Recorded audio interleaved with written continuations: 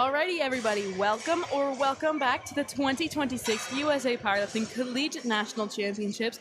We are in New Orleans, Louisiana here, and this is day 2, session 2. This session will feature athletes across our men's equipped 67.5 and 75 and our men's raw 75 kilo lifters. My name is Tia, and I will be your commentator today. I am here with... Hi, I'm Abby. And we're excited to help take you through this day of powerlifting and show you the excitement and joy of our sport today. We are set to get started here at 1:30 briefly, and they are currently loading all the platforms up, and we'll get started right away at when the time clock sets in.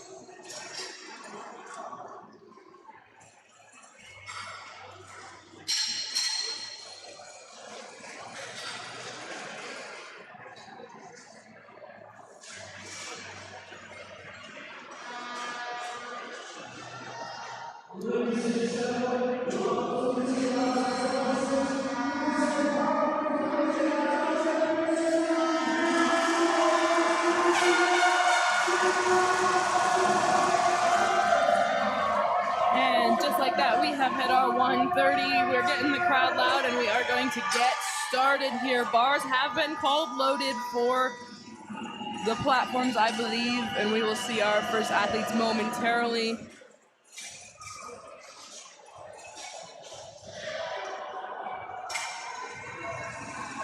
All right, looks like our first squat's going to come over from platform 2. Starting off strong with 200. They're going to fix the front plate of the rack on platform 1. Looks like maybe they weren't quite ready over there, but everybody else is getting started. And that should be a good first squat for our session. Always good to get the first one in. You can see he got one light for blue. Could be up and down motion a little bit, maybe a little bit of a lean at the bottom as he went up, but looked clean to me, so.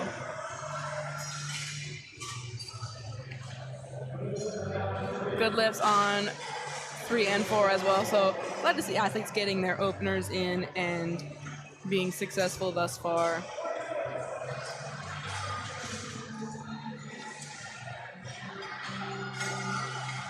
So what we're looking for today is on platform 1, it looks like we're going to have all of those men's raw 75s. On platform 2, we're going to have more men's raw 75s. This is a big class. That top flight of men's raw 75s will be on platform 2, flight 2. So those are the big people that are seeded to get medals. Of course, anybody from any flight or platform can win a medal, but the expected medalists are in that second session on platform 2. And then on platform 3, we are going to have our men's equipped 75s and men's equipped 67.5s. And then on 4, we have a back and forth mixture of both in the first flight and the more men's raw 75s in the second flight.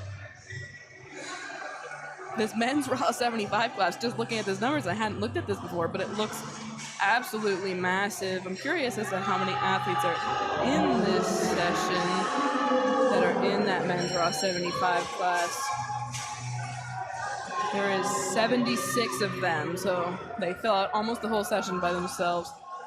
We saw Trevor fail an opener over on platform 3. He kind of shook his head, gave up at the bottom, wasn't quite worth it. He was already off balance.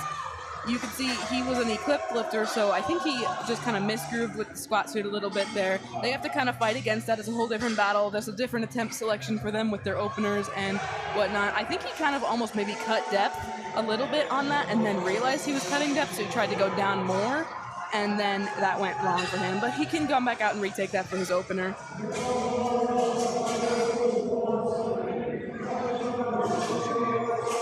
Good opener on 1 for Hunter.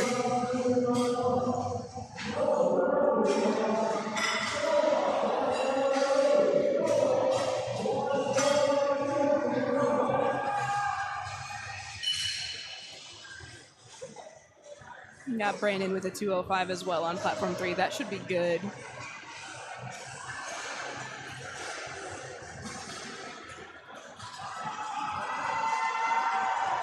Starting off kind of slow here, but the session will get faster as they go.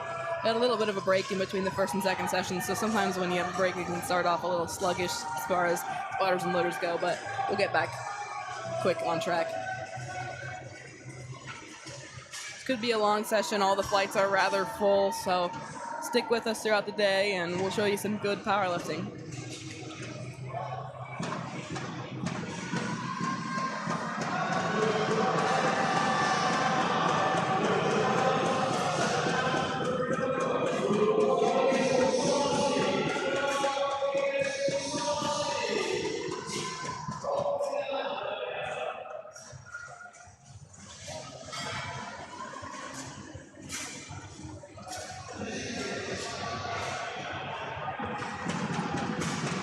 Noah does well fighting against the suit to get down, but he finds that bottom position real nice and pops out of it.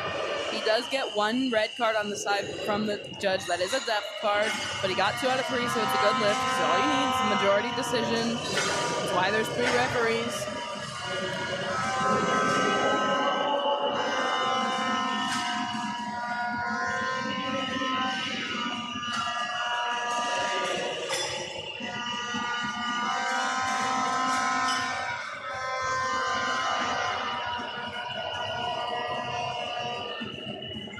Nicholas on 2 has kind of a really wide stance. His feet are almost kind of at the end. Something fell off of him there. I'm not quite sure what it was. Maybe just his wristband or something for the session, but didn't affect his squat, so good maintainer of composure. But he does miss that lift forward depth.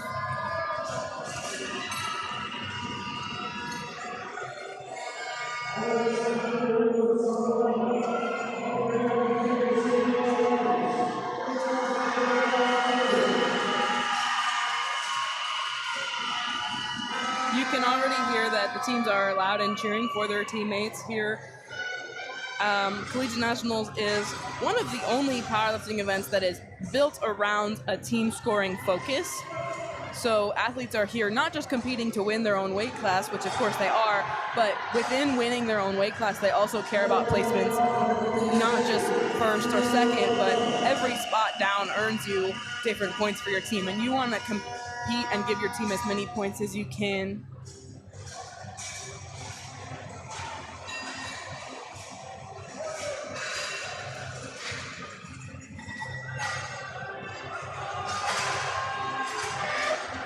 And if you're following along for a specific athlete, you can find all of the live results and the lifting order on LiftingCast.com. You can just go to there and click on, for the meet, click on the USA Powerlifting Day 2. And if you're wanting to follow along for a whole team and team scoring is updated at the conclusion of every session on scoring.usapowerlifting.com. It does take a little bit to get those updated after the end of every session, but they try to update it in between every session. So at the very least, it should be reset at the end of every day. And then the team scoring championships will be determined as by the results from the entire weekend. So that will be determined on Sunday morning or Sunday afternoon after the conclusion of that heavyweight men's session. But individual championships are, of course, determined right now. So as we said, we have that men's Raw 75 title up for grabs and that men's equipped 67.5 and 75 title up for grabs as well as All-American spots for placers 1 through 3 and medals for place finishers 1 through 5. Looks like we have a no lift here on platform 3 for Nicholas.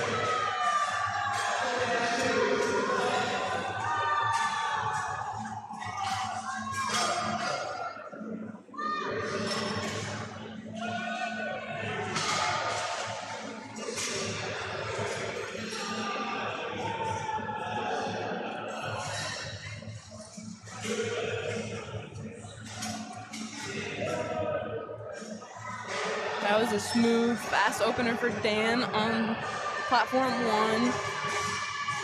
Playing a little conservative with that opener. It kind of looks like it definitely has a lot more in the tank. Athletes, of course, do want to pick an opener that they can do easily. You want to tell us a little bit about the attempt selection and how athletes might navigate that? Yes. I know for me personally as an athlete, the first attempt is something that you know you are able to hit.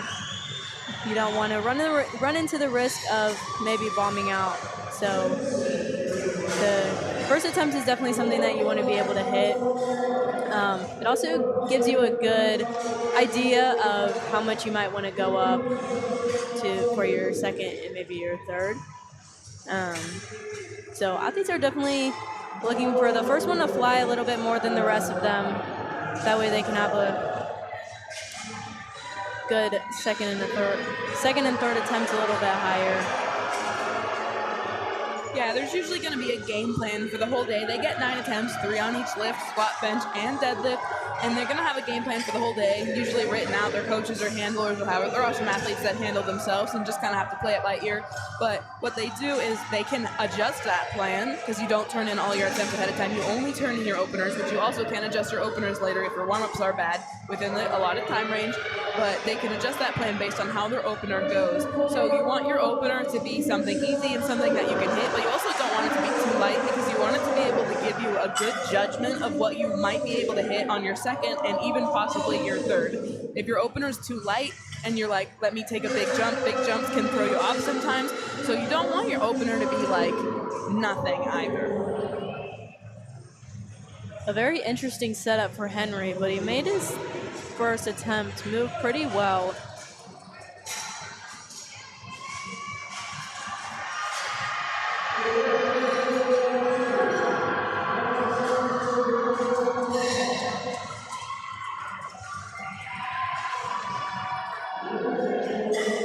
And missing on depth from the side judges over on platform 4.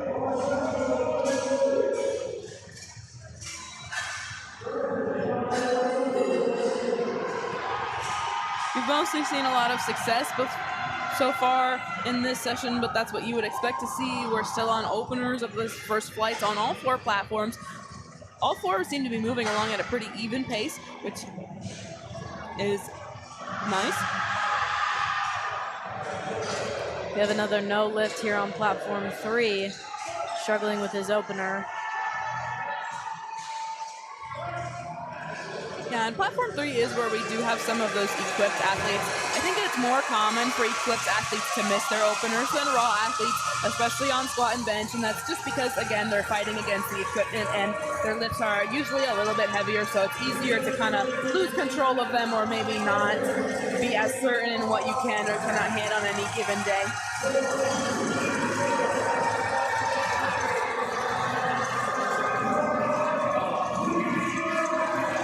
That looks excellent for Andrew on platform 1. Seems to be nice depth and a nice position throughout the whole squat.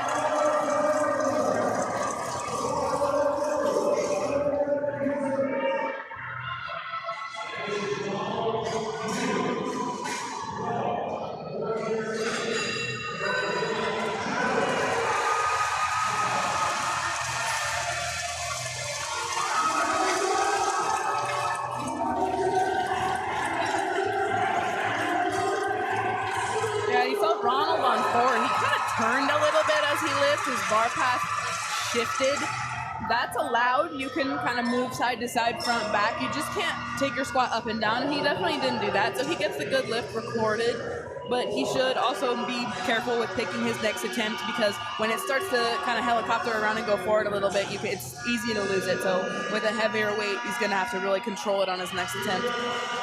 A really solid opener for Jack over on platform 1.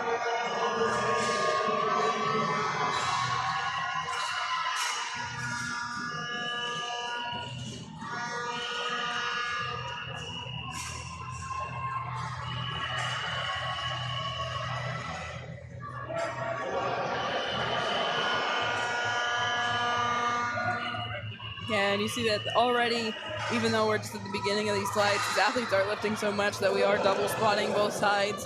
They usually kind of start that at the 225 mark where they have the 4 reds on, just to make sure that we are focusing on athletes and spotter safety. It can be dangerous to spot if it's a really heavy lift as well. So shout out to them, because it's not an easy job, and they're doing great work, and they've been here all day, and they'll be here all weekend. Much like the referees, a lot of the referees are going to kind of work 11 sessions in a row, but they get shuffled around in positions, of course, so that they can maintain focus and composure. But they do a lot of work throughout the weekend, and as well as the spotters and everybody here making this event possible. There's over 1,200 lifters competing at Collegiate Nationals. It's been a huge event the last couple of years, and it's growing and getting bigger and more prestigious every year. So to put together an event like this takes a lot of coordination and a lot of volunteer time from different spots of people.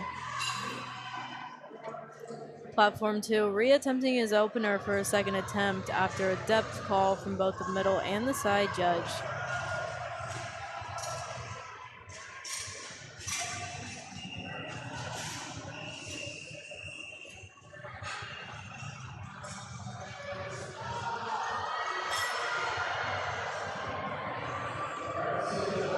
Quite a bit of a grind there on platform 3. Definitely a slower opener than he would have hoped for.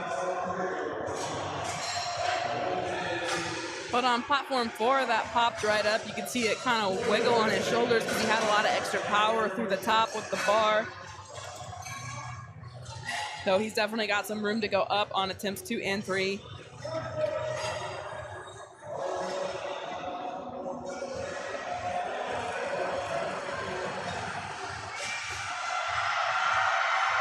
Will on platform 3 with a really big opener here for the 75 equipped weight class.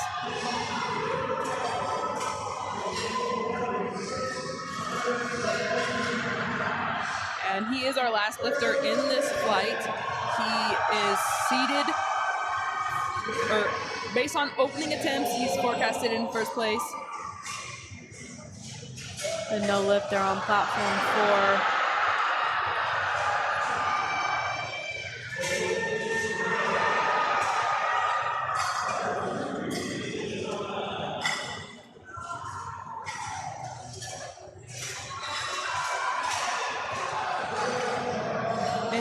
Opener was almost, or it was 32.5 kilos higher than the lifter before him, so building a big lead right off the bat. We're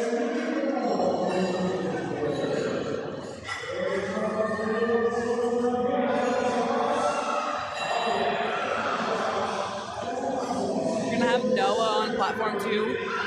He chose to go up after missing his opener. Athletes can choose to go up after they miss an attempt. They get to select their weights. They just cannot go down. It is a risk and reward to go up.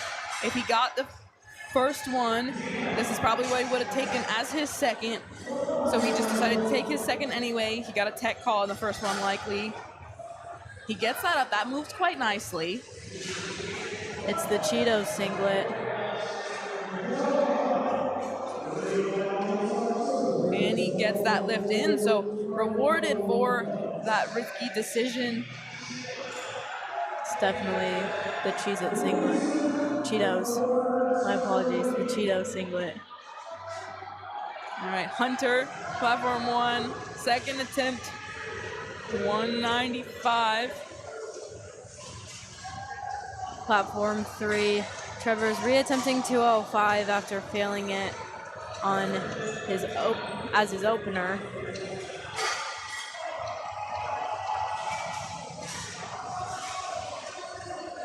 It's easy for Hunter as well.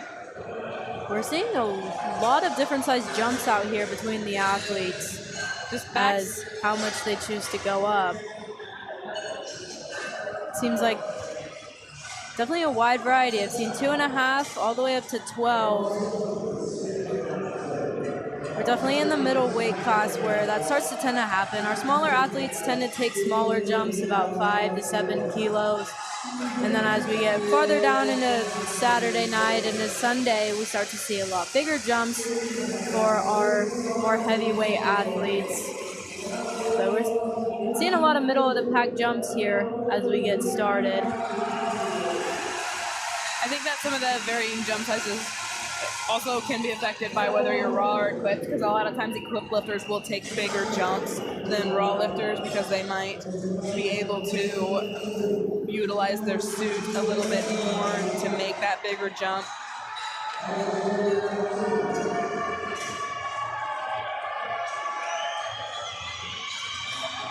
Another reattempt on platform 4 after a depth call on his first attempt of 175.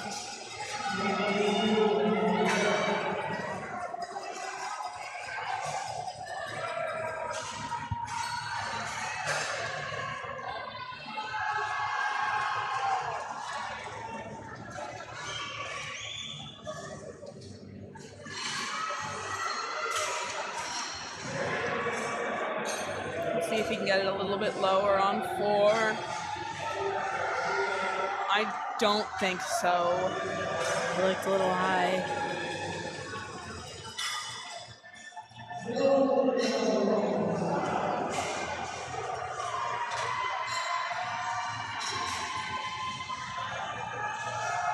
Yeah, and the referees agree. He does get 3 red cards for that. It moves well, so he definitely would be able to get it up. It's just a question of whether he can hit that bottom position or not. And the depth standard in USAPL is, it's not subjective. It is, there's a clear defined line of the lifter needs to get their hip crease below their knee joint in order for that to be considered depth.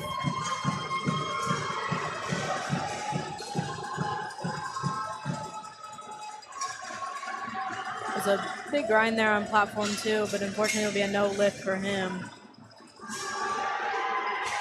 Yeah, on platform 1 from Devin, that lift was good. It was nice. It wasn't slow as a fight. It was slow because it was controlled. So I think that that's a good attempt for him, and I think he'll be able to hopefully get a bigger third.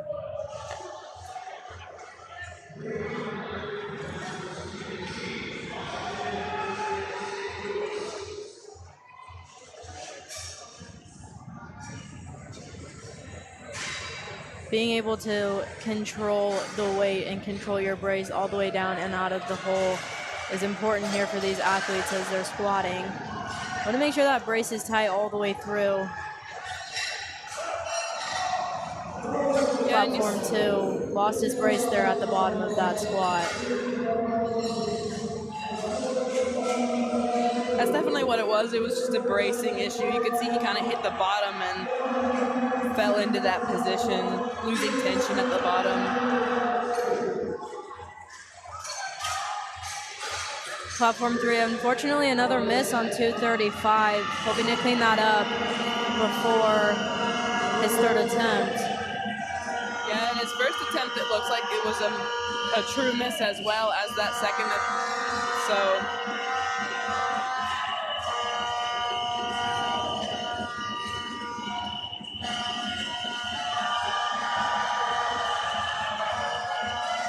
good fight on platform 4.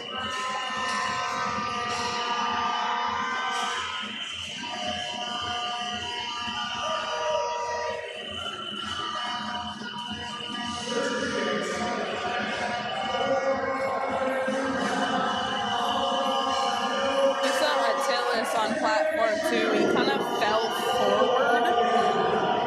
One of the biggest reasons for failure in squat isn't necessarily the fact that the lifter doesn't have enough muscle to get the squat done. It's just that they can get off balance a little bit, and if you get off balance, then you might not have enough muscle to correct that position and get the squat up at the same time.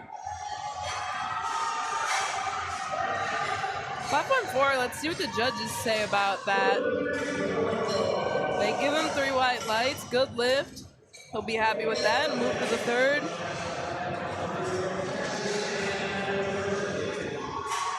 Again, another reattempt on platform 3 for Caden at 250 kilos. First one looked like he missed it completely, so we'll see what he does here for his second.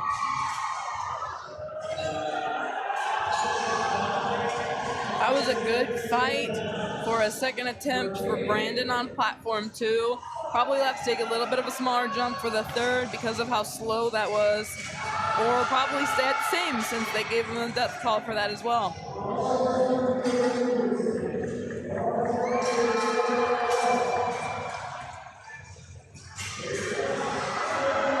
Caden definitely running down his clock before he comes out.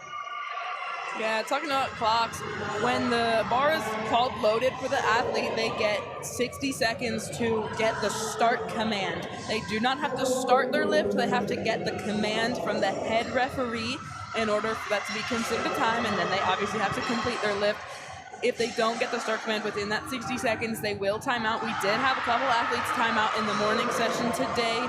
It can be accidental or intentional. Sometimes athletes will choose to time out instead of scratching a lift. But yeah, you don't want to stress your coach out too much by running your clock down too far. I was at the score table yesterday, and one of the coaches was kind of sassing at their lifter that they pulled their deadlift with 2 or 3 seconds left on the clock because their walkout took so long.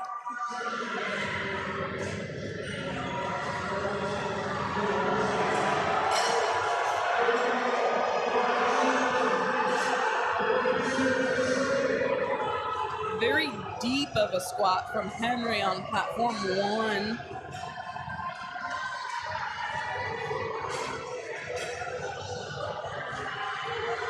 Yeah, he got some yellows on that. I'm wondering if he kind of missed the command to re-rack or to start, because it looked, other than that, pretty technically sound. The super smooth, the second squat on platform 2.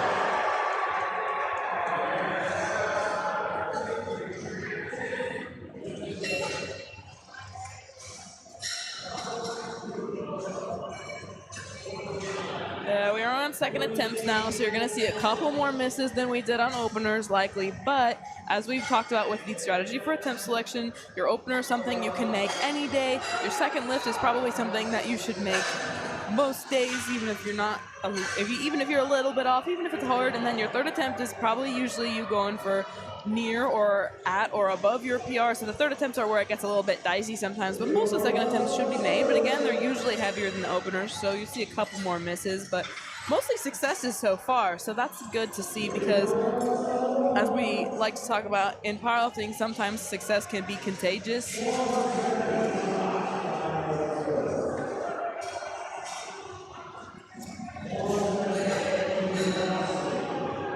Depth call on platform 4. Josh on platform 2 making a 15-kilo jump after a depth call on his first squat. Good fight on platform 3 for Daniel. Did well to just stay with it, keep it moving at a constant pace.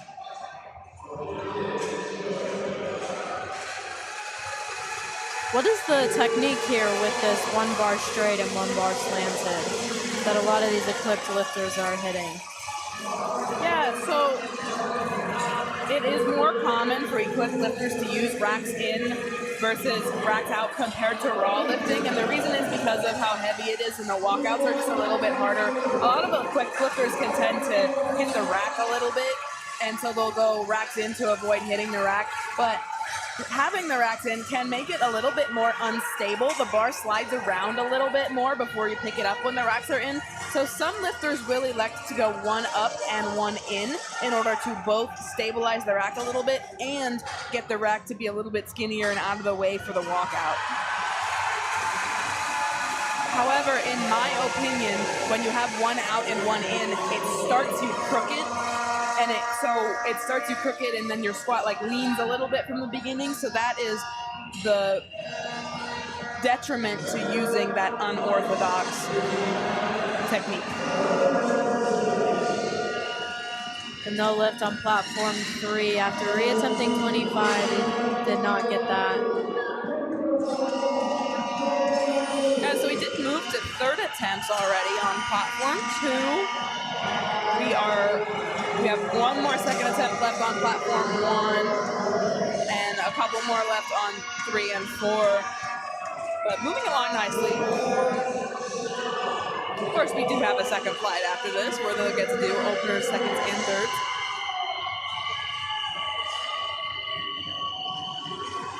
Cohen just kind of missed on strength there a little bit too much. Got stuck at the bottom.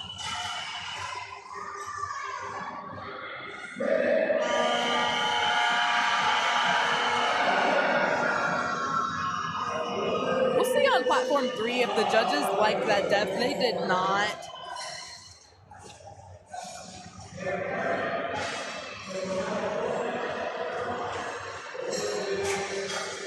Really strong second on platform 4. He seemed really happy with that one. Juan missed his opener. He's really going to want to hit the second so that he doesn't put himself in an even worse situation. Really good grind out of the hole there on platform 2 by Nicholas.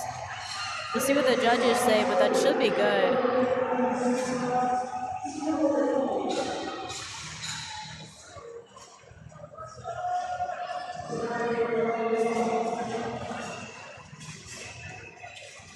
You see Zachary on platform 1 chose to just go up 2.5. But that probably attempt selection strategy there is probably just his second was honestly hard, and he admits that to his coach, or his coach was able to visually see that, and they're able to just say, hey, this is a stacked class and there's a lot of people in it. At the end of the day, 2.5 kilos would make a big difference, so let's just try and get anything we can. And that 2.5 was just too much for him today. But the benefit of that is if he would have gotten it, he would have gotten an extra 2.5 kilos, and if he misses it, he doesn't lose much. I also want to mention with Zachary, he's squatted all 3 of his attempts with no belt, which is something that you don't usually see out on the collegiate stage. Yeah, it's definitely something that you don't usually see. The belt can help lifters maintain a better brace during their lift. It's kind of a tactile reminder to brace and to hold that position at the bottom. Sometimes belts can even cue in lifters when they feel it hit their leg a little bit to help them find a depth cue. But not having a belt on is, you can obviously still squat. He did get a great job. He got 2 of his lifts. But it definitely seems like he's giving himself a disadvantage by not using the equipment that you're allowed to use to help you.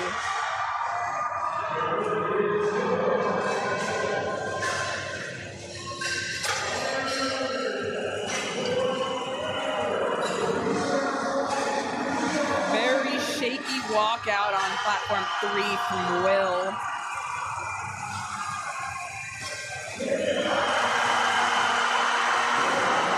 Was leaning to the side the whole time, but got it up just fine, so it's all right. And that's 320.5, so that means that's a national record.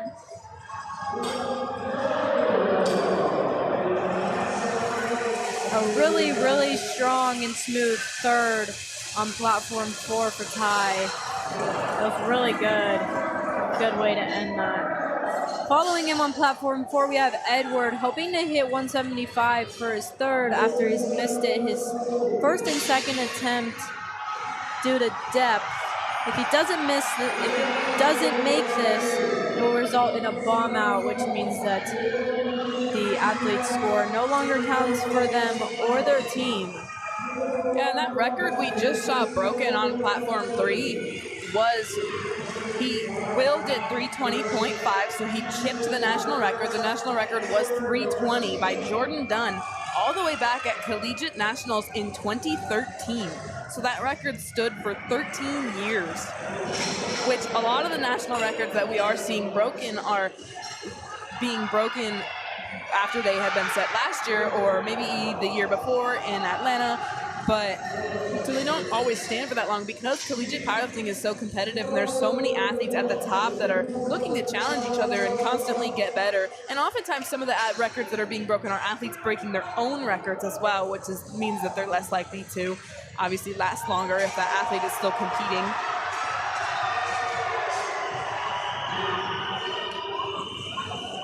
All right, Hunter goes up to 205 on platform 1, where we are taking third attempts.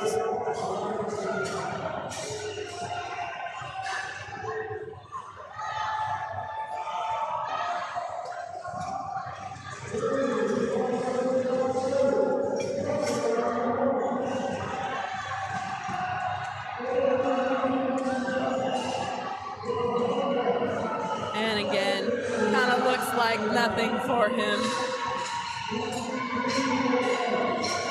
Goes 3 for 3 on the squat.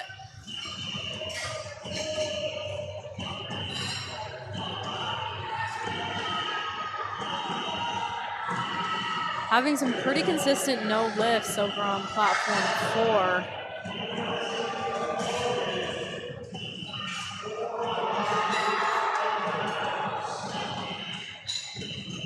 Steven on 4, looking to make the lift of the last couple and have missed it, as you mentioned, with 400 pounds on his back.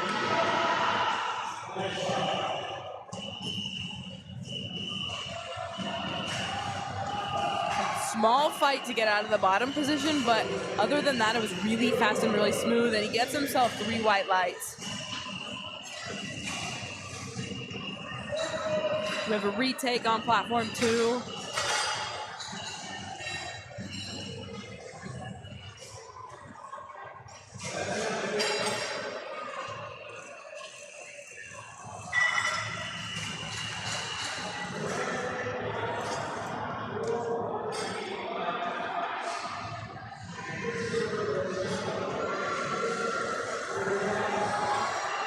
A bit of a grind there on platform 3.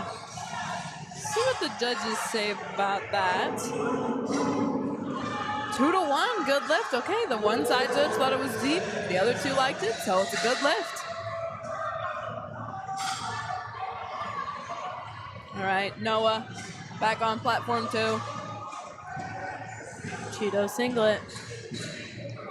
He's gonna do 235 kilos.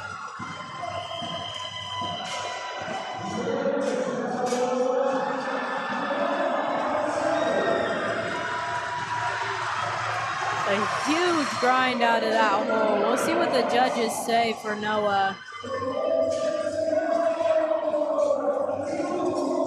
And it's good. Yeah, left side judge gave him a blue card. That's just gonna be, thought maybe there was a little bit of up and down. The other 2 judges disagree, so that's a good lift right there. And one to definitely be proud of because that was a fight. Speaking of fights, Raven on 1. That was a good fight as well. 210, no lift, not low enough.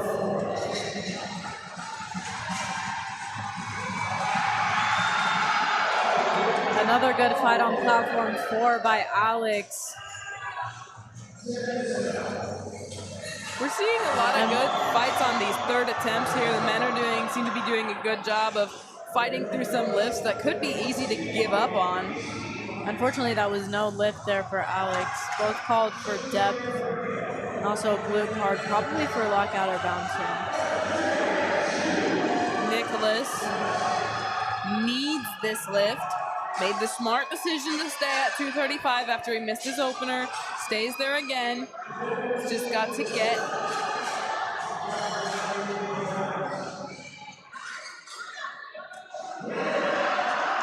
oh yeah. He feels so relieved right now, but I guarantee he's thinking, why didn't I do that the first time? He got a yellow card. I'm not sure 100% what that would have been for. We can't hear the judges from back here, so it's a little bit hard to tell if he jumped the commands or what, but he had the depth, he had a clean squat up, so it's definitely a tech call. Yeah, a little confusion from me here also. I would have thought that was going to be good.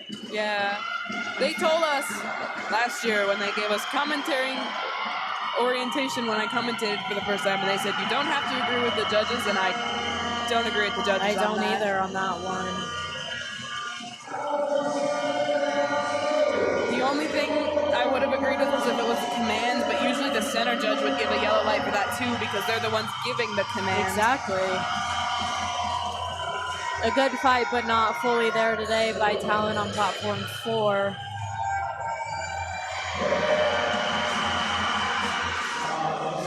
Ignacio on 3 almost got through it. He was kind of right there, but just misses that lift. But he got his opener, so he's in the competition. He just has to make up some of that ground later for missing those other lifts. A great grind on platform 2. Incredible fights from lifters across the board. Good lift for Alexander on 2.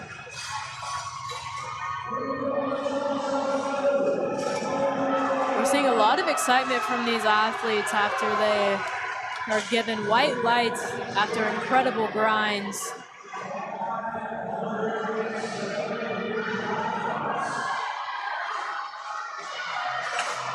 And that'll be a good lift on platform 1.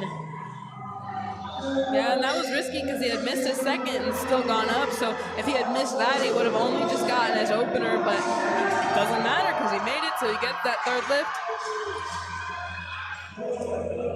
Ronald on platform 4, shifting to the side a little bit there, causing him to not make that third attempt. And a big smile from Timothy on platform 3, proud of that squat. We'll see what the judges say on that one.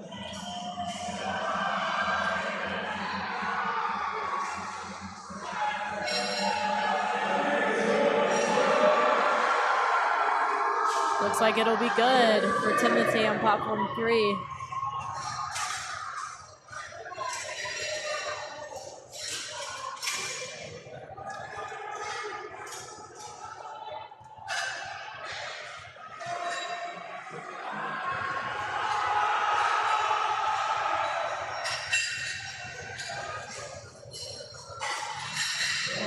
A little loss of balance on platform 1 there, kind of caught by the spotters. The athlete himself looked a little frustrated that the spotters grabbed it from him, but I personally would agree with the judges' decisions that he had already gone down. Yeah, and a lot of people sometimes don't like the blue card for up and down motion because in theory you made the lift harder on yourself and you were able to complete it anyway.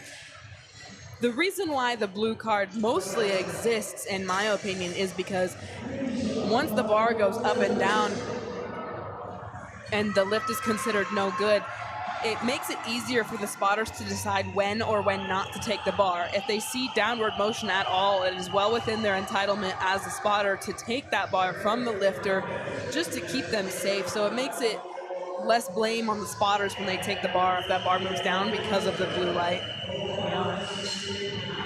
Misha from the University of Nebraska getting us started here for flight 2 on platform 2.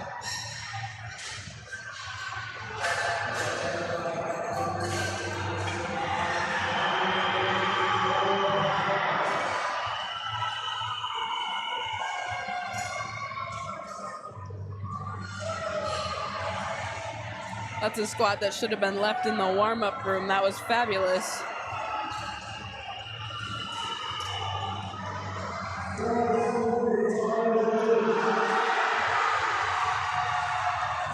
Caden popped really nicely out of that bottom, did a good job of using his suit there.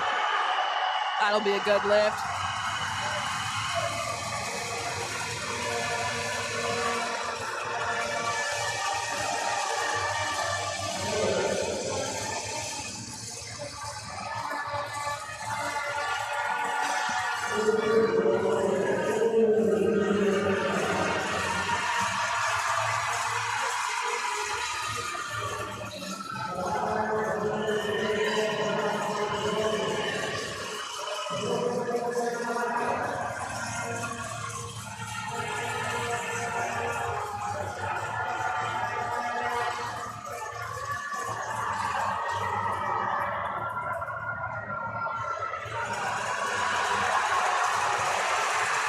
Fast moving for Brogan.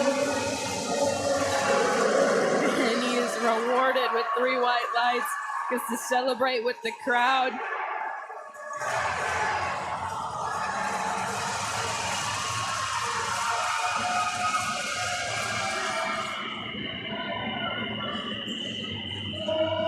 A reattempt of 270 here on platform 3 after a depth call on his second. Seems to have a little bit of a struggle with depth here, as one of his side judges gave him a depth call on his first squat. Both side and middle judge gave him a depth call on his second. Trevor hoping to make this one look good. Yeah, and on platform 2, we are moving into the second flight of lifters.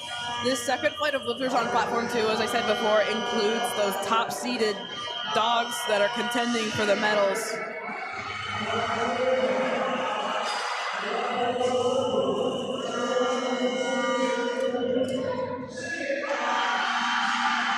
A bit of a grind there for Trevor, but he nods his head, getting that out of the hole. We'll see what the judges say.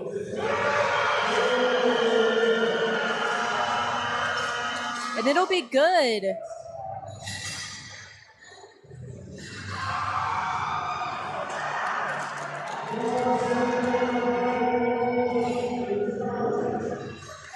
UNT, a much smaller school down from North Texas that you do not see very often. Yeah, you'll see schools from all over, as you notice here. There's over 100 teams across the 4 different divisions, so there's a lot of variety from where these people come from. Everybody came to New Orleans, but they're all from different areas. I know we have lifters from Hawaii here, California, from across the country, New York, basically everywhere. And they, of course, compete for schools that are sometimes far from where they're from. Platform 3, not even attempting to get that into the hole. Stood up way before depth, shaking his head. And that'll be no lift for him. Will again on platform 3, reattempting that same record of 320.5 kilos after a depth call on his second attempt.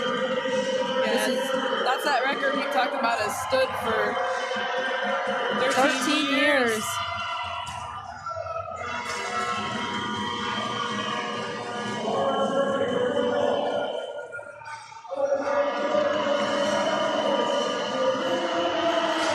He made the lift last time. He just needs to make it better. Platform 1 and platform 4 joining in on flight 2 with their first attempts.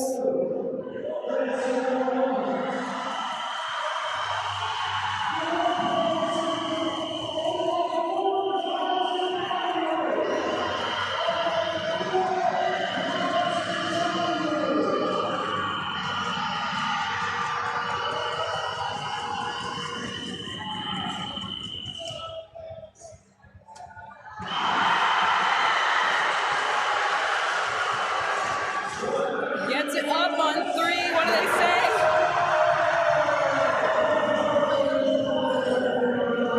It'll be good. That is a new record there, broken after 13 years.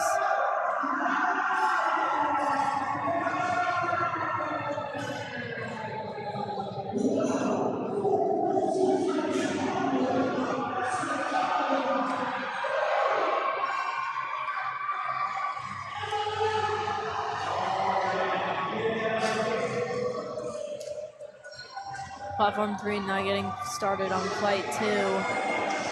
And you saw on platform 2, that lifter kind of tripped as he was unracking the bar, so the spotters brought it back in for him. You're allowed to do that. You're allowed to put it back down and re-walk it out.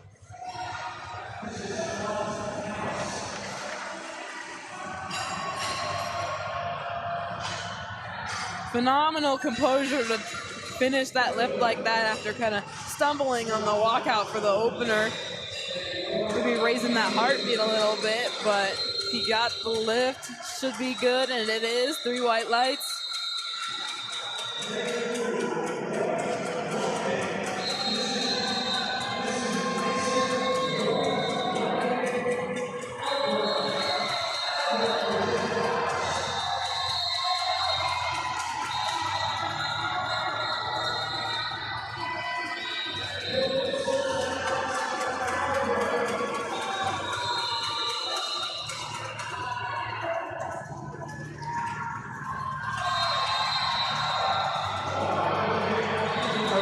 Really easy and smooth opener there on platform 3 by Logan. I would expect a big jump after that squat.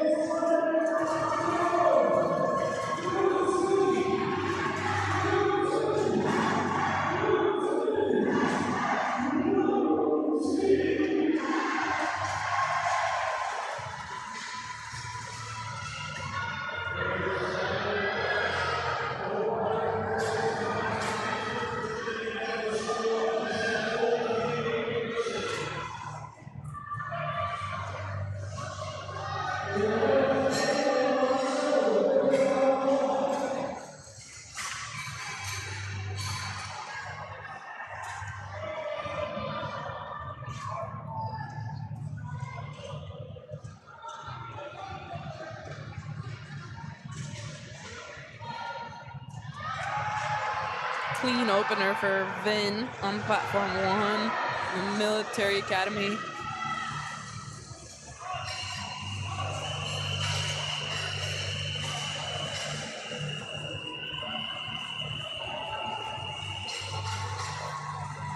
And you see over on platforms 1 and 2, we have lifters from like UCLA and Texas A&M, but these D1 schools are competing against everybody because there are no divisions in collegiate powerlifting. Everybody competes against everybody.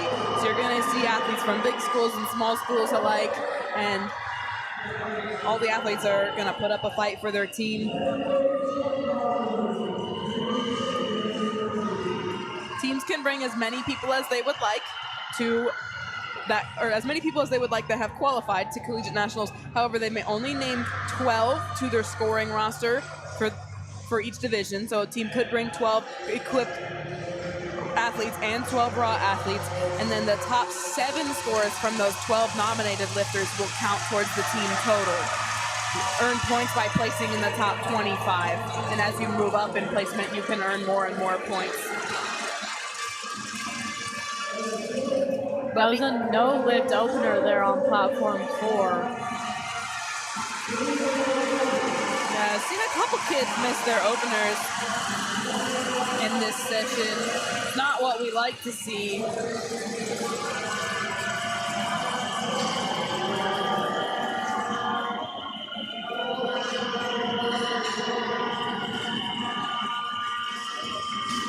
Denarian on 2 is going to open with 252.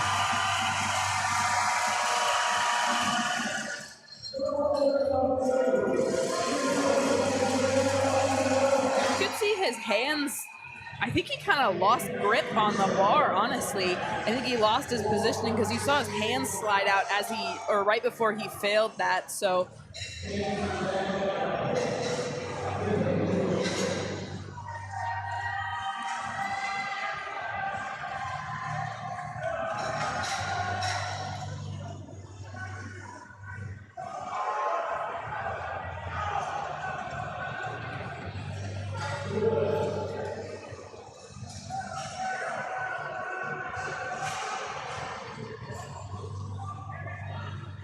You saw Evan on platform 2 kind of fake pick up the bar there. Athletes will do that just to kind of feel the weight for a split second on a fraction of their back, so when they pick it up for real, it kind of doesn't surprise them as much. It also helps settle the bar into your back 100% so that it doesn't move when you pick it up.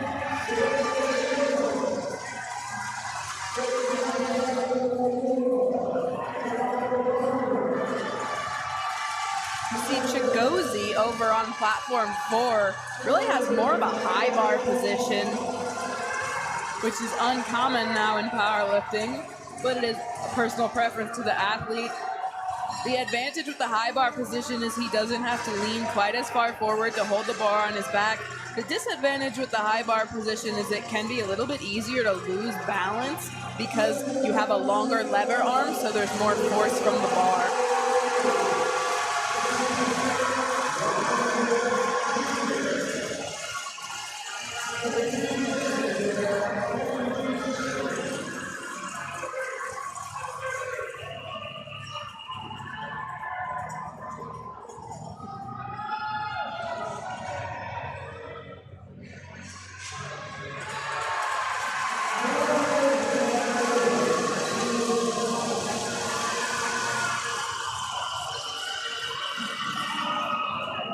A little bit of a slow opener there on platform 4 for Carlos.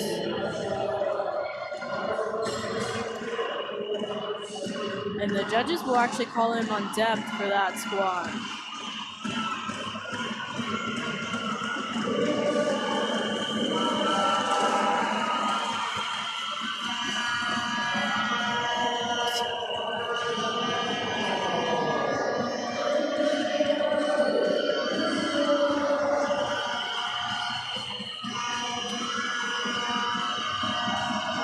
Fight on platform 2. Almost paused it in the middle.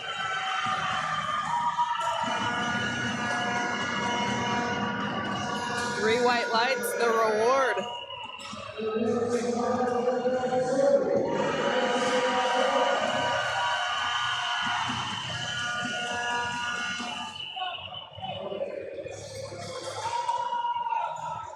Robert and there on platform 3.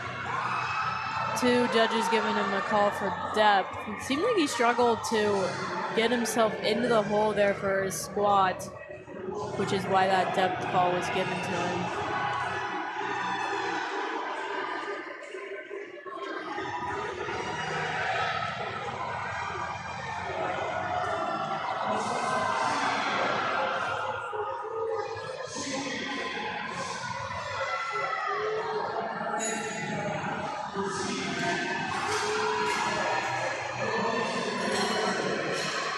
Really strong second there on platform 2.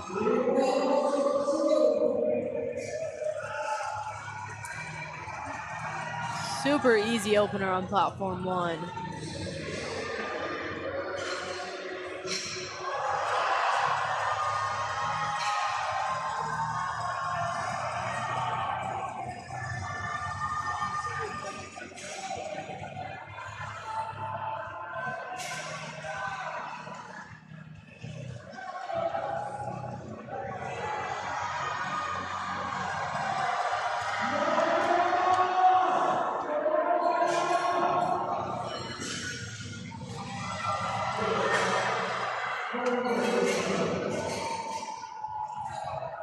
Kyle's gonna walk out at 207.5 opener, gets the command.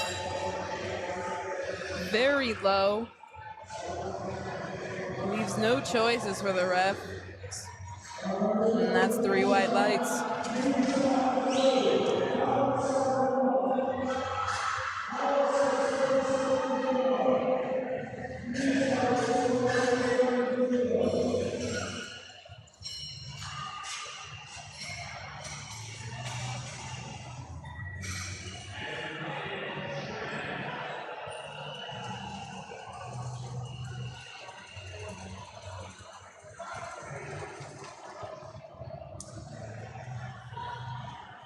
Much narrower stance from Misha on platform 2 than we've seen a lot of the guys squat with.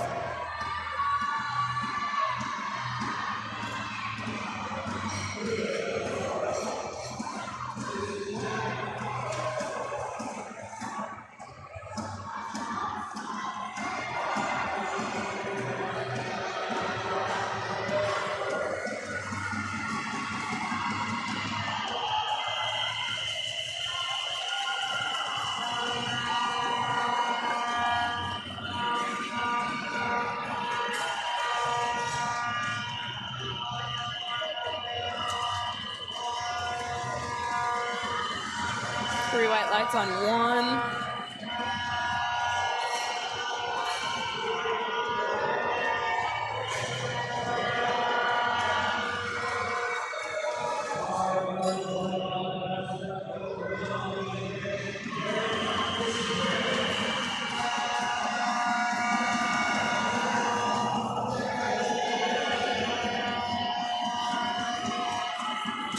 openers remain to be taken on platform 1.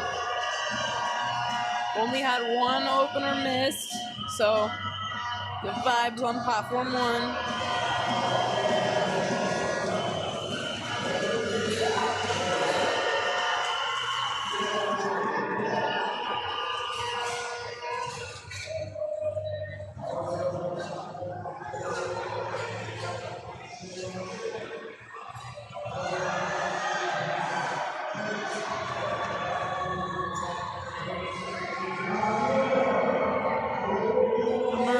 Platform 2 really had to fight at that very top position of the squat, which is a little bit more of an uncommon place to see people struggle.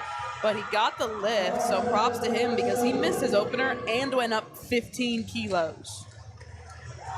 So high reward for what could have been considered a risky decision. Going up after missing an opener is one of those things in powerlifting where if you make it, everybody thinks, oh, good decision. And if you miss it, everybody's kind of like, what'd you do that for? You missed it the first time. You should have just done the lower weight.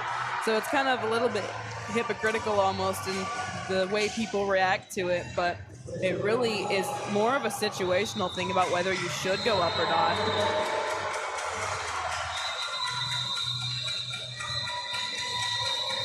Sometimes on squat or deadlift, I think it might be good if you miss an opener to just go up 2.5. Give your athlete a different number. That first number's in their head. They're thinking, I just missed 242. I don't want to do it again or whatever, you know. I want to do something else. And so if you just go up 2.5, it's basically the same. The opener's supposed to be something they can hit anyways. So it might be some technique that some coaches use just to help their athletes out mentally. Because powerlifting is obviously a strength sport, but strength sports require a lot of mentality. Yes.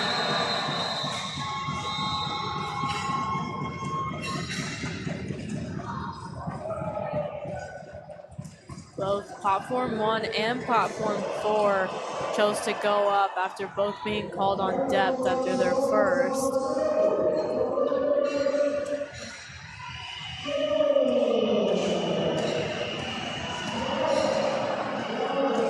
Both going up 5 kilos.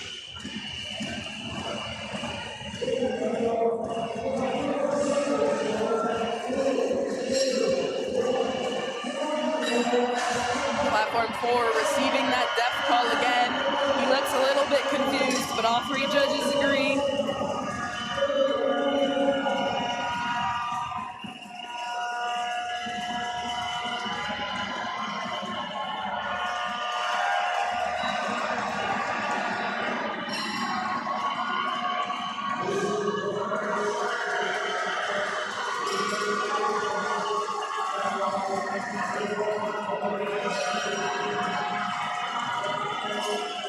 Not quite sure what's going on platform 1. Seems to be some confusion. All 3 referees are out of their seats. They keep walking past my live stream camera. A really strong opener there on platform 3 by Jaden, but unfortunately will be called on depth by all 3 judges.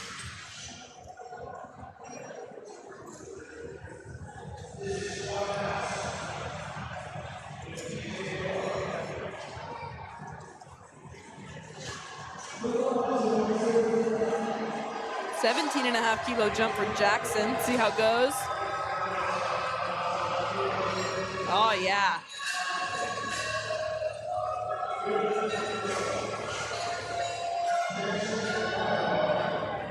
That's a good lift. A really strong second there by Angel on platform 3. Probably expect a relatively big jump again to that third.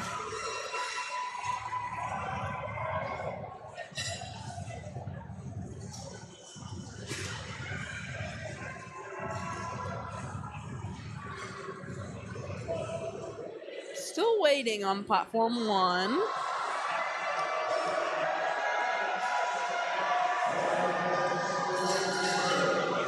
Another really strong opener on second attempt on platform 4.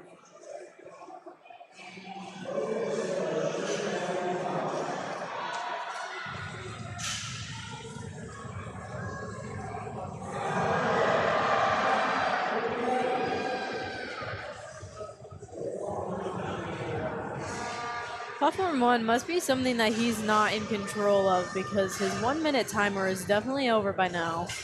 Yeah, they're definitely having some sort of either technical or equipment issue over there.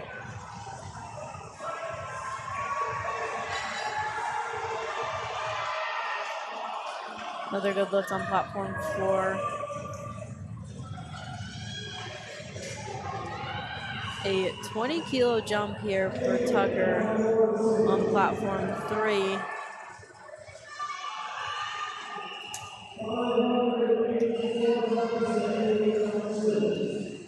I do feel bad for Noah with this long pause on platform 1. Athletes expect to go kind of 12 to 15 minutes after their squats at nationals. They practice out this timing, so this delay is going to be hard, especially because he missed his opener. He goes up, so it's double risk situation because you missed your opener and you still went up, and now he has to just sit there and wait and think about it for a longer amount of time.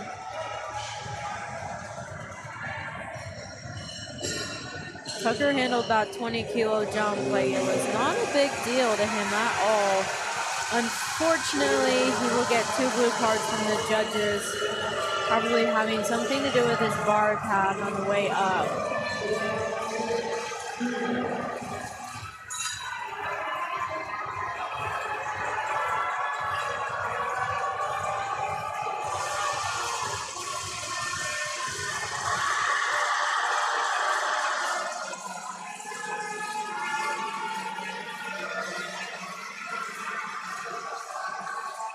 And it looks like on platform 1, Noah has been awarded a reattempt at the end of the flight. That can be awarded by the referees in events and situations like this where they either improperly kind of loaded the bar for him and he needed extra rest time for that or whatnot. The danger there, though, is he was supposed to be the first athlete to go in the flight. So if he misses that 195 and he has to stay at that 195, he basically has to follow himself. So he will have a couple minutes on his timer. He will not just get if he follows himself, he won't just get a 60-second clock. He has an increased amount of time, but it's still less than an athlete would expect between maximal squat attempts. Another reattempt for depth by Gavin. I would agree with the judges there. Squat looks a little bit high.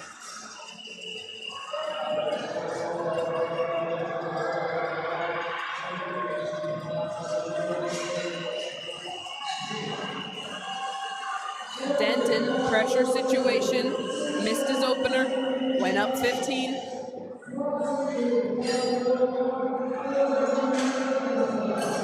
His teammate, Constantine, is over on platform 1.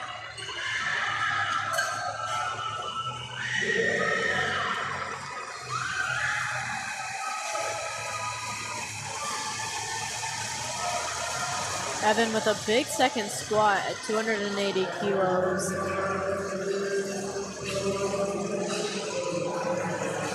Well over triple his body weight there as a raw lifter. Yeah, almost at 4 times. Makes it look good. And it will be good.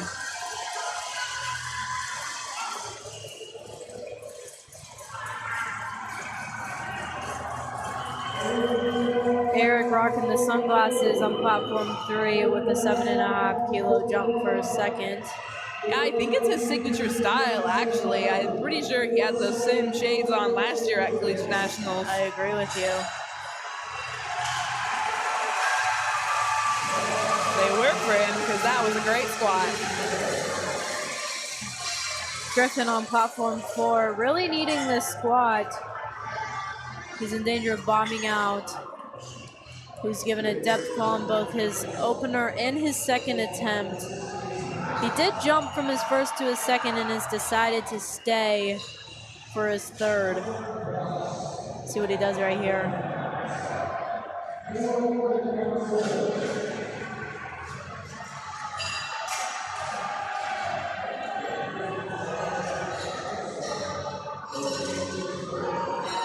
Oh, he gets it. 2-to-1. Good lift. You saw him, he kind of prayed a little bit when he set it down.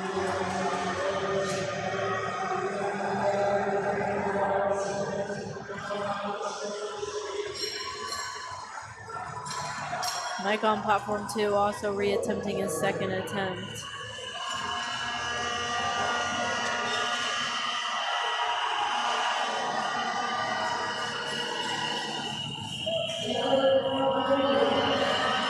Unfortunately, does not get that there.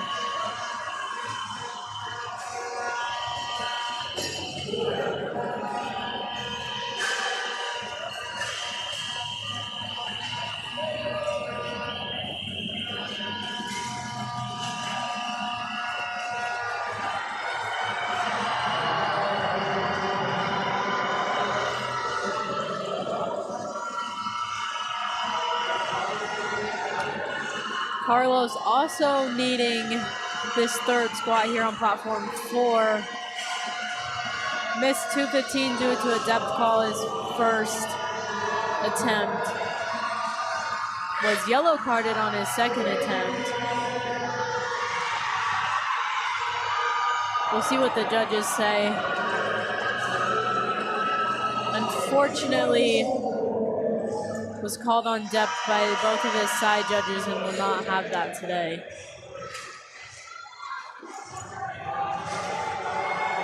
Another no lift on platform 3.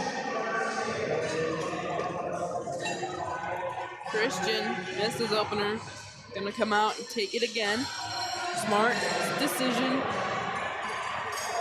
We'll see if he can get himself on the board. A really nice third attempt there on platform 4. Really happy about that one.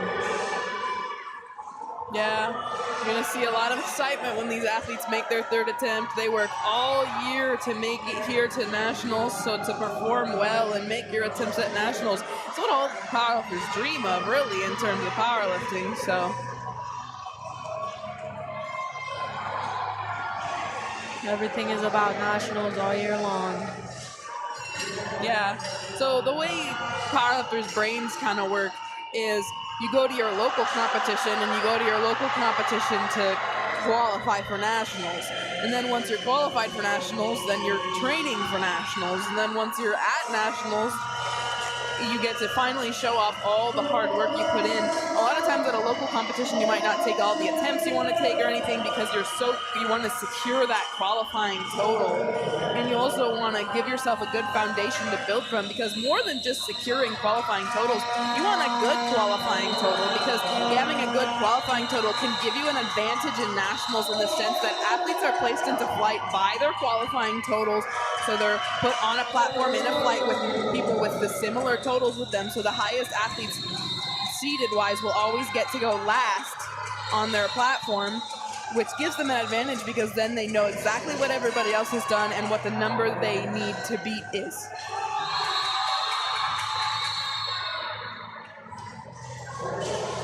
Daniel missed his first and has gone up 5 kilos and reattempted here on platform 3. Unfortunately, does not receive the second squat either.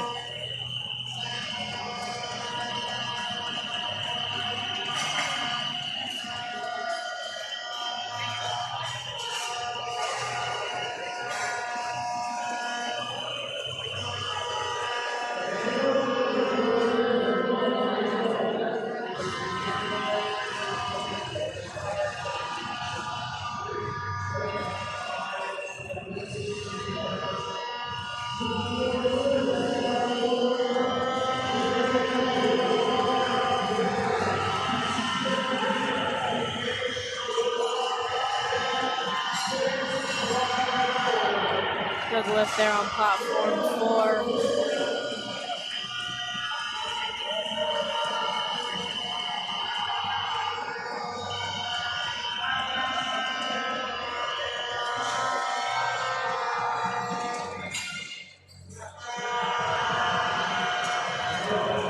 Another reattempt on platform 1 by Tanner after missing his first squat due to depth.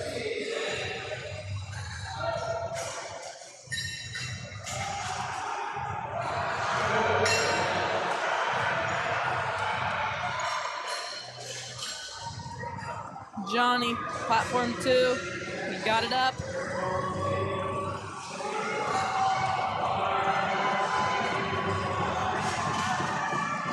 And he got himself a good lift.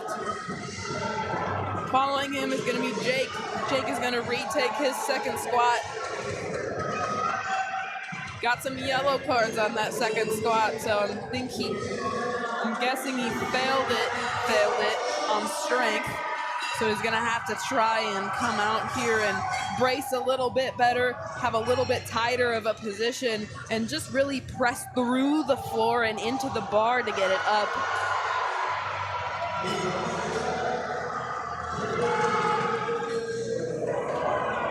Another no lift for Blake on platform 3.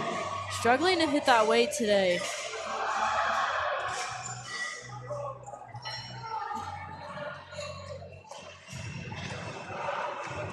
Yeah, another miss on platform 2.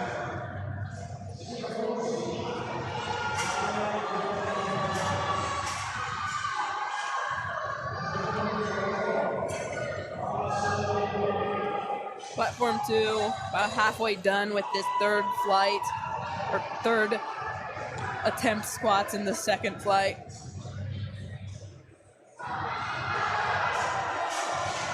Easy work for Christian on 1. Fast bar speed.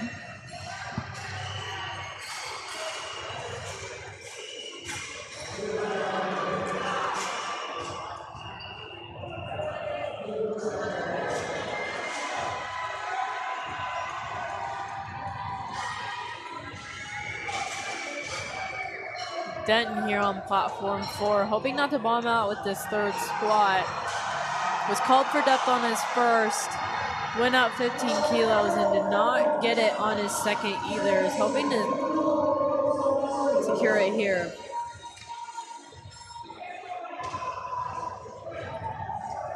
Looked lower than the first one.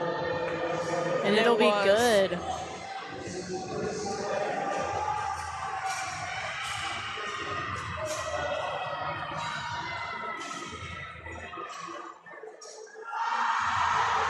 If anybody's noticed, the back spot on platform 4 over there gives the referee a thumbs up every time they finish loading the bar. It's just to let him know. That's all that means.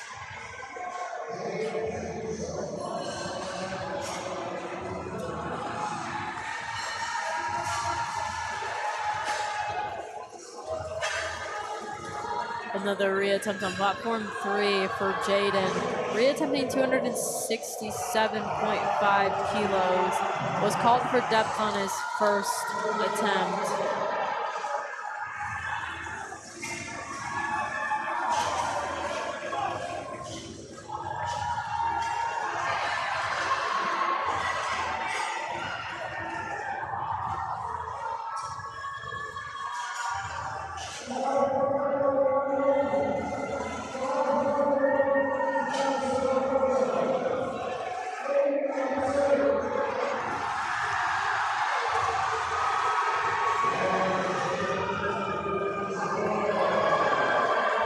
Crazy fight on platform 1. Excellent work from Alberto. Let's see what the judges say. They say 3 white lights.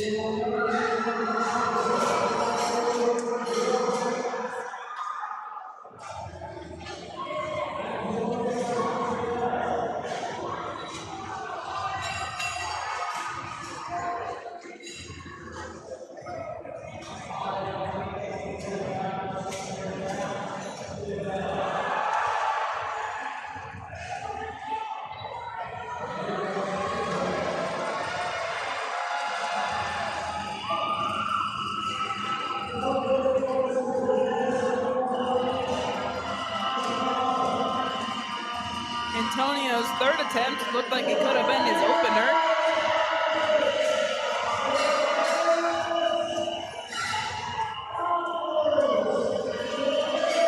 Unfortunately, no lift on platform 3 for Angel due to depth.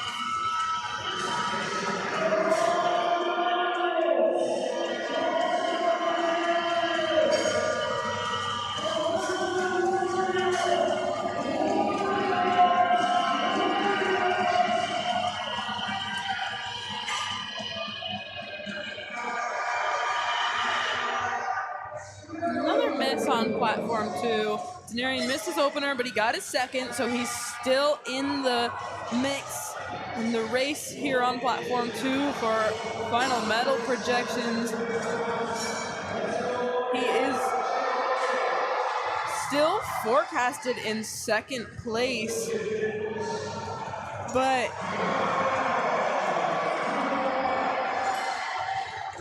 missing those squats means that he's only forecasted 12 kilos above the person currently forecasted in third, Gavin, who we'll see next. So if Gavin can make his lift, there could be a good battle between those two, with Denarian kind of opening that door a little bit by missing 2 of his squats. A huge fight on platform 2. There might have been a little bit of motion there out of the hole, but we will see what the judges said. They disagree with me. We talked about Gavin. Gavin's currently seated third to Denarian, and we talked about how Denarian maybe opened the door for him. Well, Gavin could shut that door if he misses this squat, so he needs to make it. 2 calls on depth. He had no judges the first time. He had 1 on his side the second time. Needs to be just a little bit better. We need 1 more white light.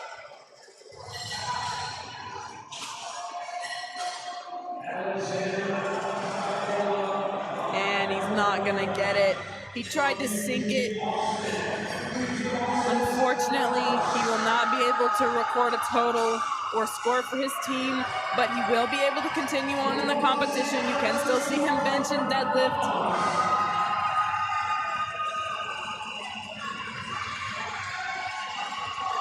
Gavin just opened the door to a couple of other lifters who will now might do a little bit better than they thought they were going to do coming in here. Yeah, if you went on projected rankings, now our forecasted third place goes to Aiden. Little bit more of a gap between Aiden and Denarian, but that can always change based on bench or deadlift.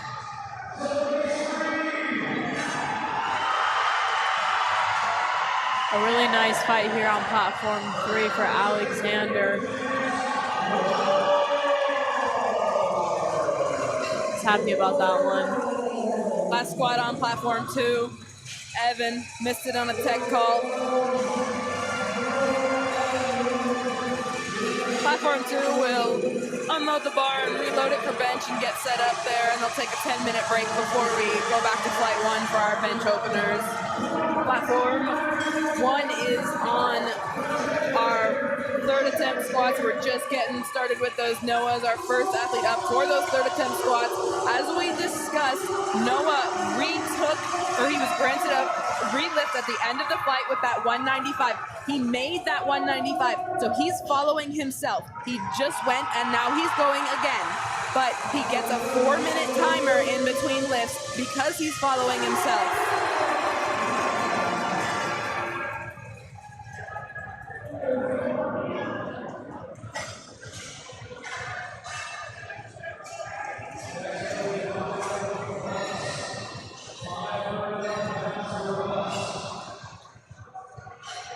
Tyler reattempting 227.5 kilos here on his third after a miss on his second.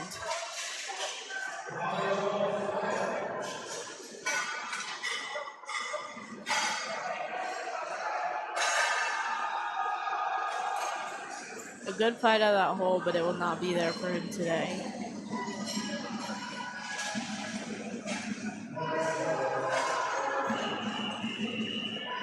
Up next on platform 3, we have Robert, who was called on depth for his first squat, then did not make his second, and is looking to now hit his third, or else he will bomb out of this competition.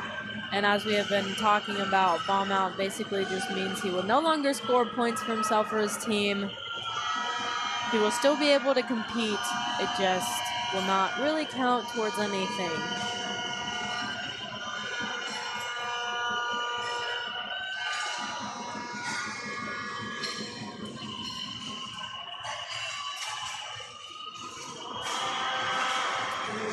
And unfortunately, he does not have that there today. One thing I would like to mention is Midland is ranked pretty high up there for team scoring, and this might cause a little bit of an upset to them depending on who they put on their scoring roster. So we'll see how it all plays out with him bombing out.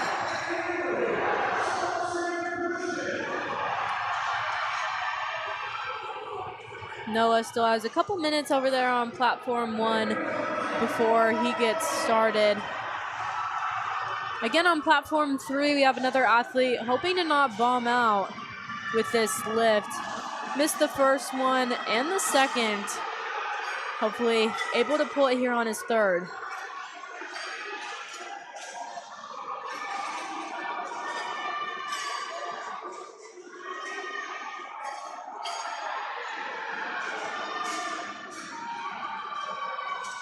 Noah's coming out. He's nice and excited on platform 1. Even though he's following himself, he seems to be in a really good mood, really good mindset for this squat. Big smile for Christian on platform 3. We'll see if the judges give that to him.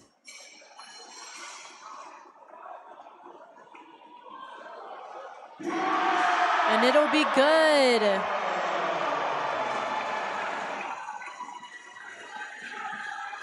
Noah with an excellent fight there for his third squat.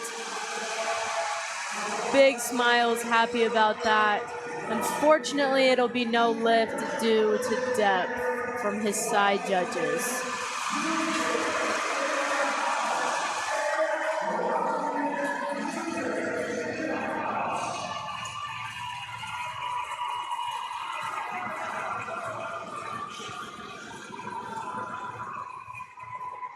Platform 1, we have Constantine. Looks like he had a tech call on his second lift. Decided to go up for his third.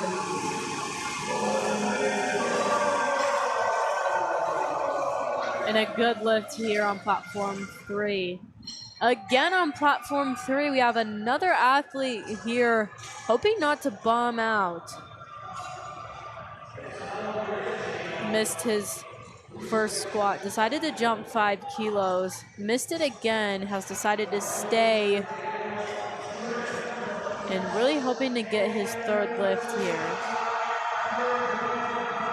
His second attempt was missed due to a tech call. It was a blue carded, probably due to bar path and or locking, his lockout. We'll see what he does here.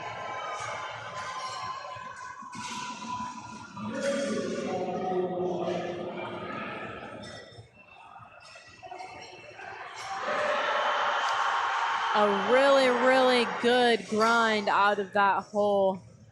Hope the judges did not see any downward movement, and that'll be good. Saved himself there with that last squat.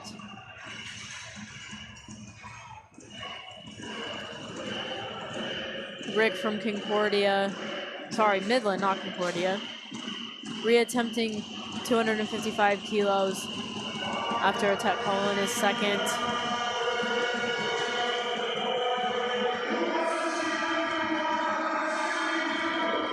Platform 1, we have Mason with a 10 kilo jump from his second.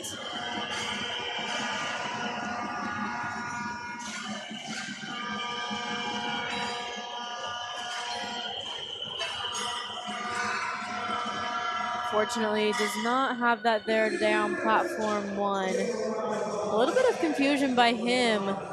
He thinks the spotter grabbed him a little bit too early, looks like.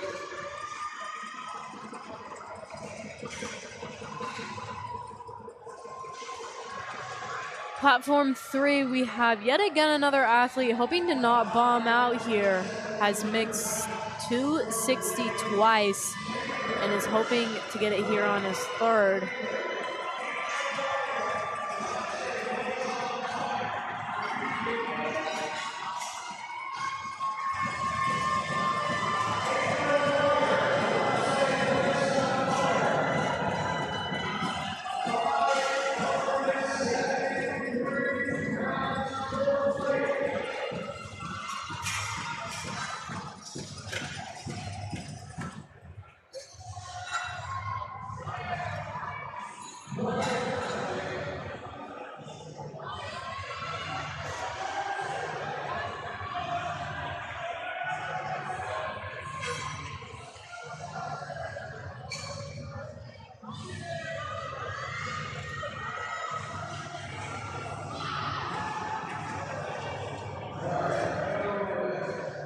Unfortunately, that'll be a no lift again there for Blake on platform 3, causing another bomb out for today. Yeah, it's kind of unfortunate to see lifters bomb out like that. It just, because like we talked about, when you're a powerlifter, you work all year for nationals. So for that to happen at the national meet is quite sad. But again, he can still bench and deadlift if he so chooses. He does not have to, but he will not record a total. Case here on platform 3, re-attempting 262.5 kilos for his final attempt. And yeah, platform 4 joining us, starting their bench here in just a little bit. Up first will be Alex, opening with 80 kilos.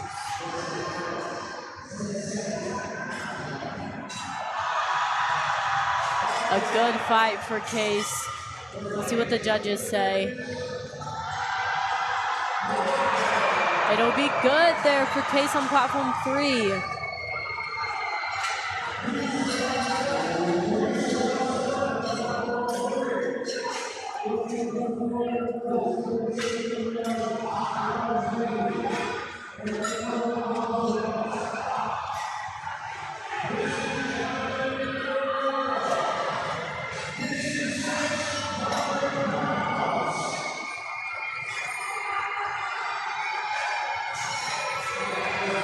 A big lift on platform 3, 272.5 kilos, 600 pounds. Really slow on the down. Unfortunately, does not have that out of the hole today.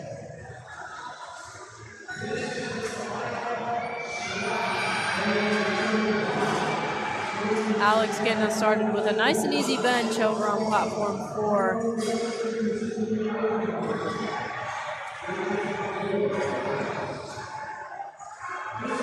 Another no lift on platform 1.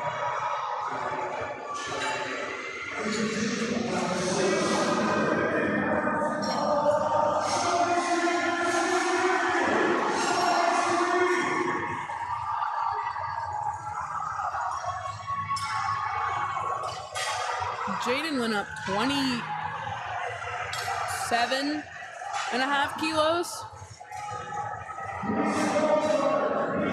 I think this maybe was his planned third. He missed his opener, so he retook it, but maybe took a bigger jump because of that.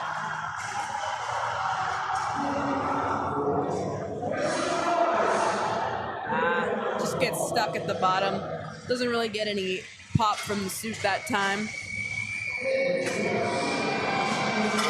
Unfortunately, there was a depth pull there on platform 1. It looked like a good lift, but not low enough.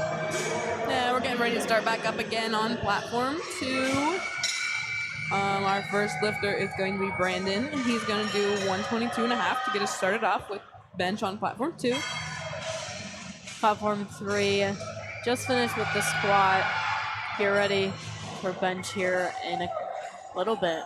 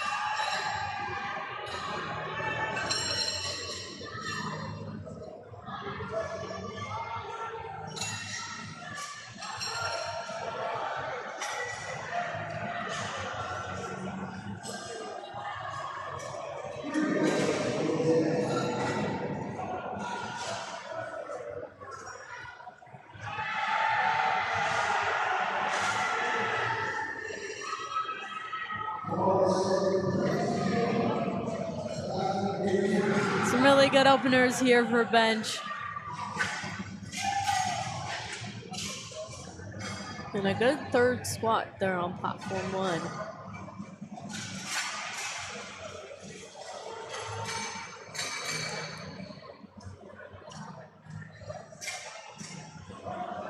little bit of a messy session so far with some of the squats.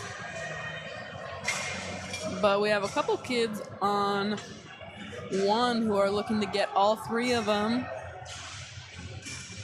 Ariane was successful. Jared, Christian, and Alberto will all try to repeat that feat and go 3 for 3 on squat.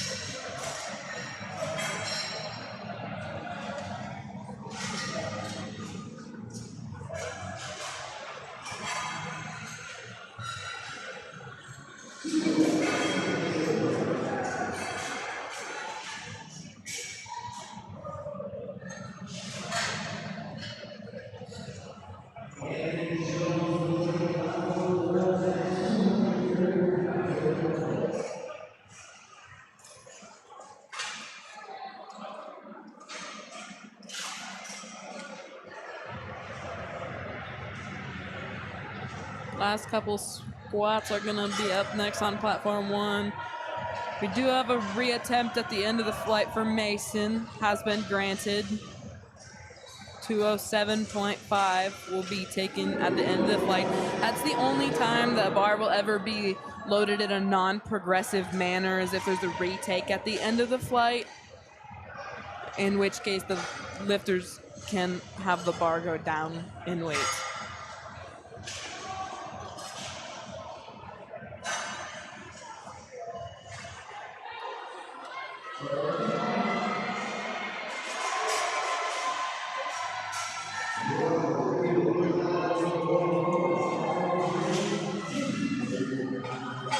Platform 4, we have Ronald opening with 105 kilos. And that timer on platform 3 is at about 6.5 minutes still, so quite some time there before we get started.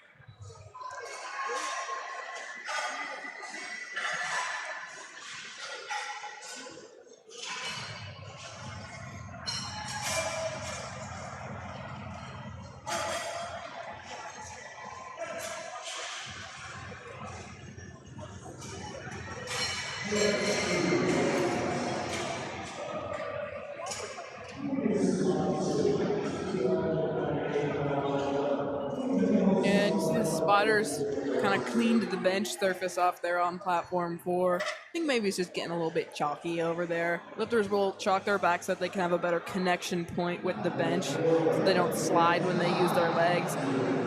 A lot of people think leg drive should be up, but leg drive is actually horizontal, which is why the lifters would slide on the bench the way they do.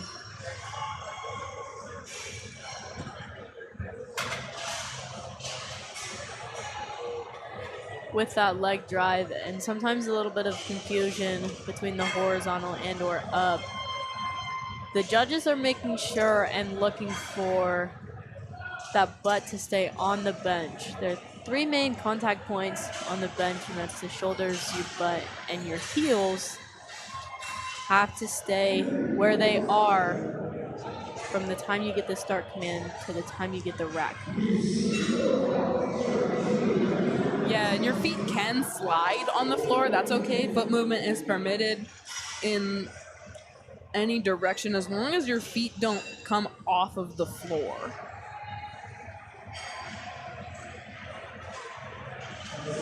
And that also is determined as by the natural curve of the shoe. So if your shoe has a little bit of a curve, obviously your foot's going to be a tiny bit off the floor, but that's to the referee's discretion.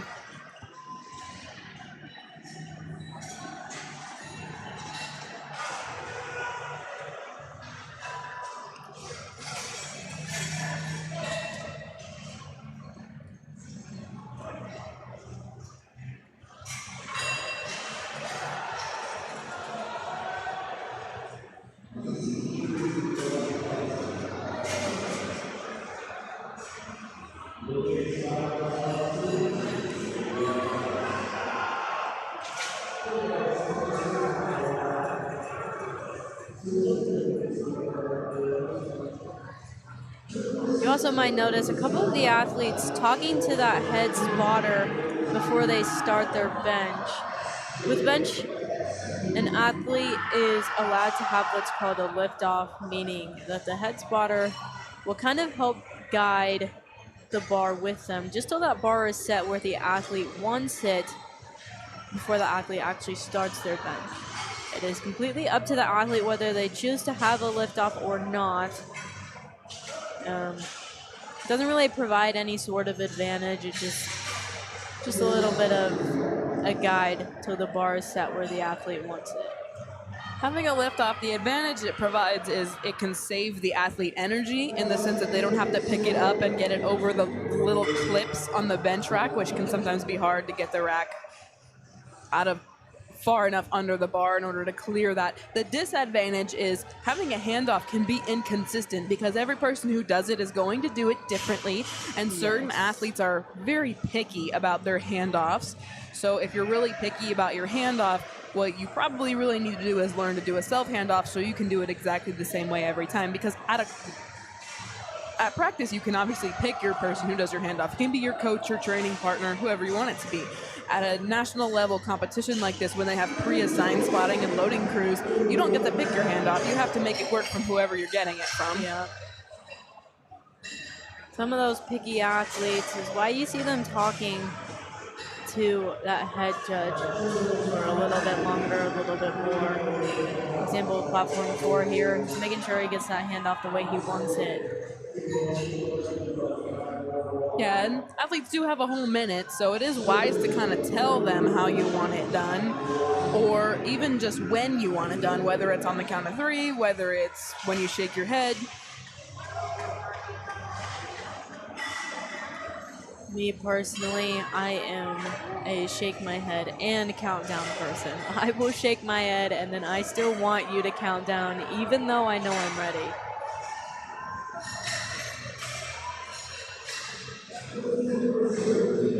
I just say go. Very aggressively sometimes.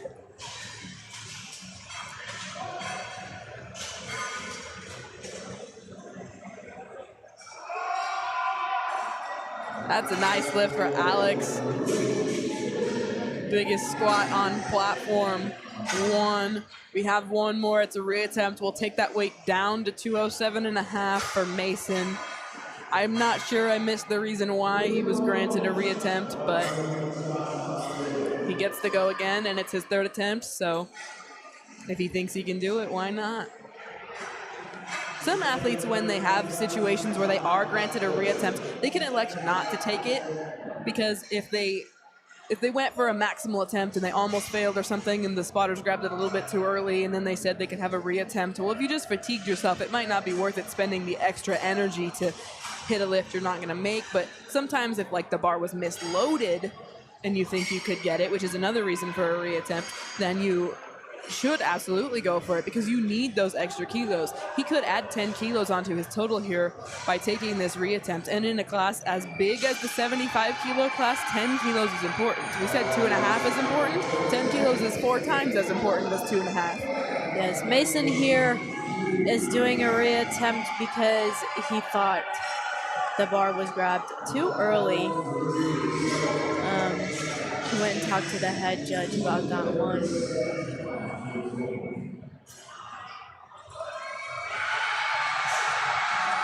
Oh, yeah. Looks like that was a good call on his part to fight for that one. See what the judges say.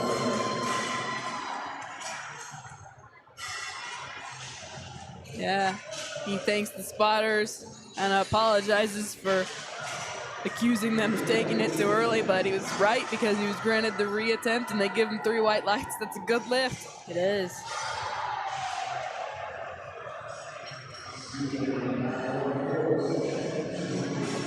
And platform 1 will take a 10-minute break and move to bench. And platform 3 will join us for bench with their first athlete, Aiden, benching 110.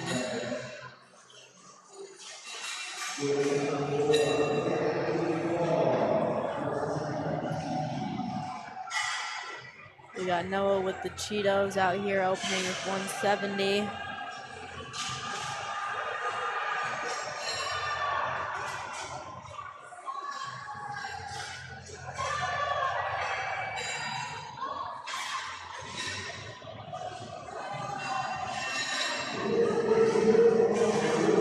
Yeah, he kind of had to hold it for a second at the top there before he got that rec command, but I think it's just because he was shaking. The referee wasn't quite sure if his arms were locked out or not and wanted to make sure they were, but he got the command eventually and he got a good lift in, so can't ask for more.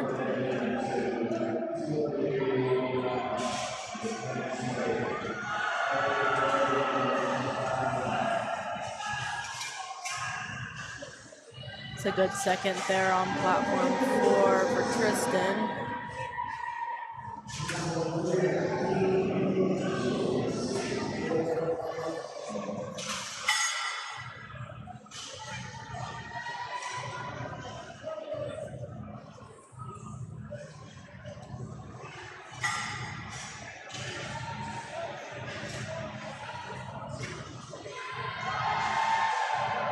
Nice strong press from Brandon. I think he should at least match that 5 kilo jump.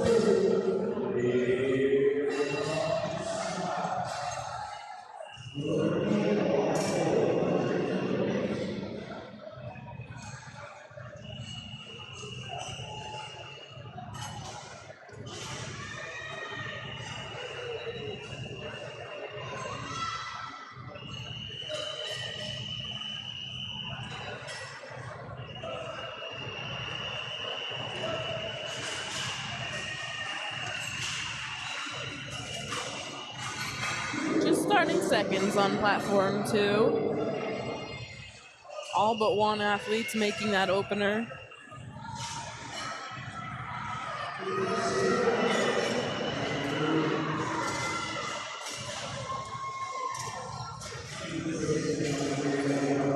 Really good opener there. Platform 3 by Ignacio.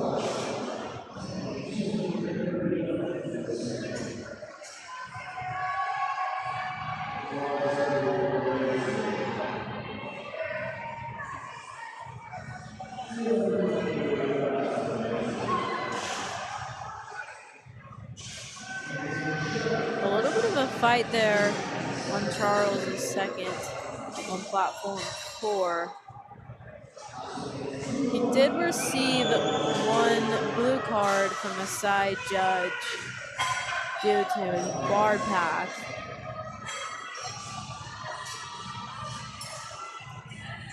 Yeah, it's just going to be up and down a little bit. You can go side to side, but up and down is going to be a problem.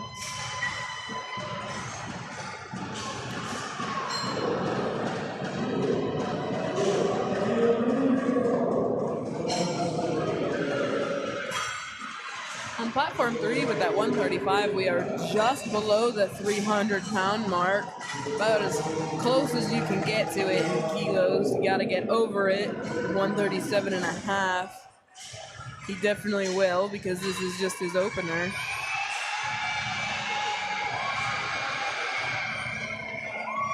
Slow and steady on the way down, fights the bench shirt. Kind of pops that right side on the way up a little bit. Had a little double lock with the elbows, kind of got a little stuck. And all 3 judges are going to give him that blue light. So he's going to be a no lift. But it started to move so fast, it might have caught him a little bit by surprise. I don't think it should be a problem for him to come out and retake it.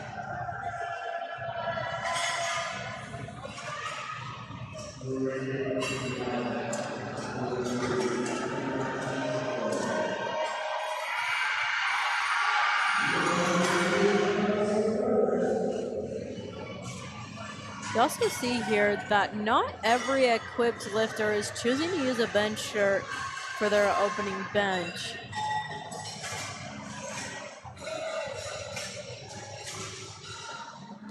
Yeah, and so the reason for that is in equipment, you're obviously choosing to kind of fight against that shirt. So if you're a little bit of a newer equipped lifter or maybe trying out a new shirt because they're all different a little bit, or maybe cut down a weight class, your shirt doesn't fit you quite as well anymore, you might take your opener raw and then transition into equipment for your second or your third, just to make sure you get an attempt in, even if it has to be raw, and then take a big jump and move to equipment for second or third. But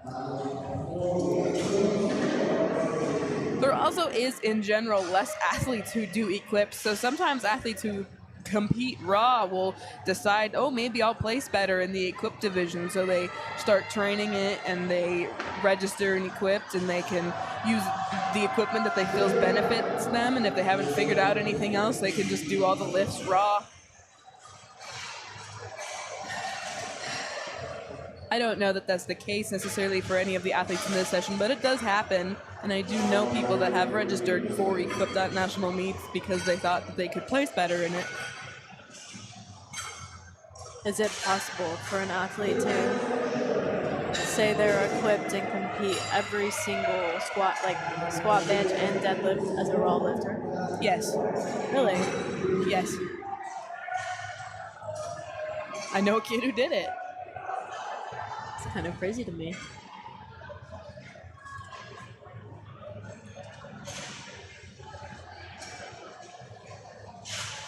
Sometimes it's about just what qualifying total they can get as well for the meet.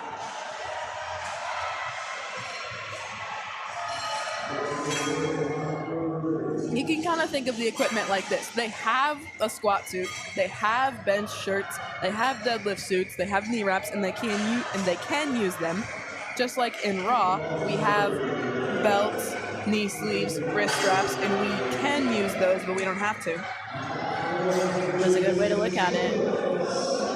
Fortunately, that's a no lift there on platform 4 for his second attempt.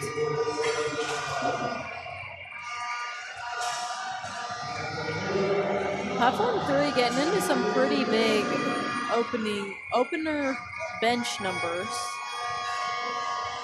Trevor taking 157.5, which is almost 350 pounds. 347 to be exact.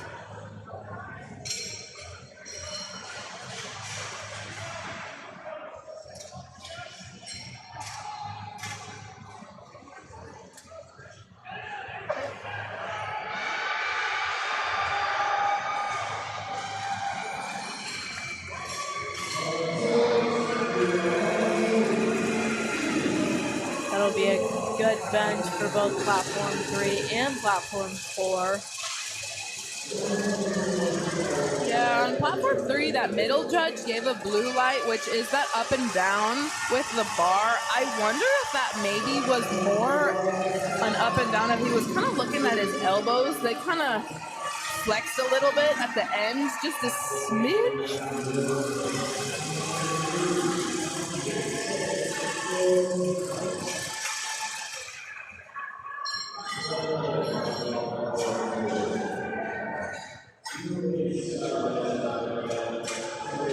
Brogan setting himself apart from the rest of his flight pretty early with a 17.5 kilo difference from the person in front of him. However, there are some bigger benches to follow. Brogan. So, getting into some big benches over here on platform 3.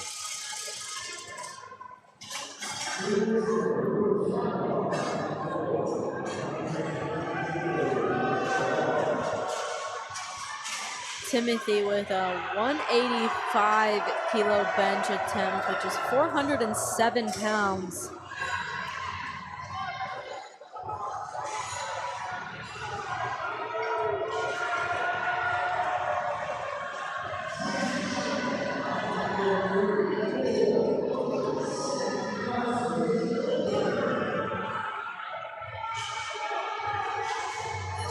A really smooth second attempt on platform 4. However, the middle judge is going to call in on bar path.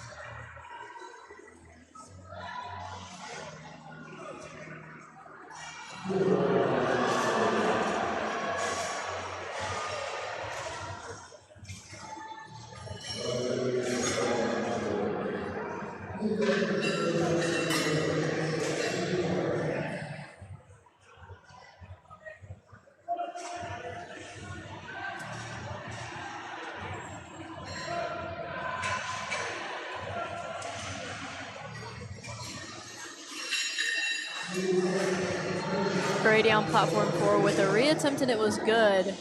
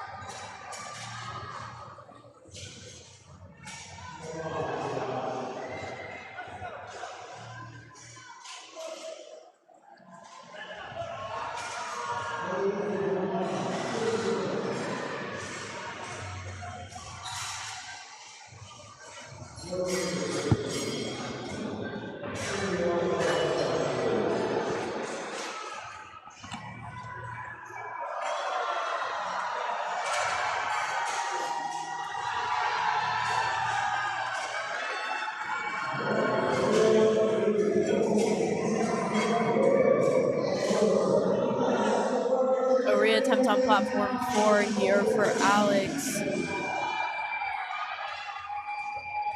Missed 87.5 on his second due to tech calls.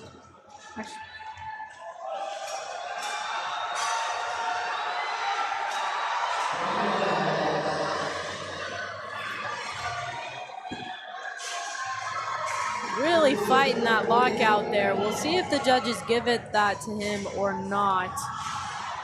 And it'll be good.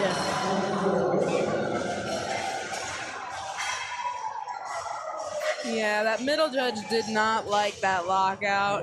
That's what that blue was for. That's just for the elbows.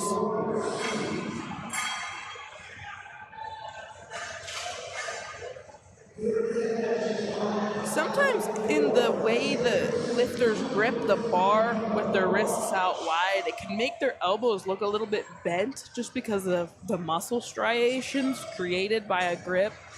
But it can also make them stronger, so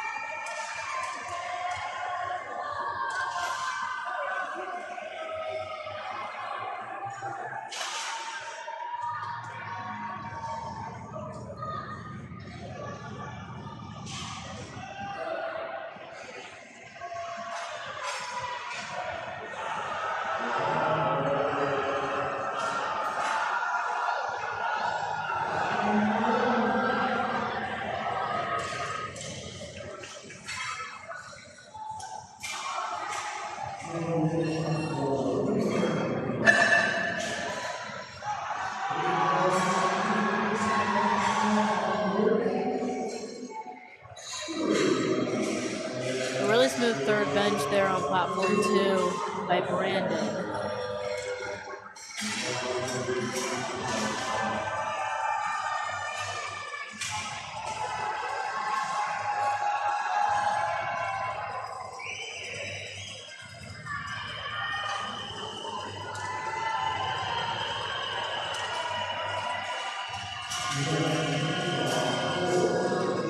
see Mason on platform 2 missed his second. He went up to 137.5 to cross that 300-pound mark on the retake. He gets it up.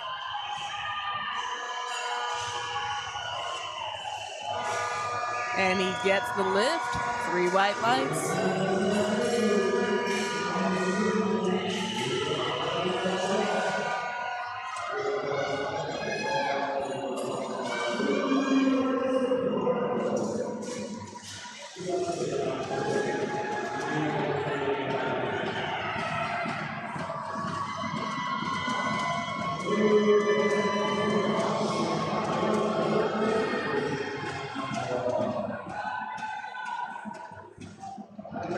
on platform 3, choosing to go up 5 kilos after missing the 135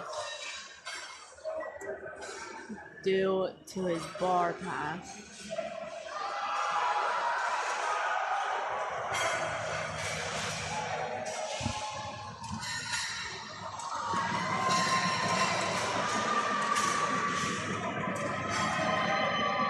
Looked to move pretty smoothly for him there.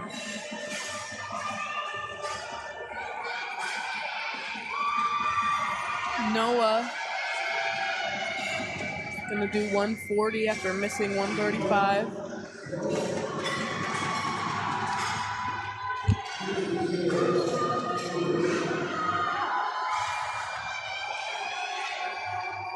Edward on platform 4, currently reattempting 112.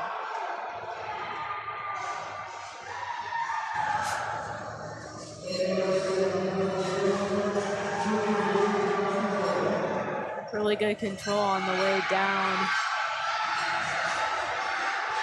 Good success with the openers so far for everybody on platform 1. Love to see it. Great control for Edward on the way down. Just doesn't quite have the up yet with that bench suit.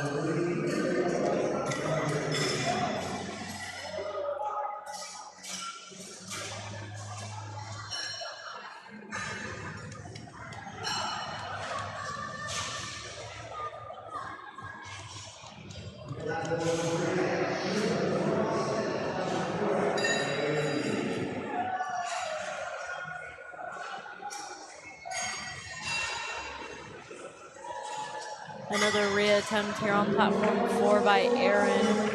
He'll be reattempting 115 kilos. Bar was slow but steady for Sean. Got that 140, went up 7.5 kilos.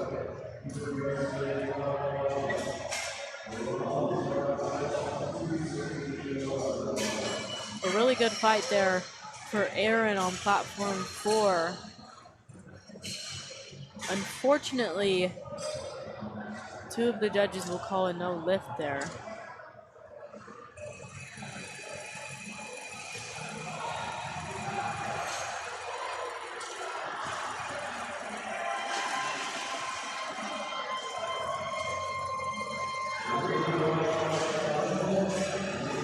Ty on platform 4.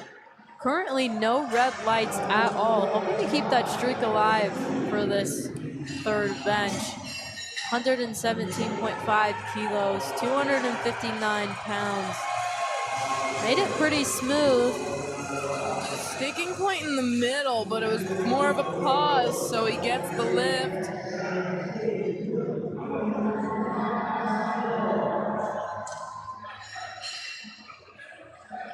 Nicholas on platform 2, hoping not to bomb out here on his bench. In danger and under pressure.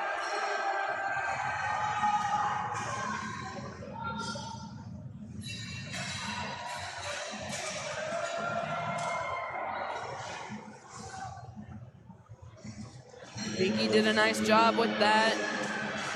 And he gets 3 white lights. Pressure got to him and he made it happen. Easy for Neil on 1. Little warm up for the second attempt.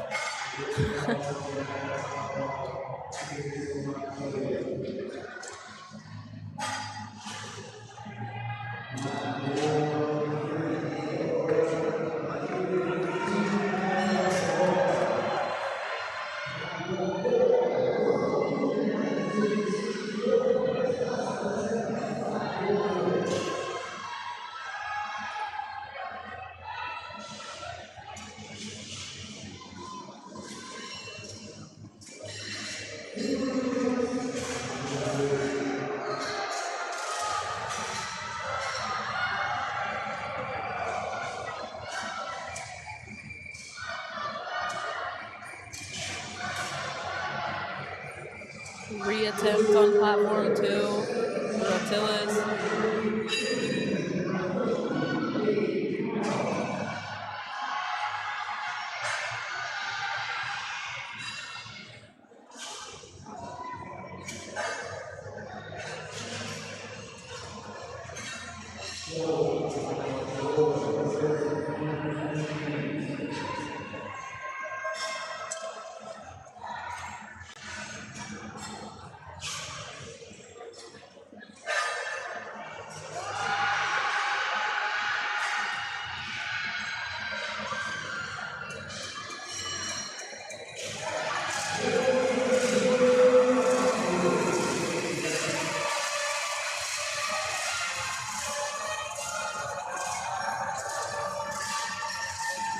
Unfortunately, a no lift there on Talon's last bench.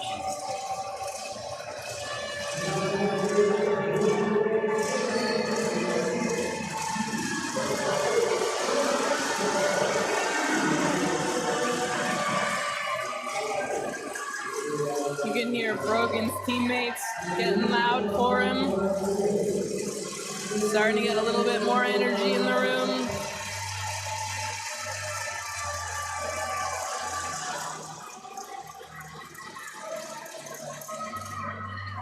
I think in a powerlifting meet, because they're so long, you can start with a lot of energy. Sometimes it lulls a little bit during bench, but then it'll pick back up once we get to deadlifts.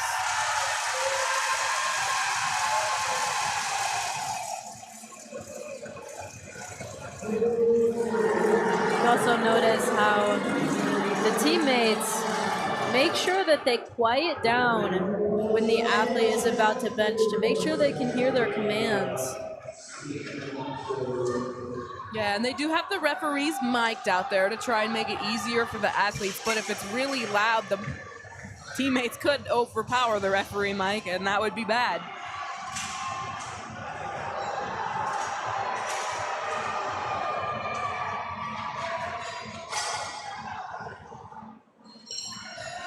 A 30-kilo jump here for Nicholas Moore on platform 3.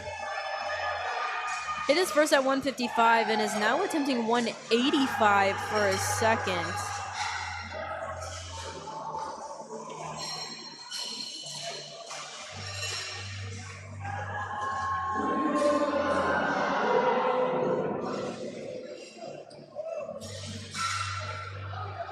Fortunately, does not get that this time.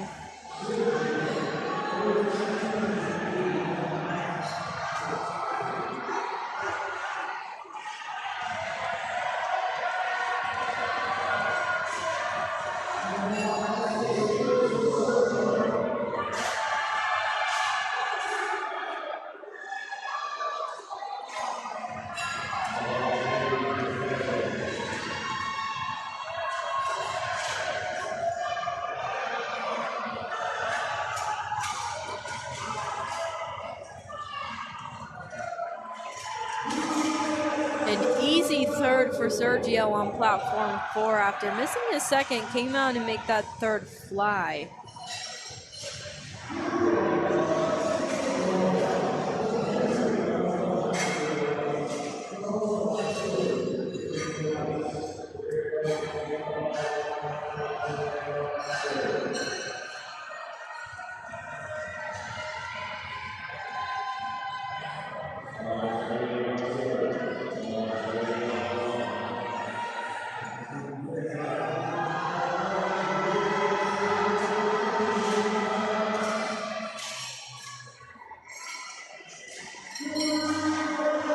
Good lift on platform 4.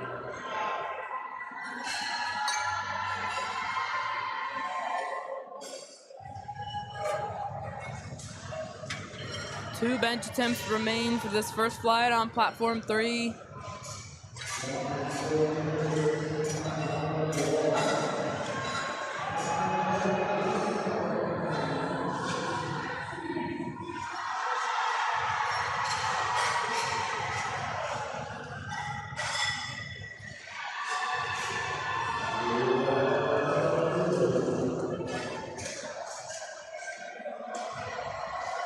A really good up there for one on platform 3.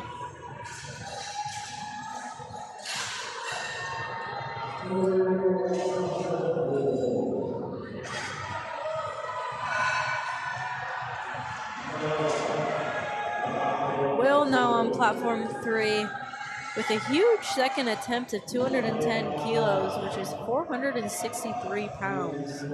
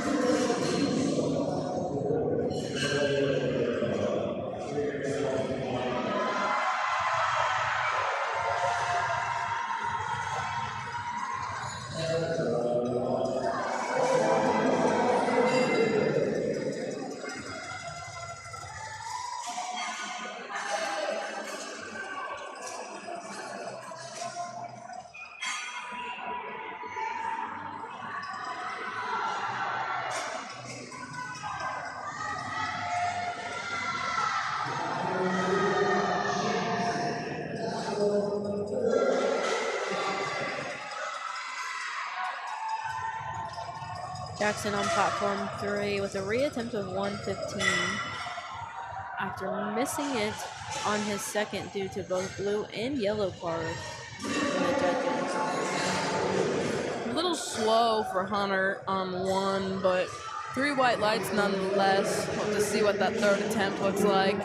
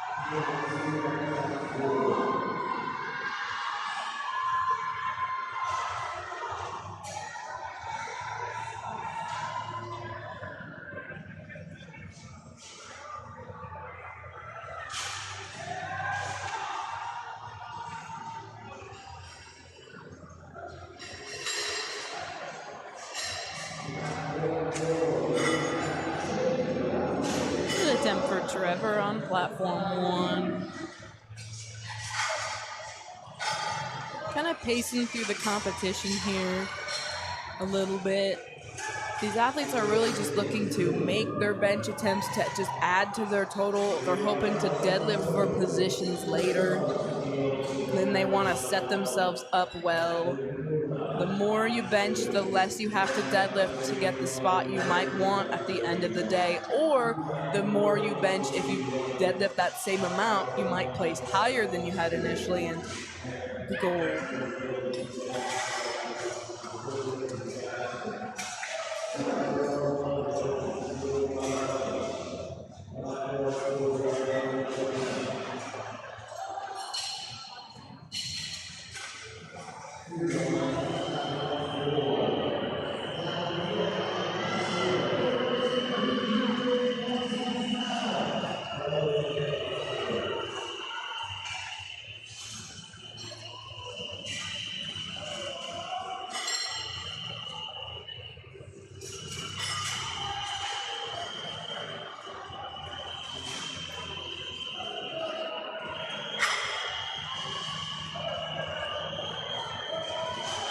Really easy opener on platform 4 for Jackson. But unfortunately, it will be a no lift for him.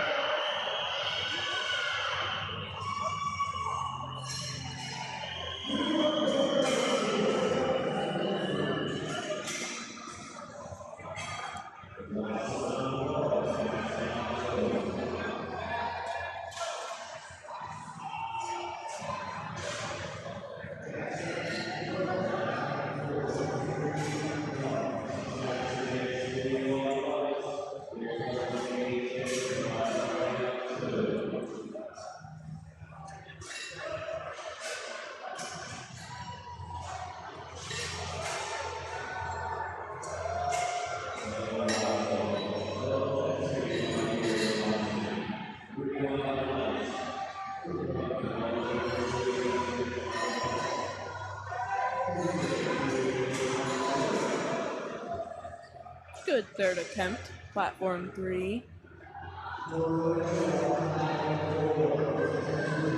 Both Caden and the lifter before him electing to just take a 2.5 kilo jump, playing it safe, trying to add to their total just to help them out later.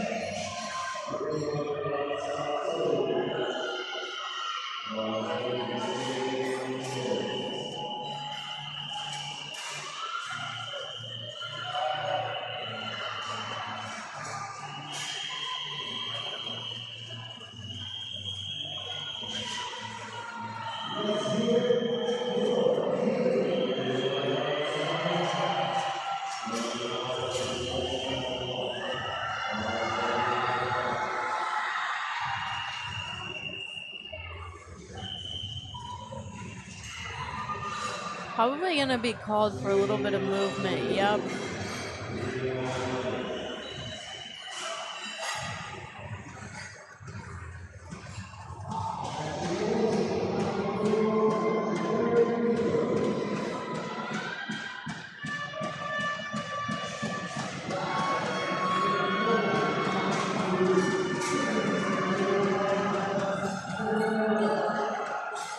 And good lift on platform 4.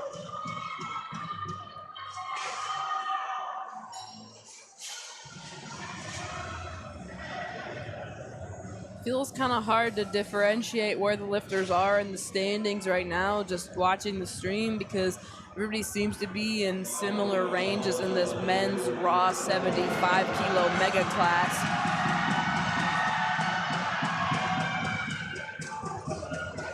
And Noah has a really long fight on platform 3, but it eventually starts to fall, so it's taken 15 kilo jump. Didn't work out quite on the day, but I'll tell you what, it wasn't too far because he got it up quite a ways and he held it for a long time, so it's definitely in his range.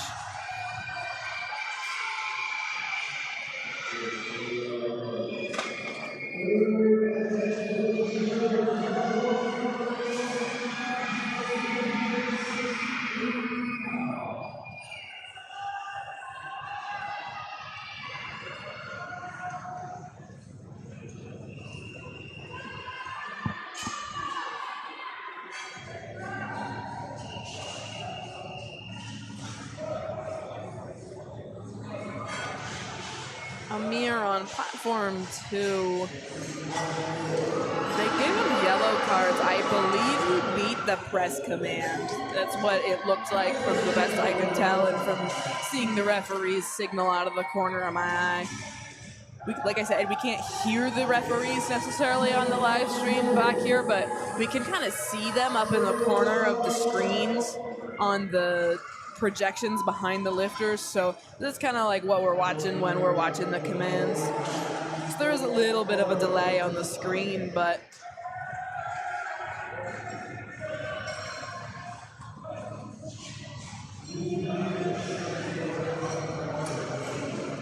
Super easy opener there on platform 4 for Carlos.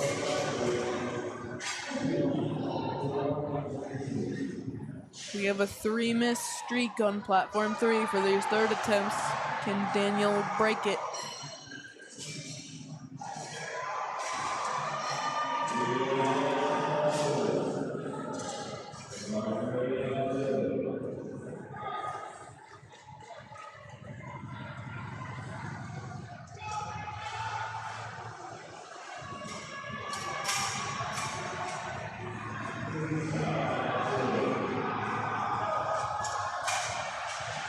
Daniel fights insanely hard for that lockout.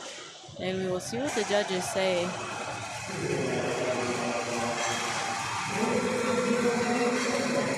It'll be good for Daniel there on platform 3.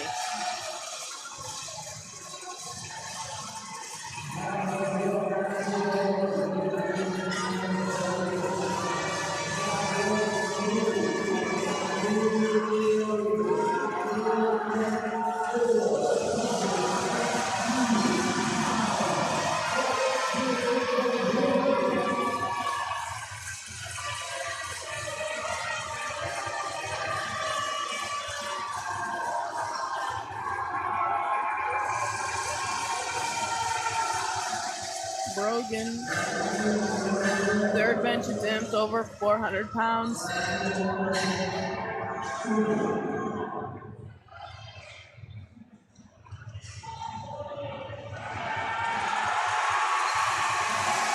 Small bobble in the middle with the sticking point, but he gets it anyways. 2-1.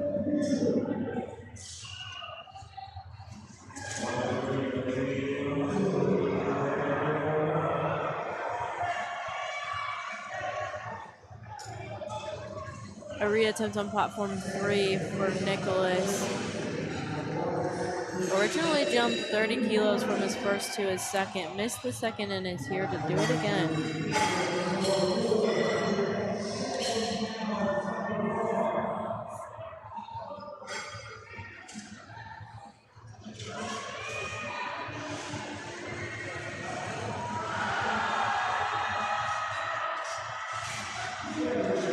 unfortunately, that'll be no lift there for Nicholas on platform 3.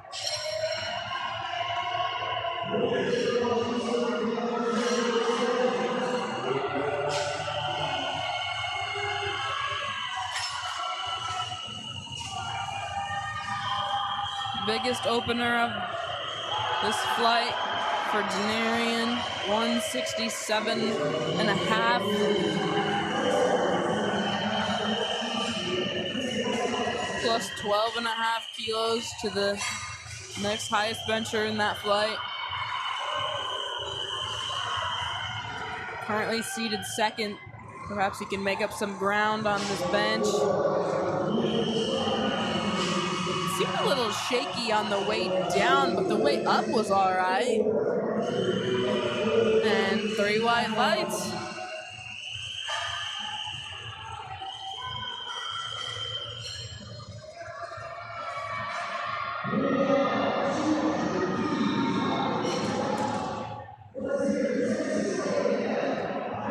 Reattempts on both platform 1 and platform 2. Thomas reattempting 120 and Dejani reattempting 127.5 kilos.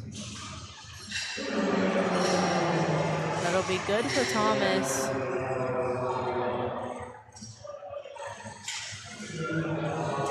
And it should be good for Johnny as well.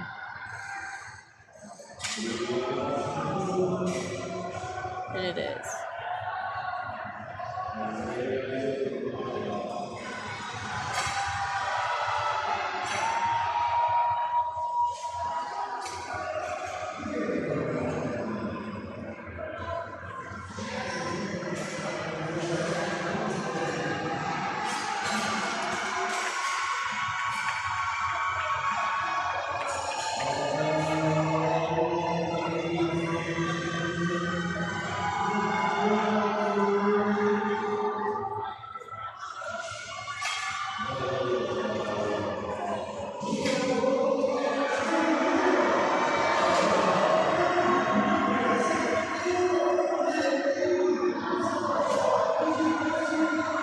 Platform 3, 218. National record attempt again for Will, who already set one in the squat.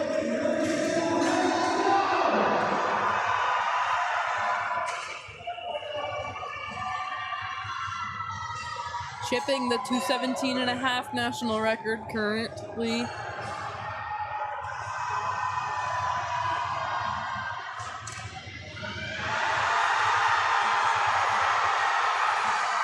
He gets it up. It's definitely a struggle.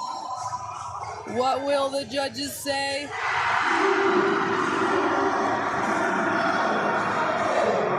It'll be good. 2-1.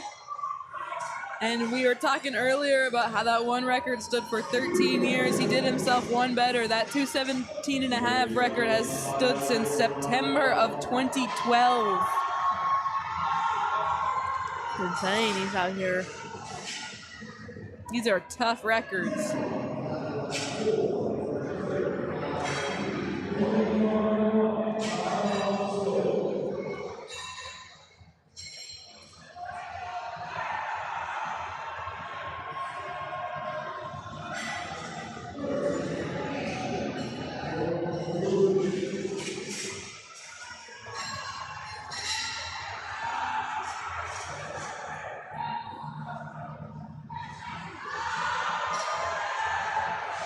Yeah, I think Angel on 3 is gonna have some blue lights thrown his way.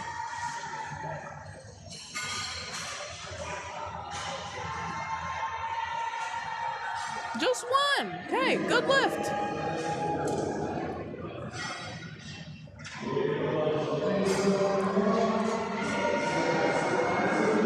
Devin on platform 1 with only a 2.5 kilo jump from his last attempt.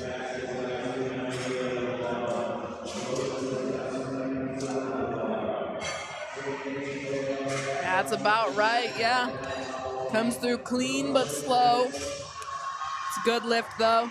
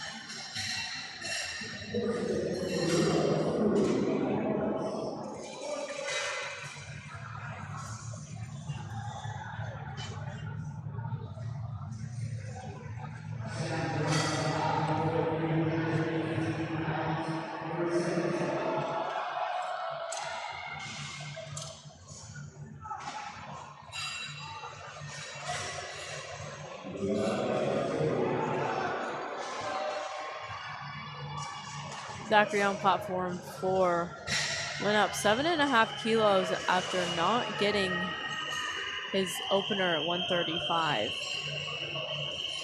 But it'll be a good lift. Okay.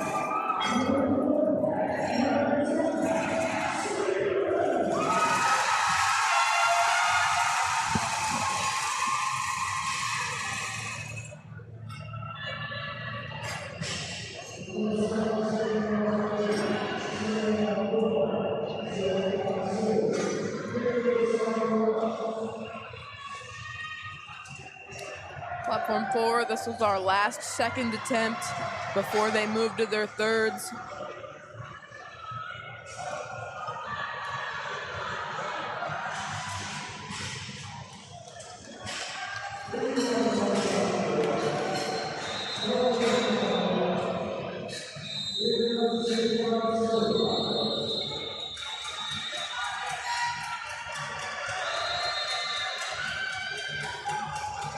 little wobbly on the chest there for Alexander on platform 3. Yeah, and what that means is he's just going to have to hold that command longer, because that judge will wait until he stops wobbling before he gives them the press command. You don't actually have to hold for a set amount of time. All you have to do is come to a stop and then go. The hold is the judge realizing you've come to a stop.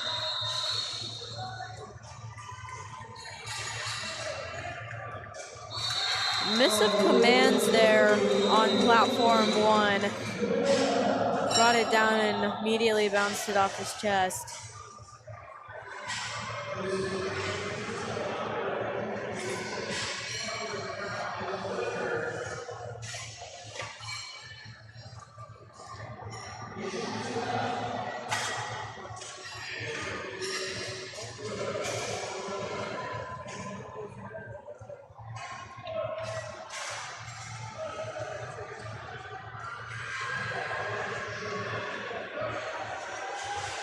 Good fight on platform 4, but unfortunately not there.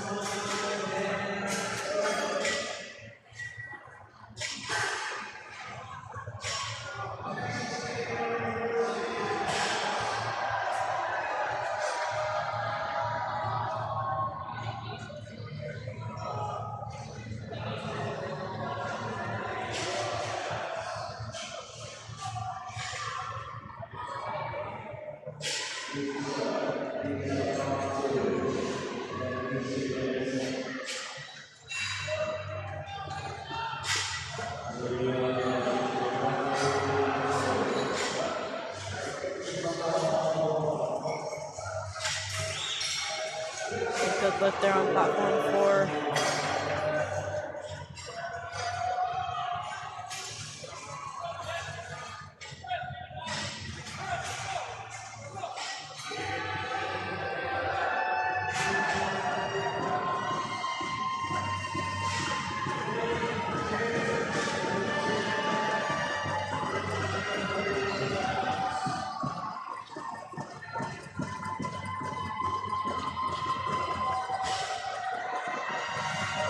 Good lift for Aiden. Nice and clean.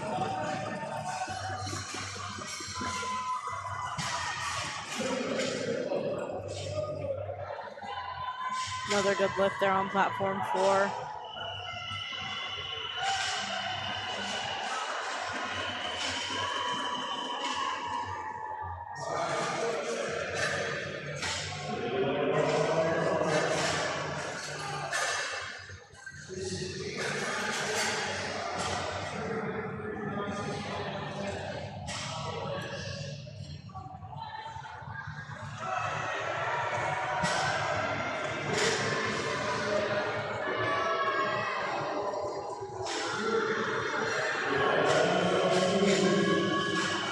On platform 3, Christian yet to make an attempt.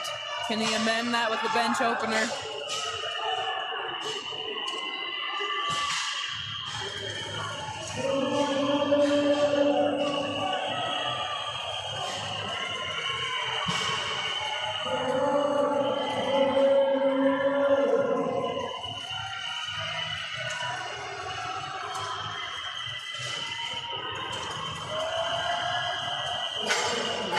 No, he cannot.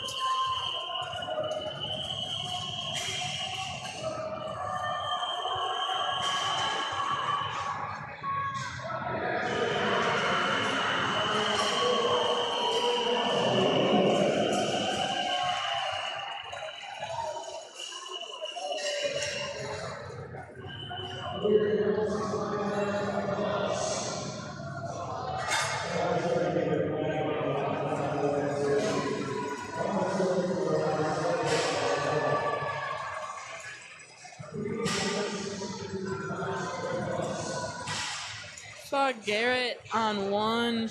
It was a good lift, The head judge gave him a yellow card. You saw him walk past the camera. What he's doing is he's going to go talk to the jury and ask them what the yellow card specifically was for. When you get a yellow card, sometimes you're allowed to go ask the jury what the card was for specifically, because the yellow card, you can ask on any color what specifically it was, but the yellow card in itself has a lot of things under it. So as an athlete, sometimes it's valuable to know, even if the lift was good, but just to know what you can do a little bit better on the next time to convince that judge. Because oftentimes if a judge sees something wrong on your first lift, they're going to see the same thing wrong on the second lift.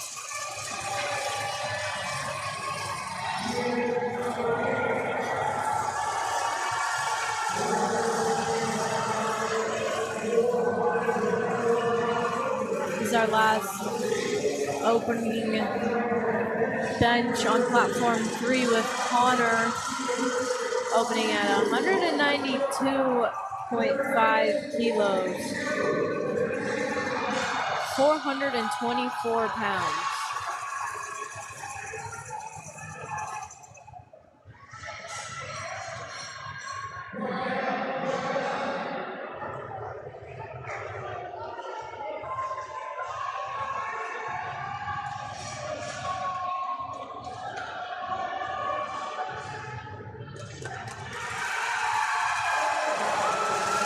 Connor, tough at the top specifically, kind of was leaning towards that left side a little bit, almost kind of wanted to roll on the bench, and he's getting those yellow cards from those referees. I am gonna assume that's more of a position change in the body. I don't know if he kind of moved his shoulders a little bit while he was leaning, or his butt kind of came off the bench because of the lean.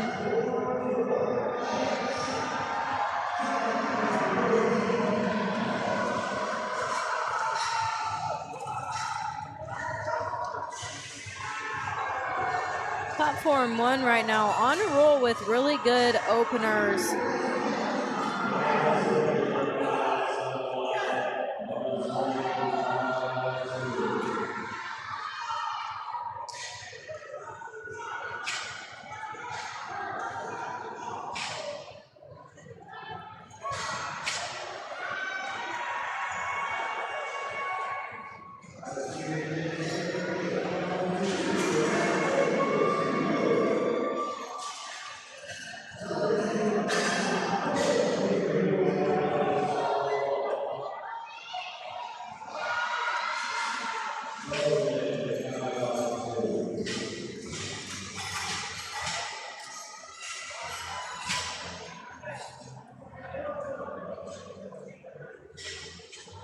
Eyes on platform 2 as they work their way through these third bench attempts with these top seeded athletes for the men's raw 75 kilo weight class.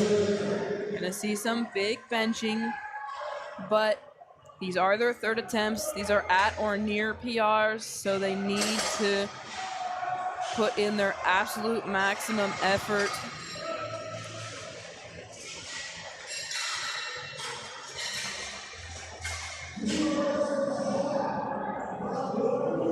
That was a good third lift there on platform 4, which brings out Carlos, who's reattempting 152.5 kilos after missing it on his second.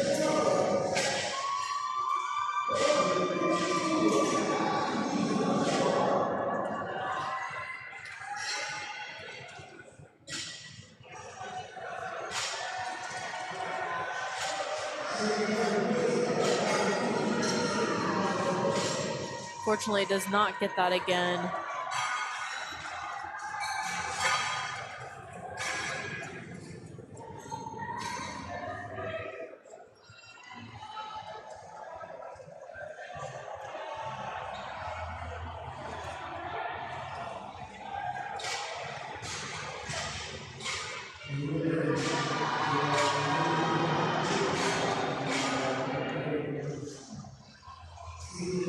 Same thing here with Griffin.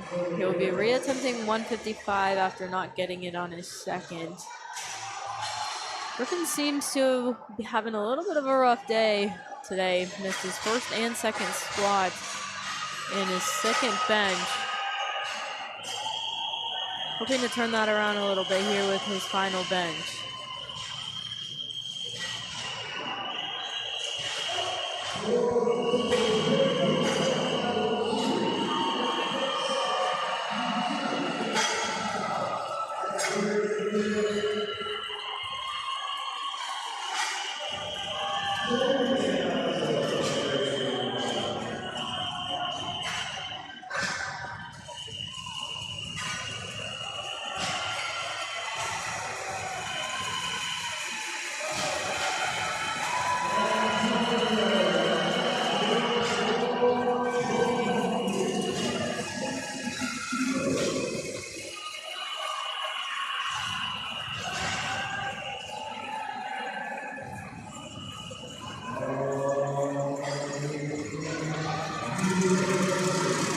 Platform 2, hoping to save himself from a bomb out here with his final squat. Excuse me, final bench. Yeah, he only made one squat, and he needs to make one bench.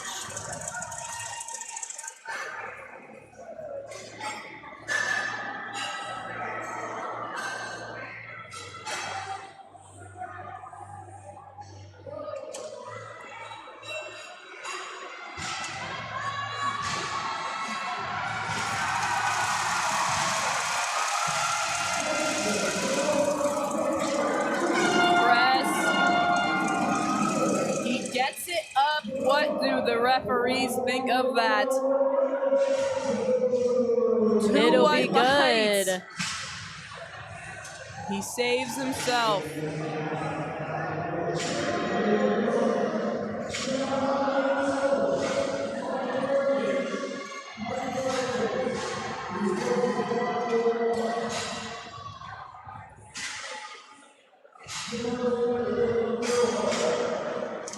Platform 4 getting ready for deadlift. They'll have just a little bit of time before they get going on that.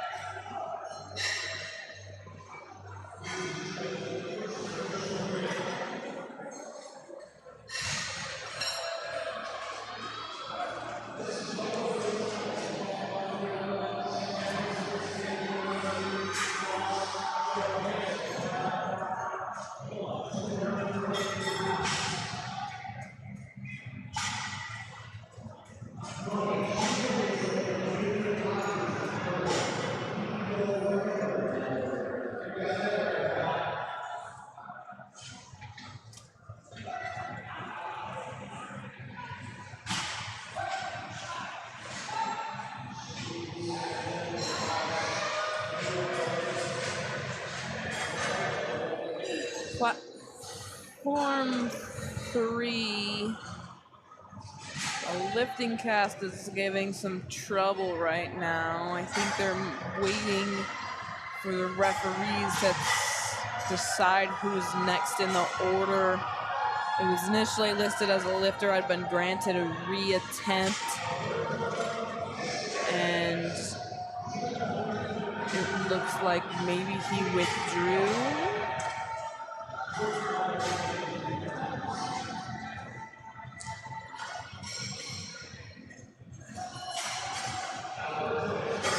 We did have a lifter who unfortunately did bomb out on the squats, who elected to withdraw from the competition.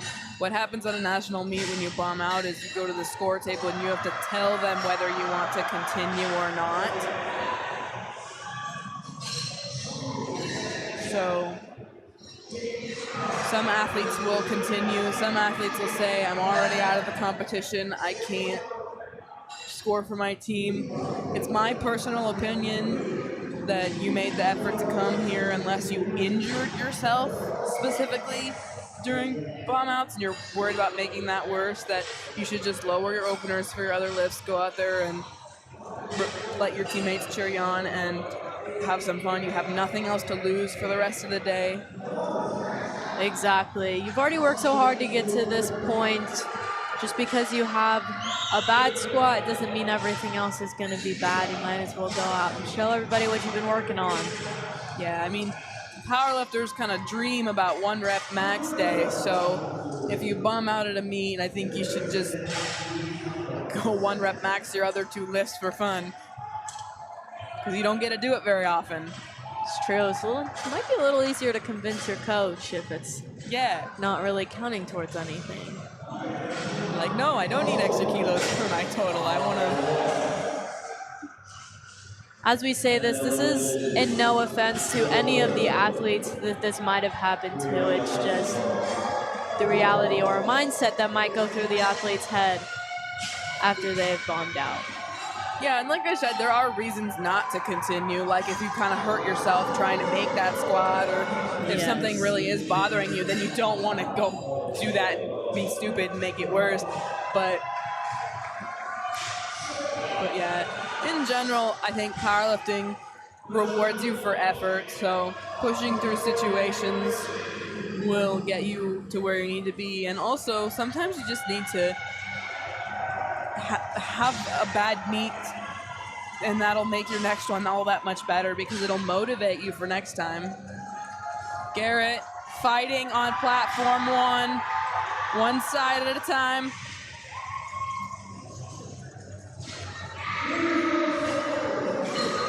One side at a time is technically not illegal. Sometimes it makes it a little bit harder to not have any downward motion. And they did give that to him, 2-1. And the one judge thought on the side maybe there's a little bit of downward motion, but the other 2 said no, so I'm going with no.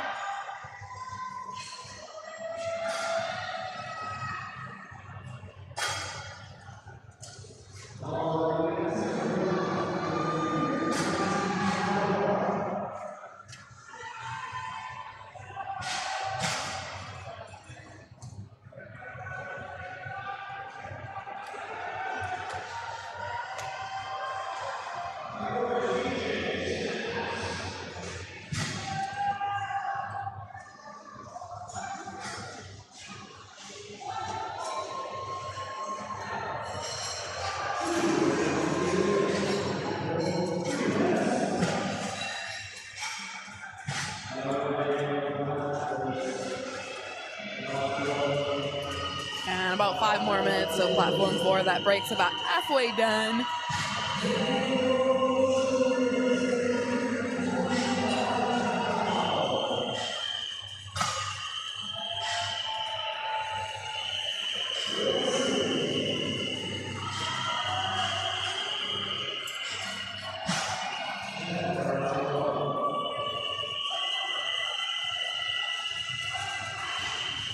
Good fight for Tanner.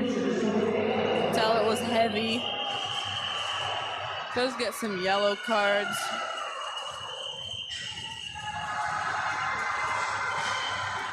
Does seem to be a lot more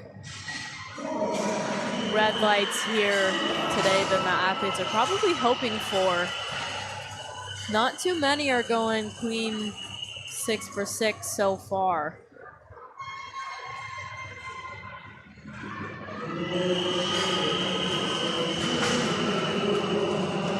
Blake on platform 3, reattempting 155 after missing his opener. Unfortunately, this 155 will not count towards anything after his squats. But still best of luck to him for the second attempt.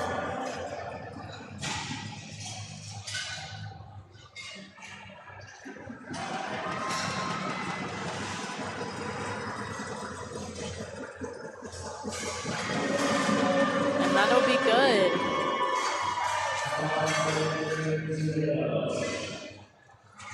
Got Constantine, platform 1, taking 137.5, 303 pounds.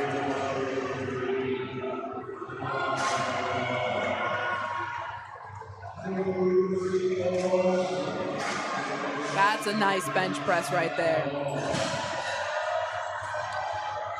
Could tell he had good tension through his legs and his upper body. Christian Garcia on platform 3, also hoping to get the second attempt with 165. Looked pretty smooth. We'll see what the judges say. And that'll be good. Finally getting some white lights on the board there today.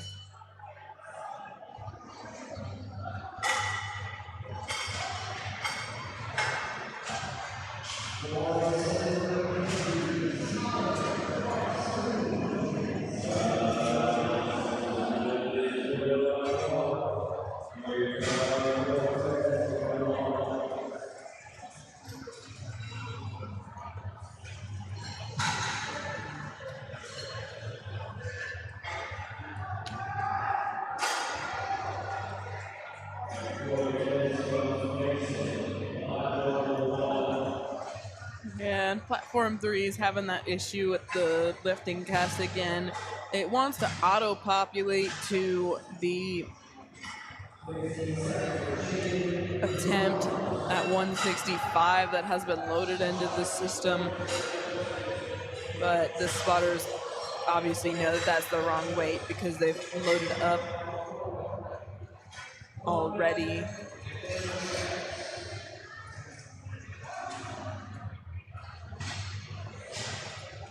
The LiftingCast has this in as his first attempt, but they're on their second attempt benches, so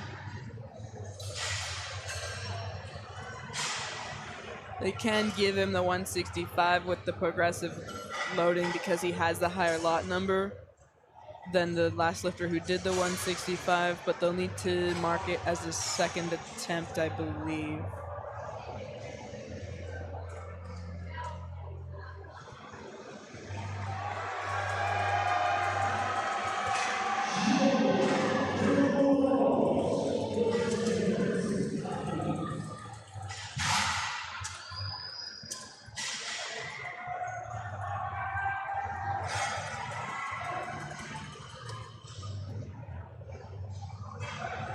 A slow but very consistent second attempt there for Mason on platform 1.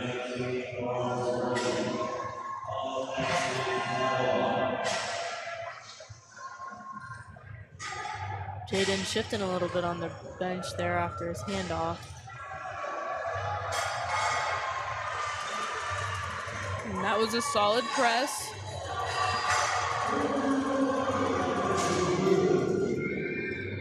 It's a good lift. And we are ready to go on platform 4 for deadlifts. 2 flights of athletes will get to deadlift still.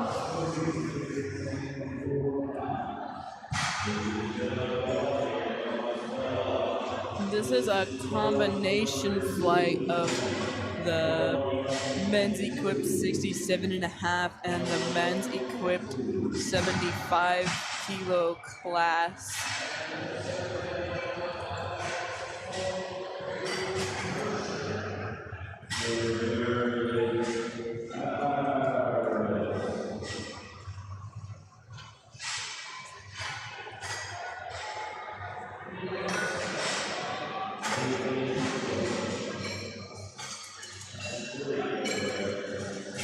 That would be a good lift on platform 3. What a fight for Noah on 1. He gets it. It looks slow but clean. They give him 3 white lights for that. Walks off like it was nothing. Connor on platform 3 here, hoping to hit this 192.5 that he missed on his first attempt. Yeah, that first attempt he got a call from the 2 side judges, so we know he can do it. He's hit the lift once today, he just needs to clean up the technicals.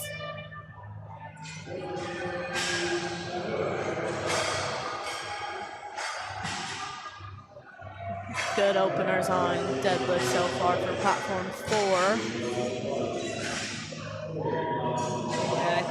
easiest lift to make in powerlifting is your deadlift opener, so expect for them to be successful for some while of time. And that'll be good.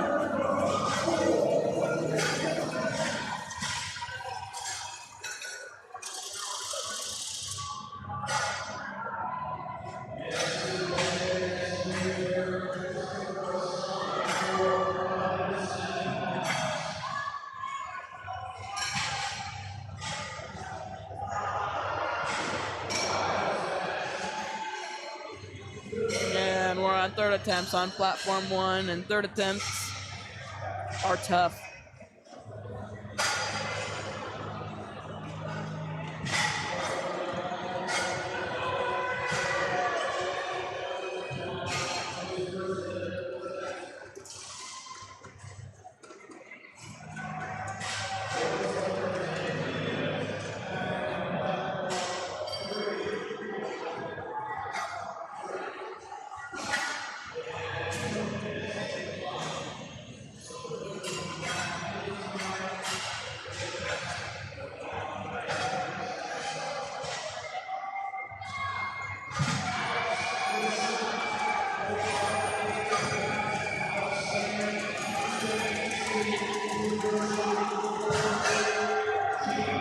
See what the judges say for Alberto.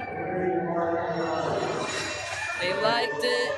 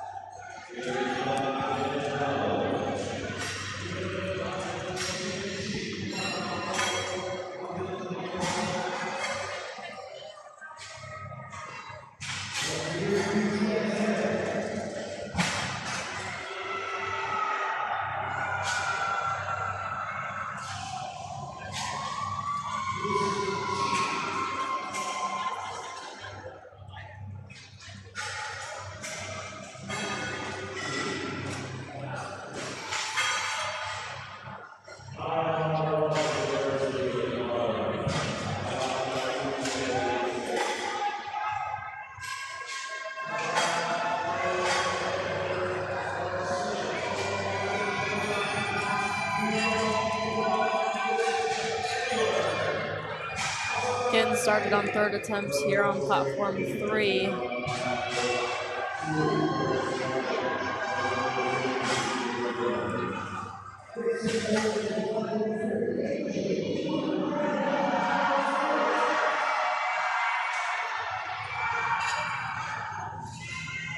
A good fight there for Angel. We'll see what the refs say. It's good.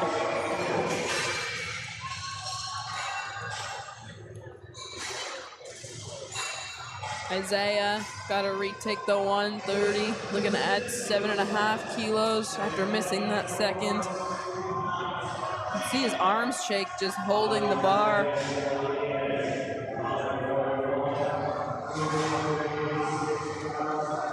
That should be a good bench.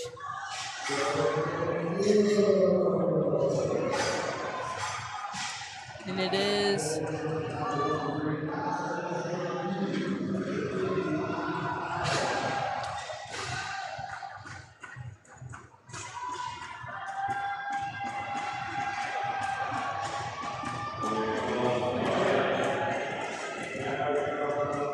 Garrett's up next. Went up 5 to 132.5.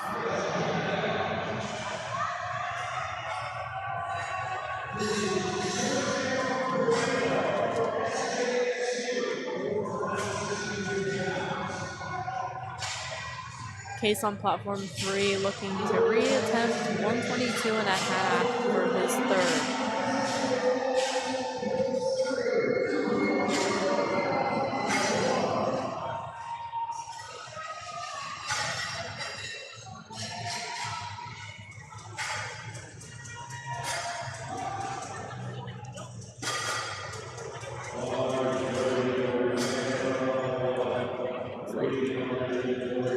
Sergio is running down his...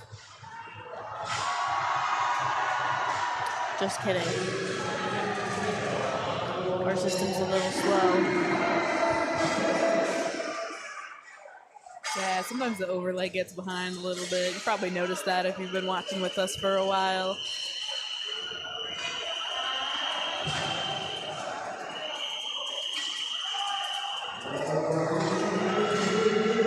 Steven on 2 being told something by the referee.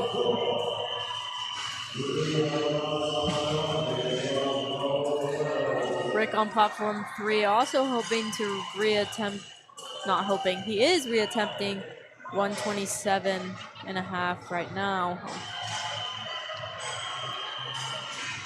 Fortunately, it is not there.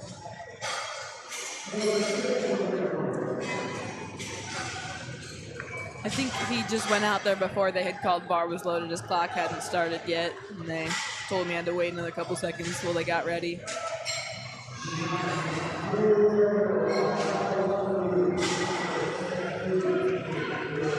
Worth the wait, good opener.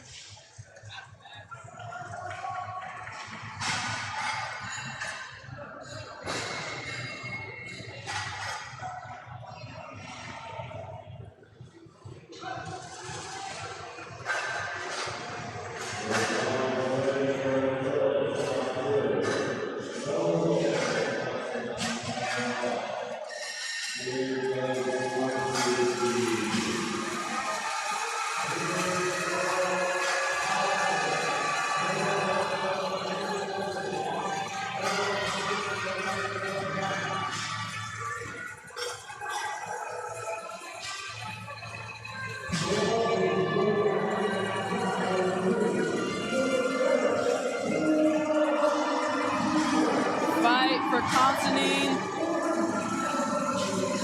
Does he get the bench? He does.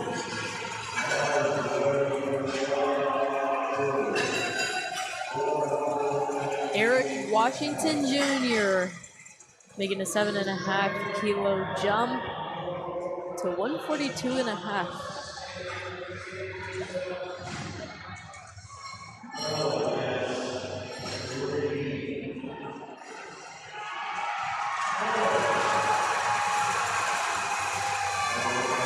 Looks like it should be there, and it is.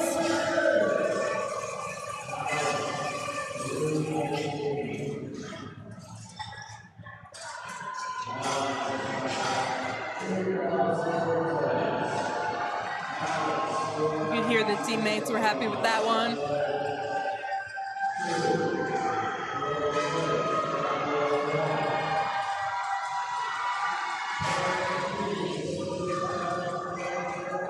Raging Cajuns are making a lot of noise this weekend for their fellow lifters. A lot closer to home for them, so there's a lot more of them out here making noise. Yeah, on platform 2, Alexander just missed his opener. He just lost his grip on the bar a little bit. I think next time before he goes out, he'll probably make sure that it's clean, 100% free of that old baby powder or anything that might be there. Maybe get a little bit of extra chalk because it moved well.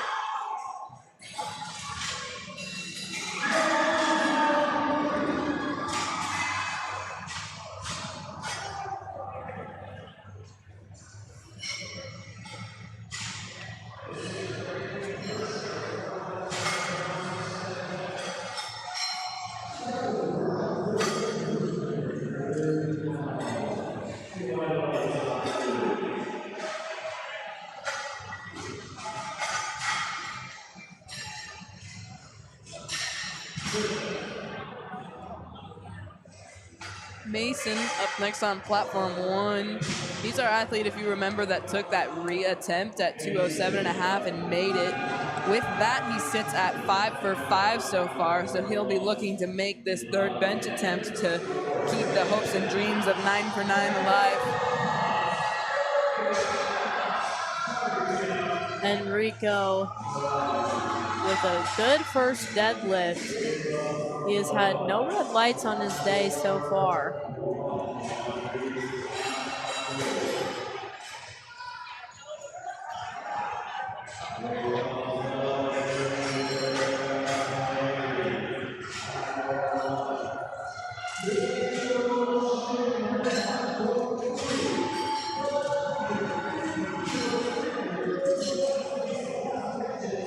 Daniel on platform 3 currently under the bar. Missed 147.5 due to either bar path or lockout, and has gone up 2.5 kilos for his third.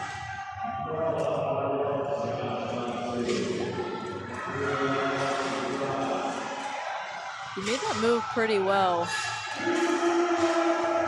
That'll be a good lift for him. And that was a wonderful effort from Noah to make that bench. That'll be a good lift.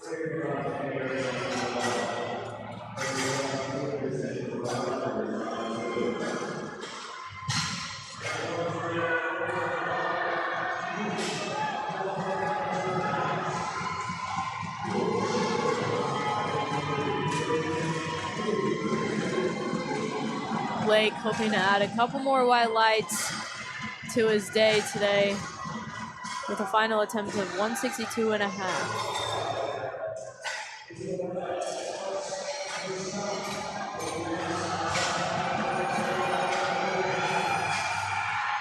Yeah, you can see it. That just dropped backwards a little bit. That's going to be that shirt. The shirt came at a weird angle, kind of, I think, for him, and he got the wrong pop off of the chest there.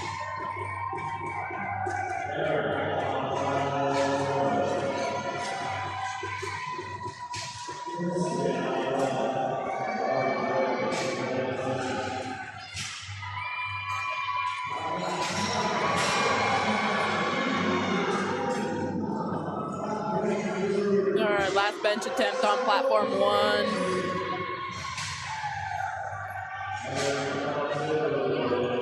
$155 kilos for Christian.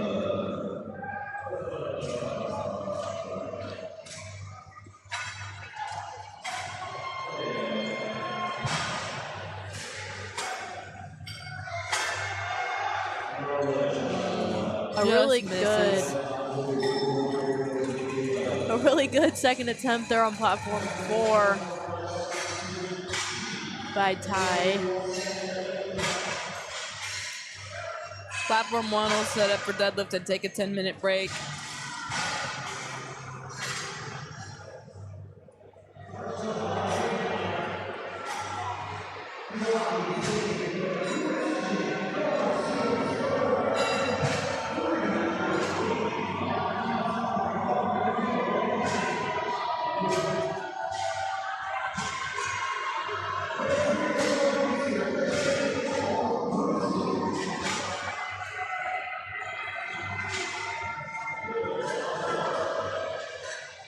Just 3 benches remain on platform 3.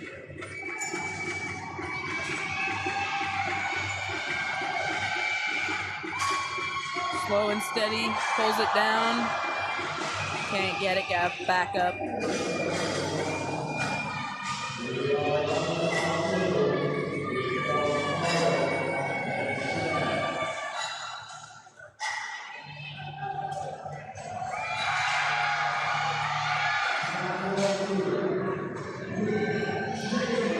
Tough miss there on the second for Edward. I wonder if he just didn't get a very good wedge and brace off the floor, and that combo kind of got him in trouble from the beginning.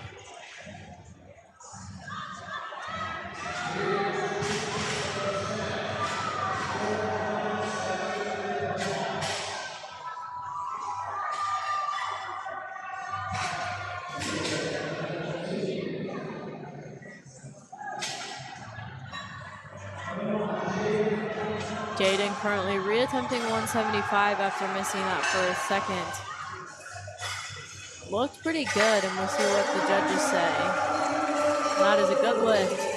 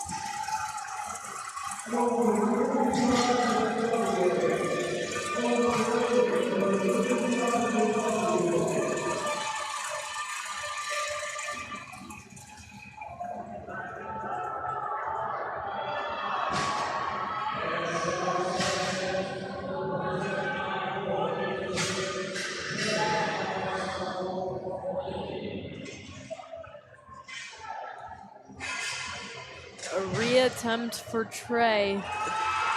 222.5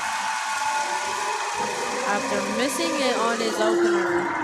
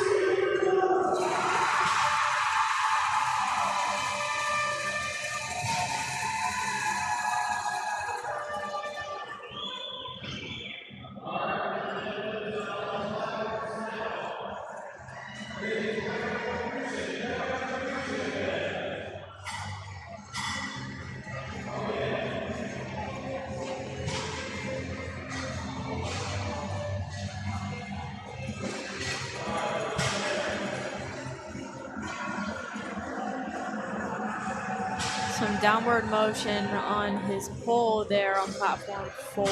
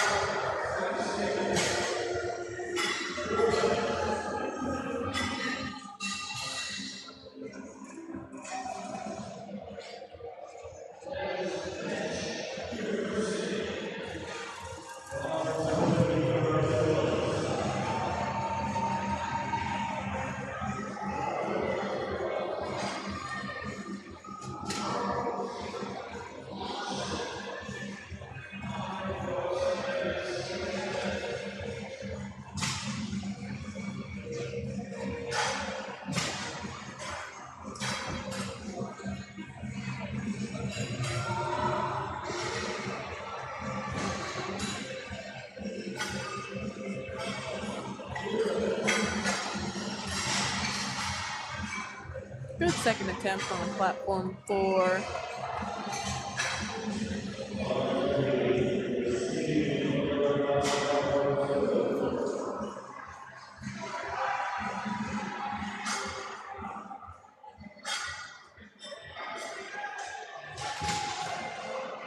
Got about 8 minutes left on platform 3 until they start.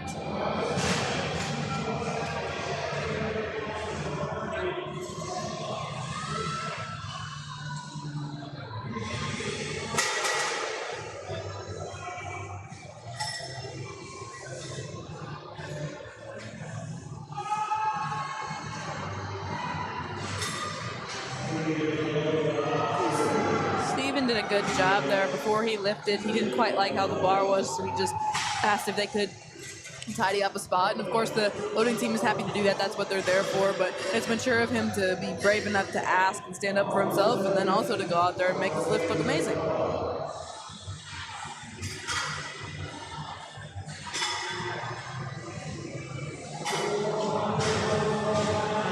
Third attempt deadlift. It's platform 4. Just starting them off. We do have a couple athletes mid-flight who are looking to go 9 for 9 on platform 4. Big deal, and would be very impressive to do at the Collegiate National Championships. Looking at a lot of athletes who are forecasted to place in the top 20 or so, top 15 for a couple of them.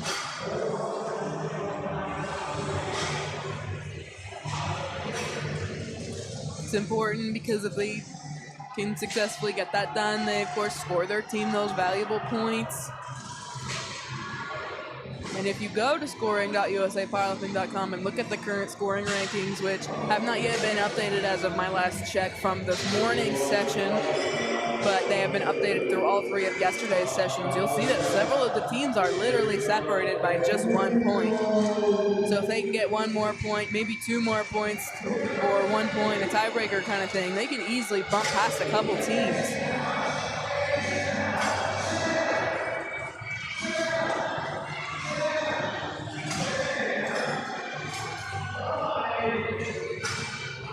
You see Enrico kind of drops the bar a little bit.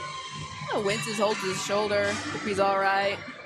He does have his opener, so he'll just have to decide what he wants to pull for that third.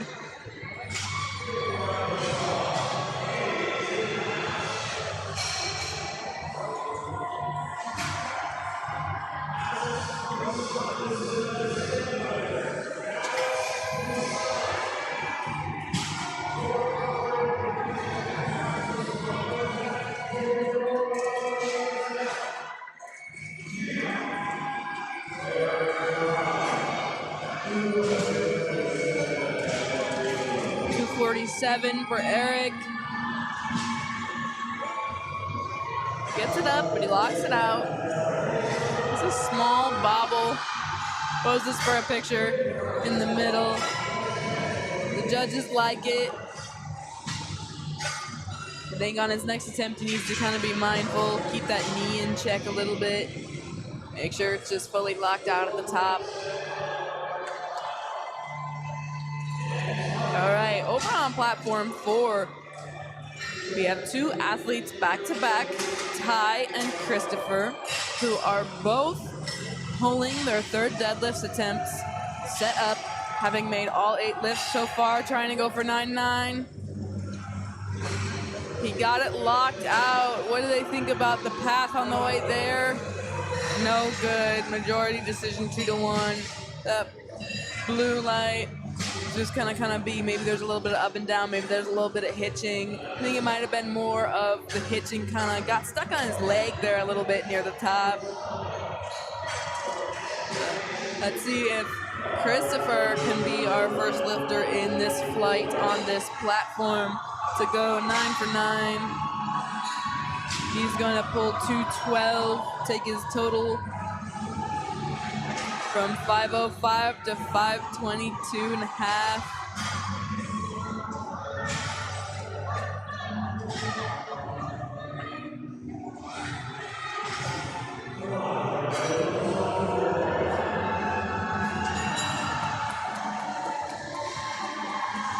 Gets that up. It's very clean on the way up. At the top, he holds the bar strong. He leaned back a little bit, kind of got the spotter off guard. Spotter thought he might tip over, but he did well to maintain his balance, recompose himself, and wait for the down command. And he earned himself a good lift, and he just went 9 for 9 at Collegiate Nationals.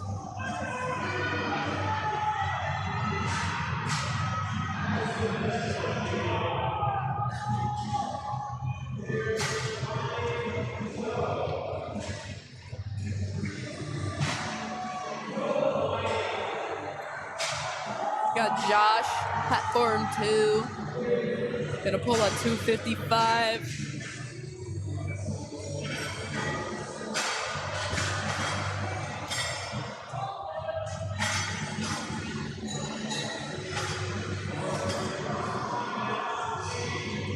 That's nice.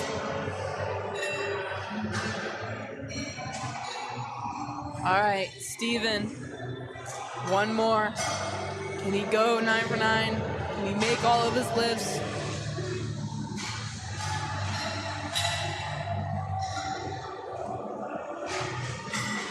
He does. He makes that lift. Very nice. Goes 9 for 9 and 27 for 27 on white lights. So not a single bobble or waver that left any room for any sort of discontentment from any of the chief referees to give him a light or even leave it up to a majority decision. His decisions were all unanimous. Out 2 minutes out, still on platform 3.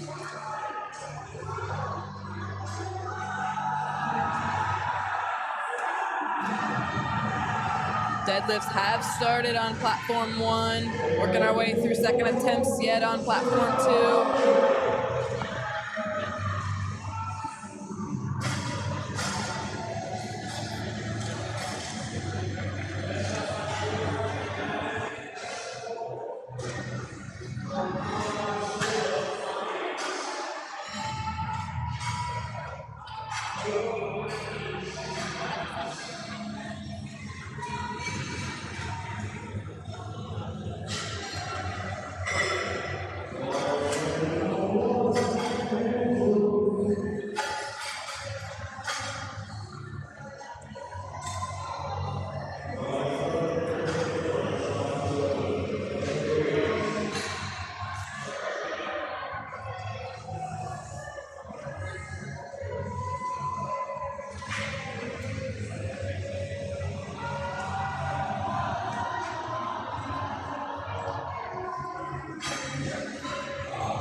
Talon with a good pull on platform 4, hoping it'll be, fortunately it is not. It's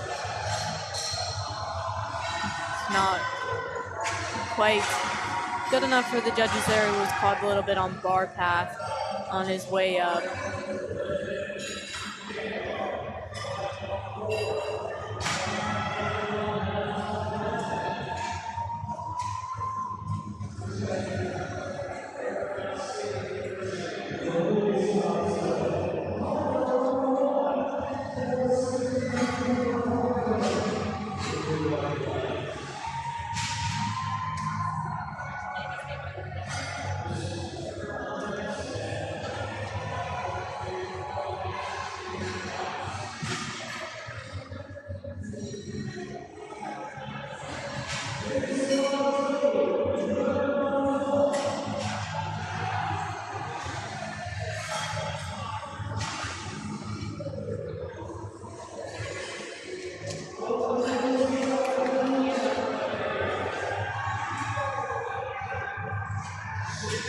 Sergio on platform 4, hoping to end his day off pretty well.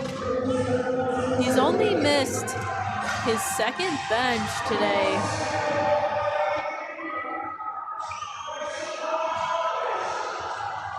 Looks to be a really good pull there. Seems he's excited. And that'll be a good 3 white light pull there for Sergio.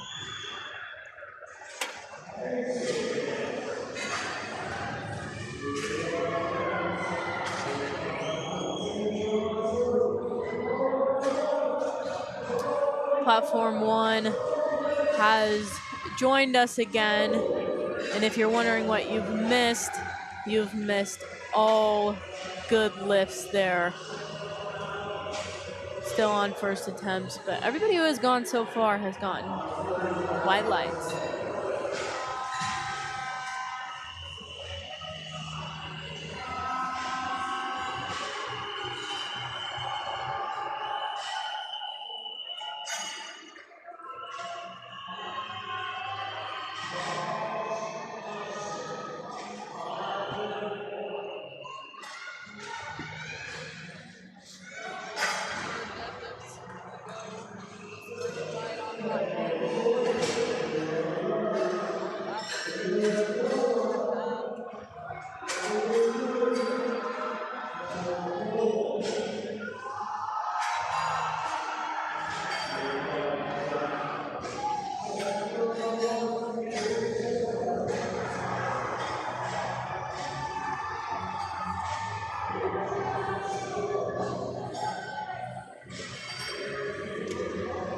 We got the Cheeto singlet out for his final lift of the day, attempting 240 after missing his 235.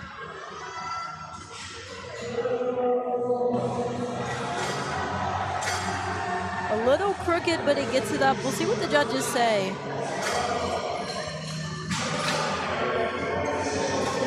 They didn't like the lockout on the last one, but I think they like it there.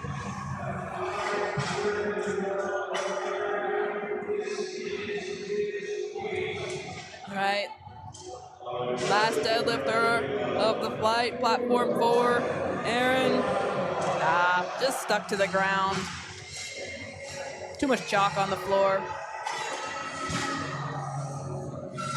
Enrico on platform 2, reattempting 245 for his final deadlift of the night.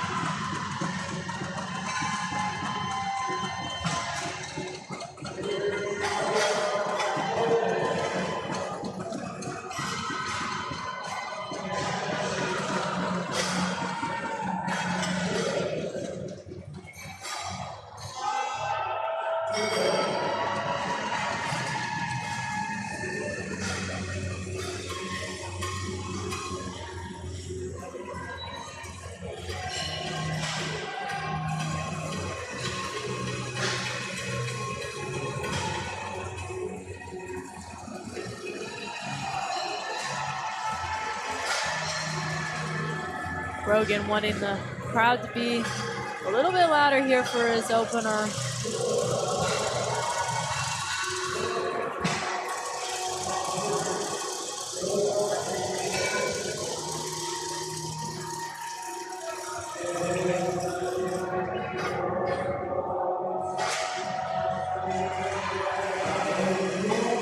Really easy opener. Probably gonna make a big jump after that one.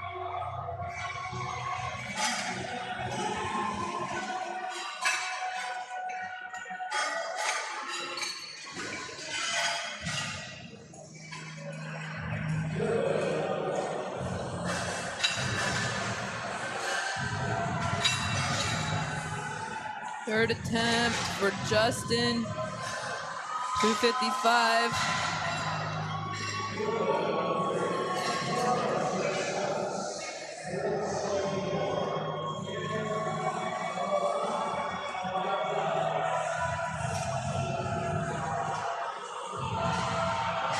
Gets it to the top, a little balance issue at the top with the feet kind of moving around a little bit. That blue car is going to be more for supporting on the thighs than anything, in my opinion, because there wasn't any hitching necessarily or up and down, but I think when he locked it out and he leaned back and forth, he kind of had to rest it on his legs in order to catch his balance.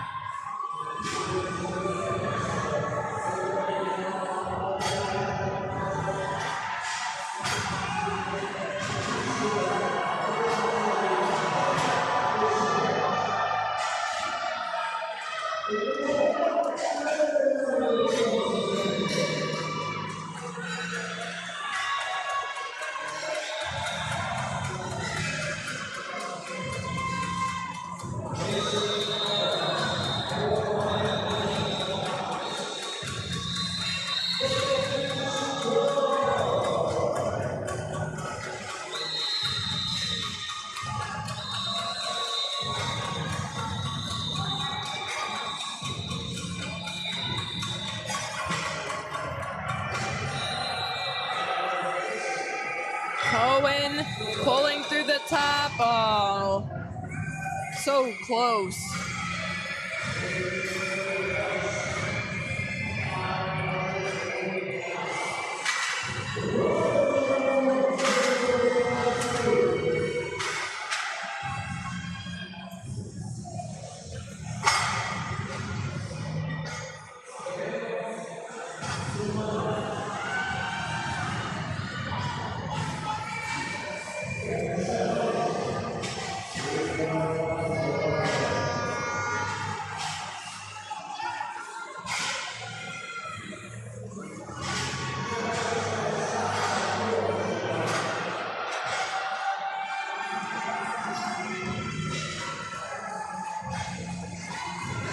Seeing some good openers over here on platform 3 and 4.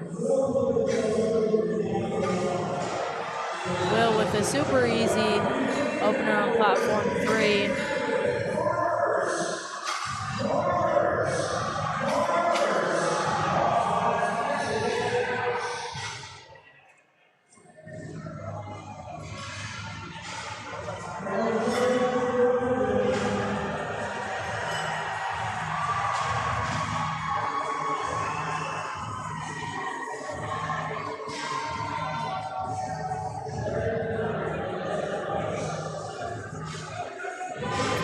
With the quick setup on platform 1, just reaches and pulls, gets a good lift in there. Gotta shock the bar.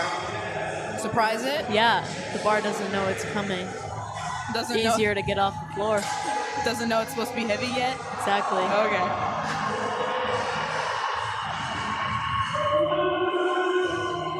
It's a very solid lift as well from Brandon.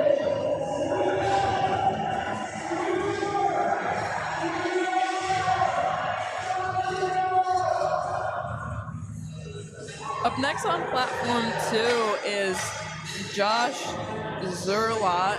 He's walking up to the bar. Right now, he is your current leader because our second flight has not lifted yet. However, when you if you assume everybody makes their openers in the second flight, he's forecasted that he could still finish in 4th place from the underdog flight. So he needs to make this to set himself up with a big enough total where he's trying to make people pull to pass him. See if he can establish a big number.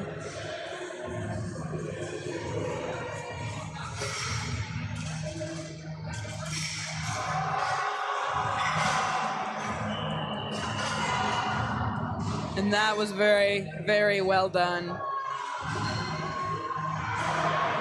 3 white lights.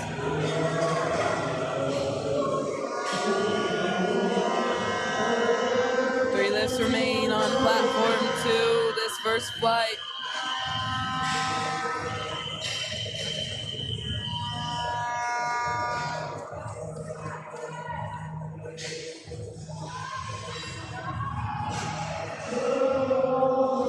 Platform 4 will now be moving into second attempts for our deadlifts.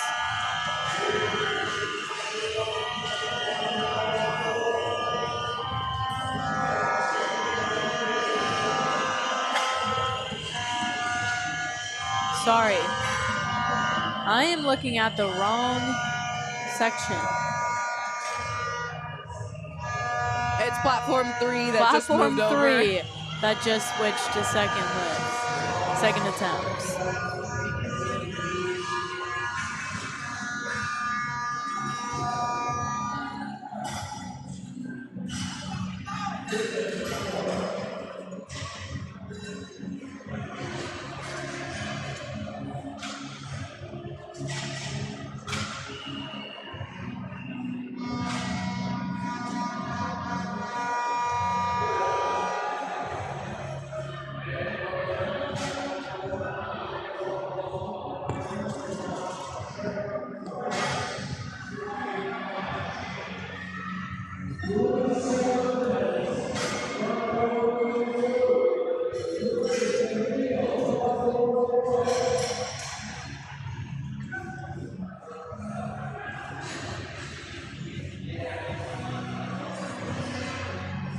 That'll be no lift there for Trevor on platform 3 for his second attempt at 220.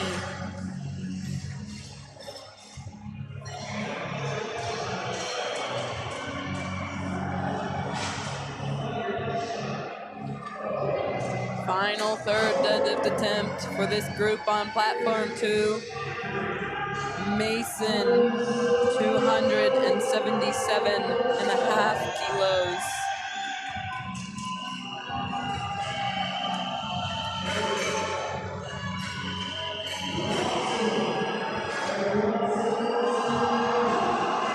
Pulls through the top. And that is a good lift.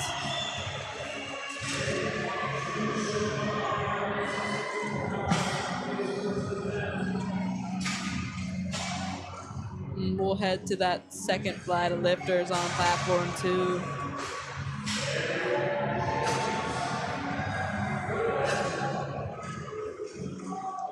Hunter set up to pull 225 for his second attempt.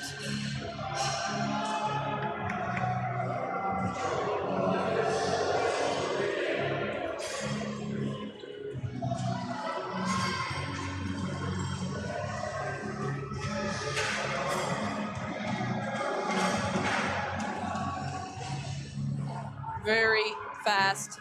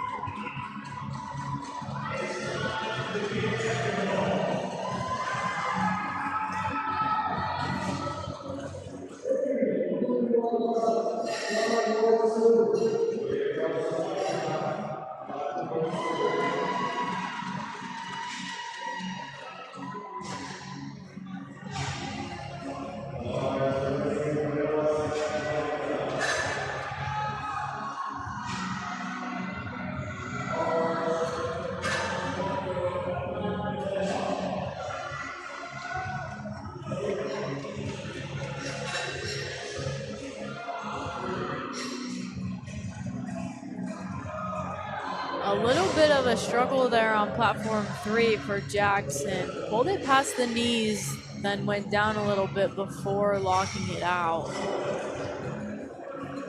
Will probably be a blue card by the judge. And it is.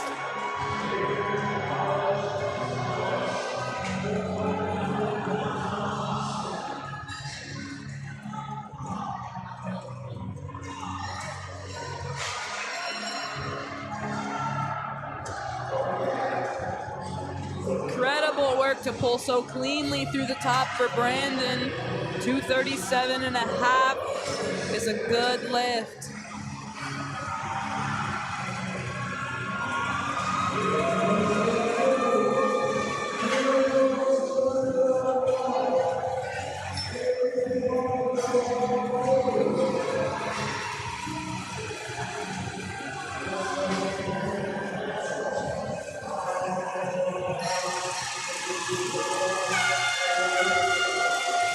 After this second flight finishes their first attempts on platform 2, we'll have a better image of what the potential medal table might look like. Of course, this is the lead platform for the 75 kilo raw class, but there is a whole nother platform with a whole second flight in it as well. So of course anybody from there could speak up. It's just a lot of them are forecasted really far behind this second flight, so it likely won't change but too much after we determine the rankings at the end of this group.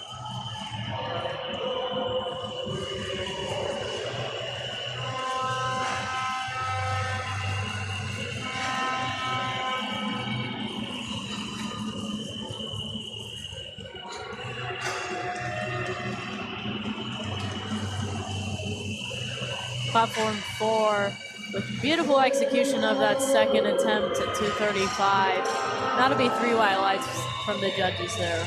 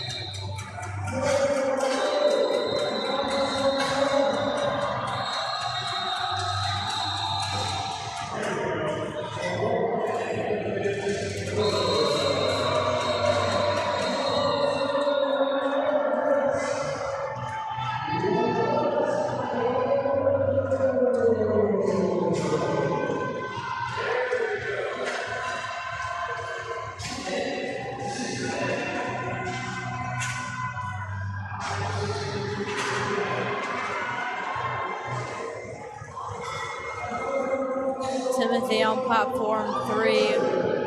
Excellent second attempt.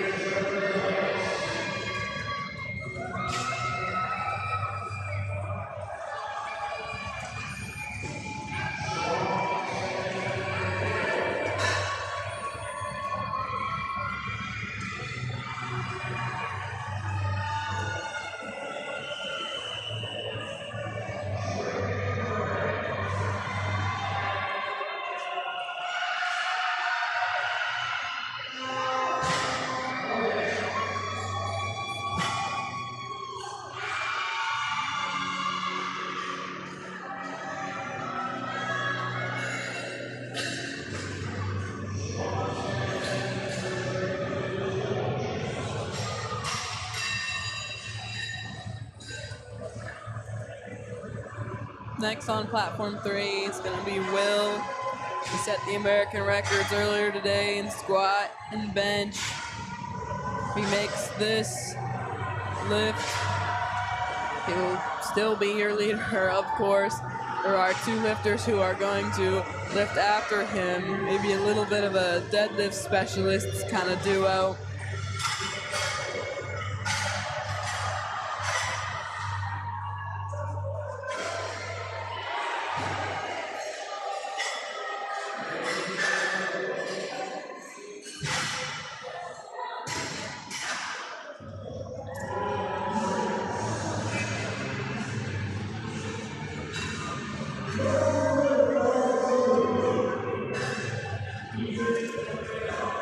total sits at 808 kilos.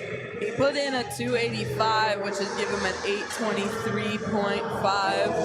The current American record total is 820. So if he makes that, he will get himself the total record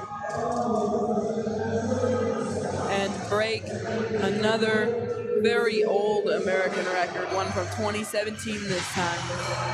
Almost 10 years. A little bit of a fight there for that lockout on platform 3 by Caden. Fortunately, it will be no lift there for him. Yeah, a couple different issues. The referees are always usually looking at the same thing, and sometimes when you get different color cards like that, it's just a matter of how they interpret the positioning.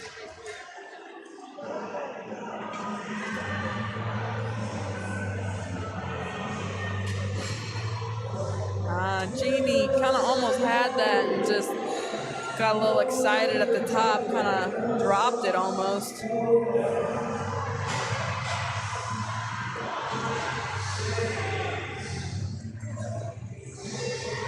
Going on platform 3, reattempting his opener of 272.5.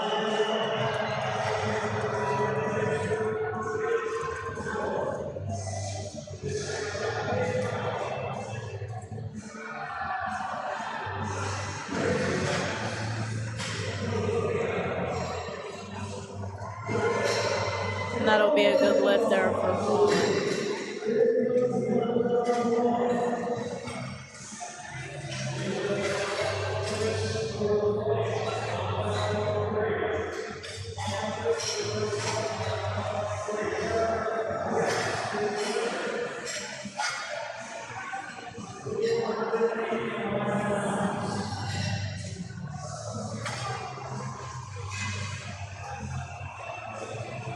Mason on platform 4 failed 247.5 and jumped up to 262.5 for his second. He was able to pick that up really nicely, and that's 3 white lights there for Mason.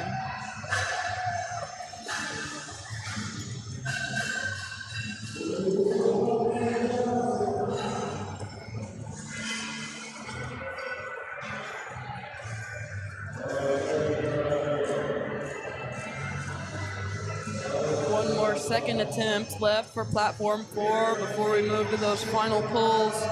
270 for James.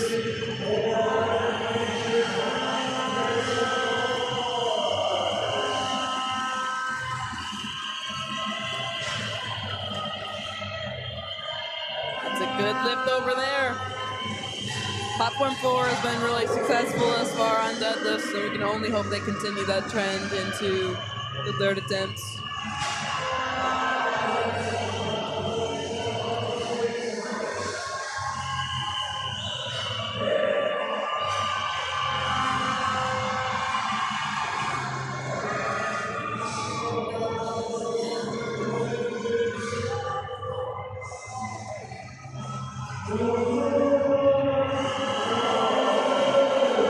Grind there for Ignacio, and that will get him 3 white lights for his final deadlift.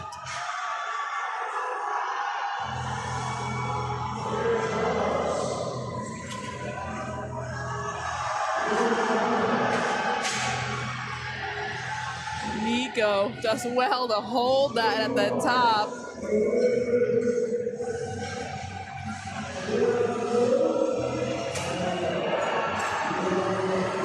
Gets that lift.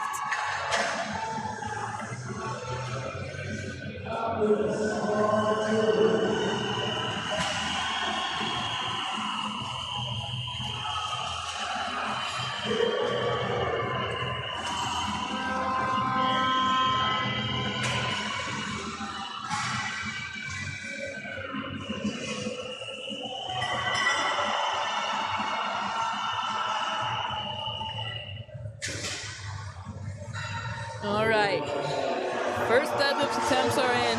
Everybody has a total in this men's raw collegiate 75 kilo division for the top group. Right now, the projected winner is Denarian who sits with a 707.5 total. In second is projected to be, in second currently is Aiden with a 680 total. So a little bit of a gap, but if Aiden can make all 3 of his deadlifts and Denarian misses, you could have a reasonable jump to pass.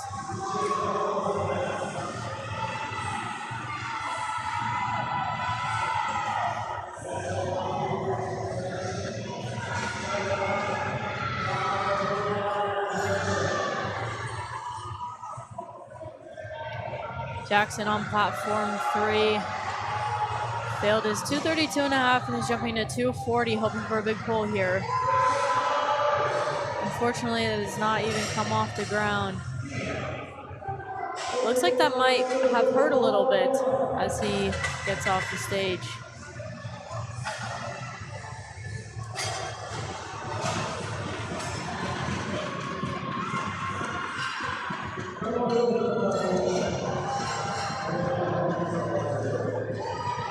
Good fight on platform 4 by Griffin. We'll see if the judges give that to him. And they do, 3 white lights.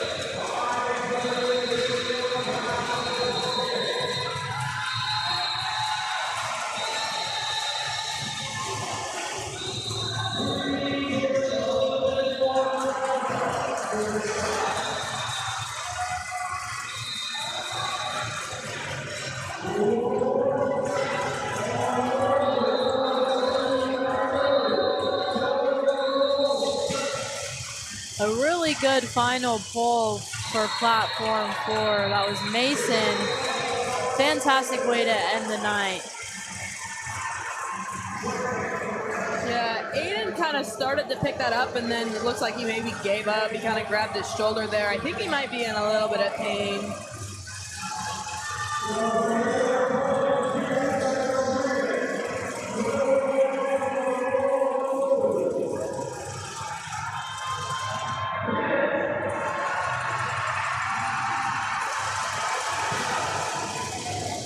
He has to fight at the top. Brogan on 3. And he gets the lift. He celebrates. Trey Murray should get his 2 on 4. Yes, he does.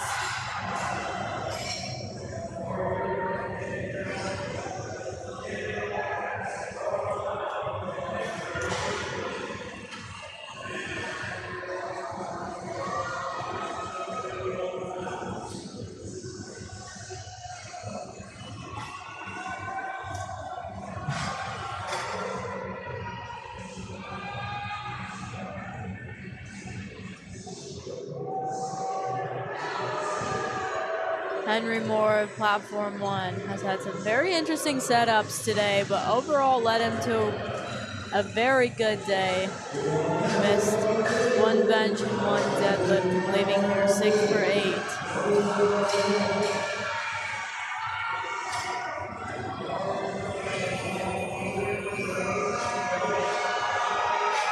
My apologies, I think he missed 1 squat and 1 deadlift, but still leaving here 6 for 8. Good day for him. What is 6 for 8? 9. Oh my goodness.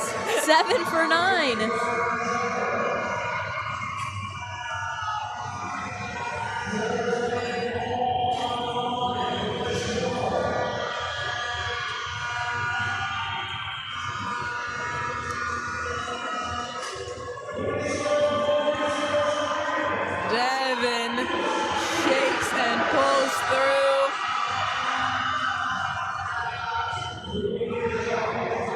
gets the lift. What incredible work.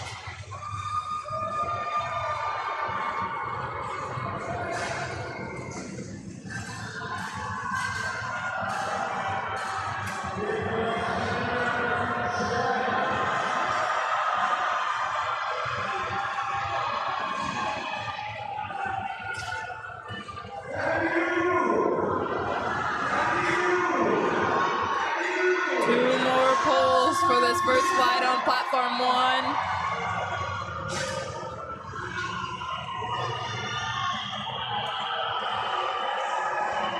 Jamie attempting to pull 265 after failing 257 after not even getting it up, and is really hoping to pull all the way through, and he does.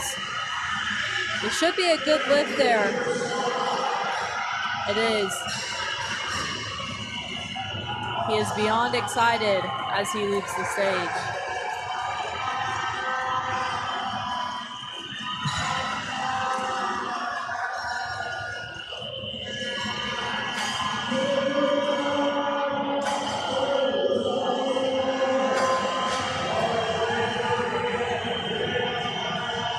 Thomas, final deadlifter.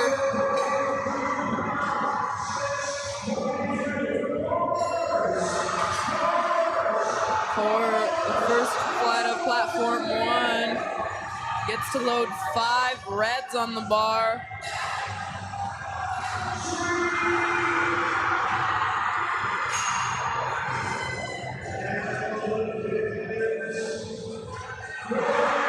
A good lift there on platform 3.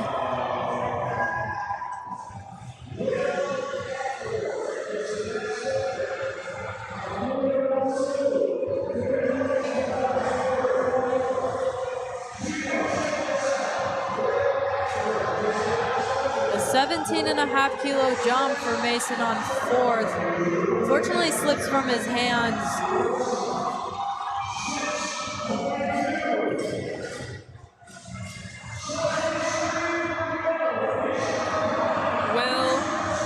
Platform 3, I believe this is a total record pull. And an easy one, apparently. He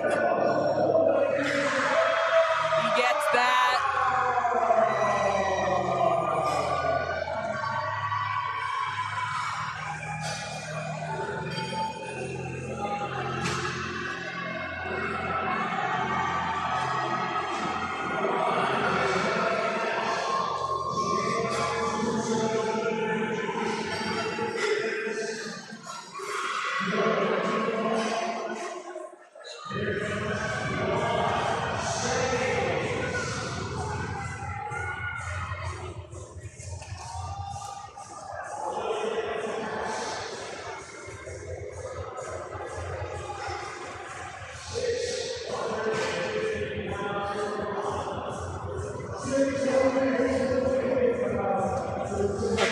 Jump here for 1 on platform 3 is 22.5 kilos. Fortunately does not have that. And platform 4 is done for this session as well, so they're just setting up for the next session there. That next evening session that starts tonight will be at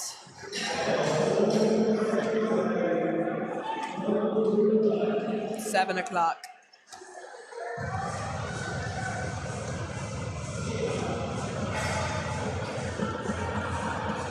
All right, interesting on platform 2.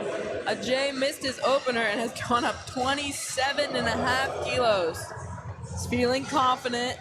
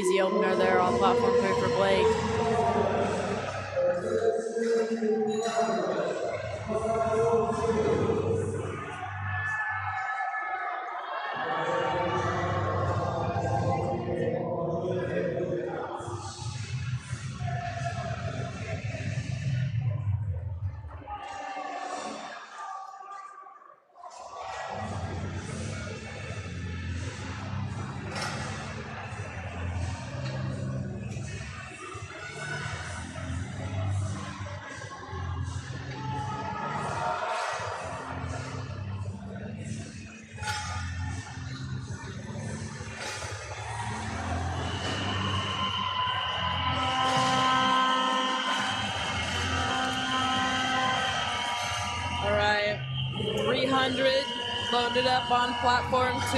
This is our last second attempt, and then we will take our equivalent to medal pulls.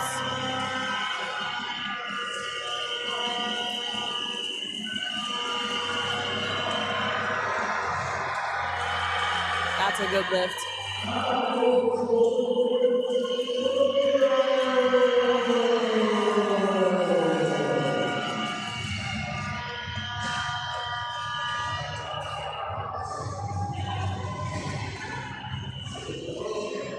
Another good opener on platform 3 for Logan.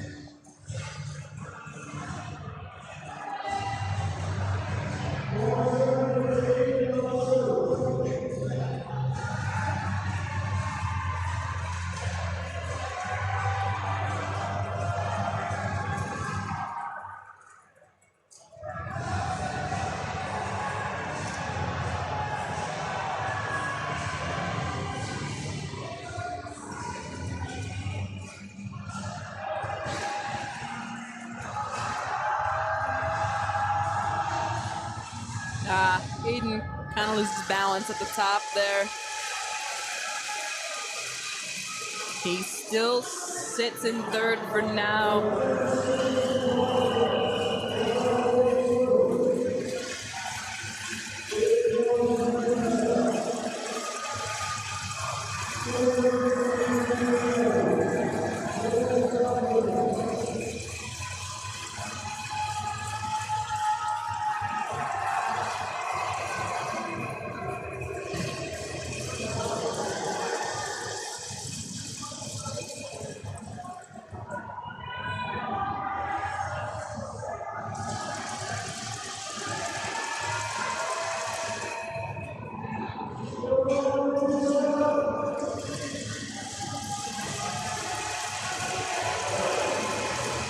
That'll be no lift there for Connor on platform 3 with a little bit of movement before the lockout. But 9 for 9 for Misha on platform 2.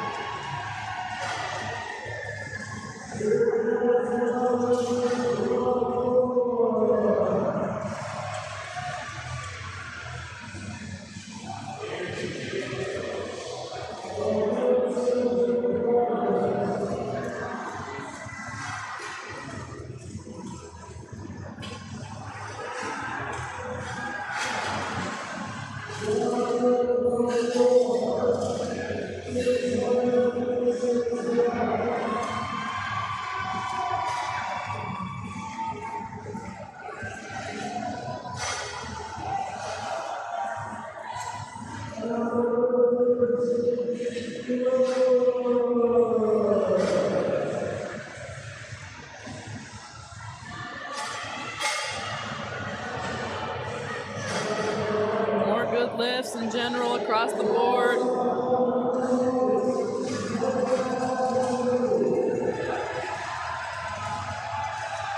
Jonathan, good opener in over on platform 3.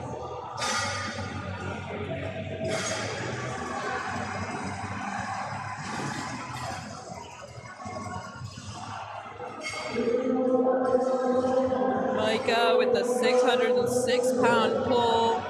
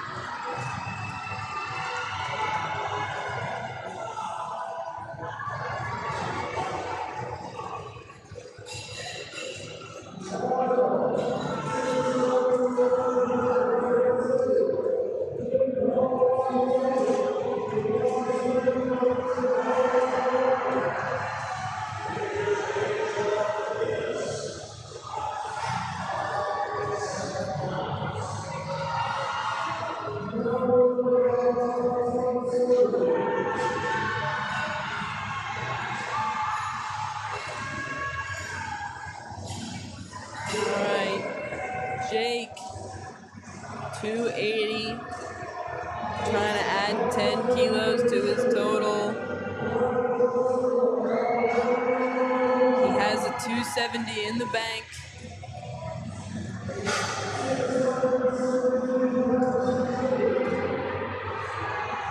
Could provisionally pull him up some spots into medal position, perhaps.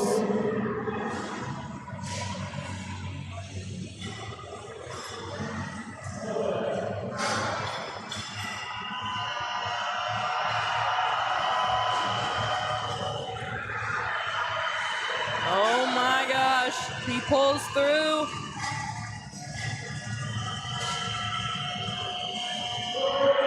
He gets the lift. And for now, he moves into 4th place.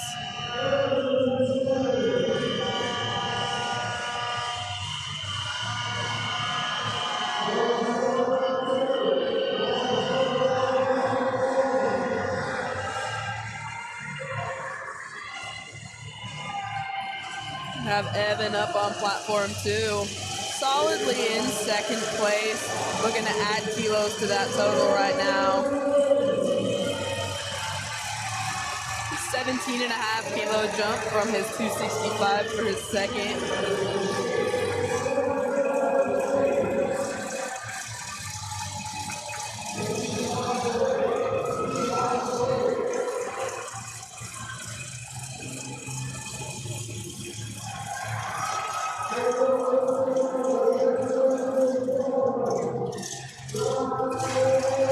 Really good opening pull there by Eric on platform 3.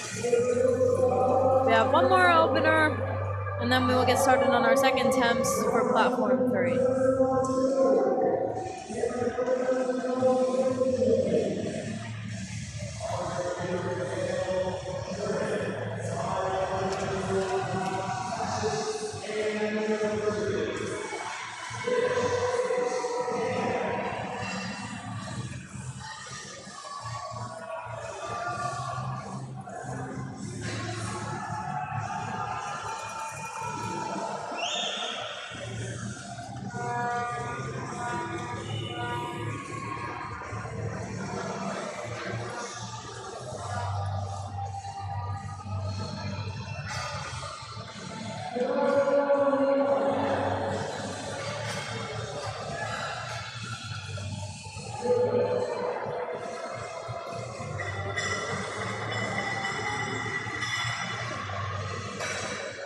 Not 100% sure what the delay exactly is on platform 2. Maybe looking at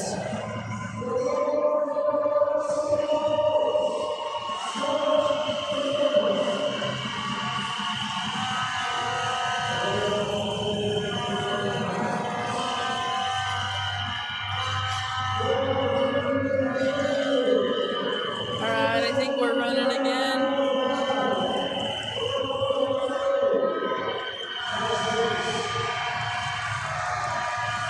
A very easy 2nd pull here for Blake Chambers on platform 3.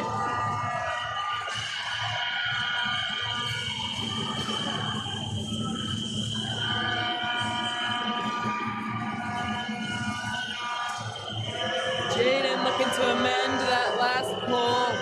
Went up 12.5 kilos.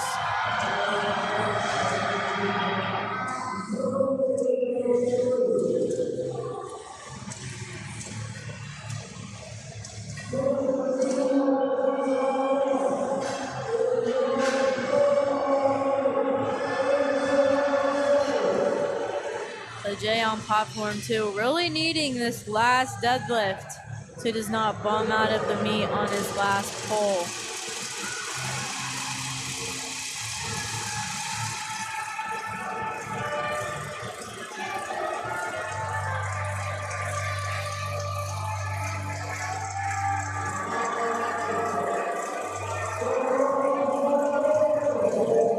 An unfortunate way to end the meet.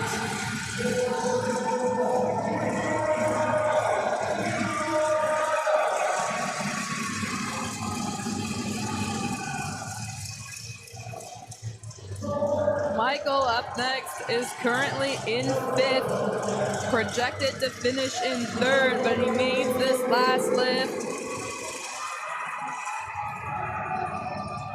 Connor on platform 3 just finished his deadlift, had it up. Looks like he did not wait for his command and was given reds.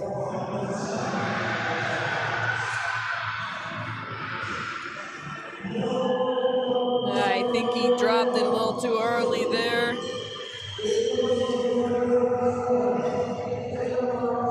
Yeah, missed that down command. What a shame. He still sits in 5th. He has the number to beat for a medal. Looking to pull to pass him is Jackson Burnt, who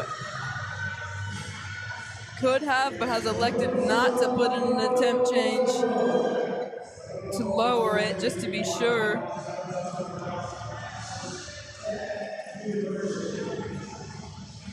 $20-kilo jump here for Tucker's second attempt.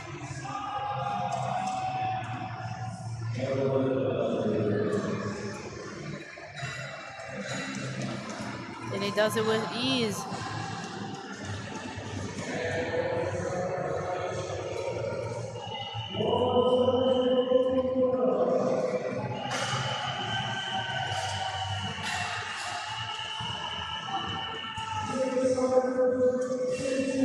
Johnny took a 25-kilo jump from 275 to 300, missed it.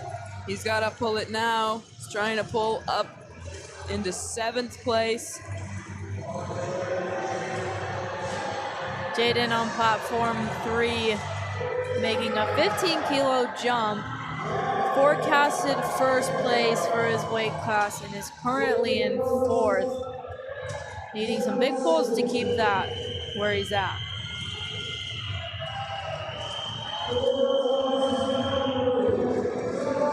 All right, Jackson is up next. He is in 6th. If he makes this pull, that moves him up to 3rd place. Going from off the podium to potentially being an All-American. He made 265. He made 285. Can he make 300?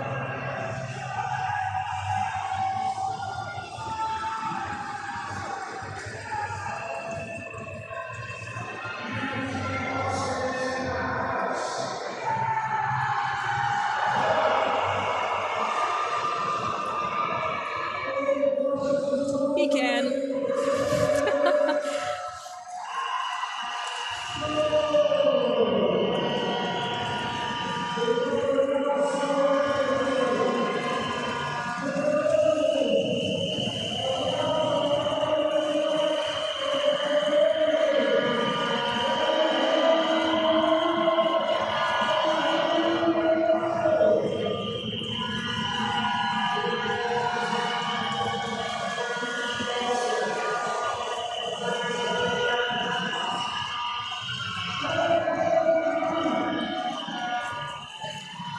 A little bit of a victory lap here for Denarian, adding 25 kilos on.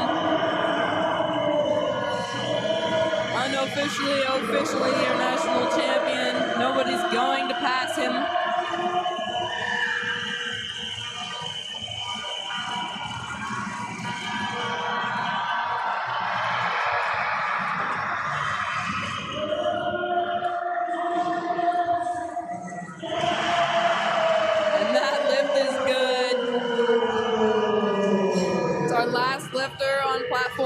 Platform 2 is done for this session. It'll come back for the next session. Top dogs have gone for the men's 75-kilo class, but we still have lifters on platform 1 in the men's 75-kilo class, hoping to crack up a little bit further in the rankings, see what they can do. Case on platform 3 failed 240 as his opener and has jumped to 255 for his second lift.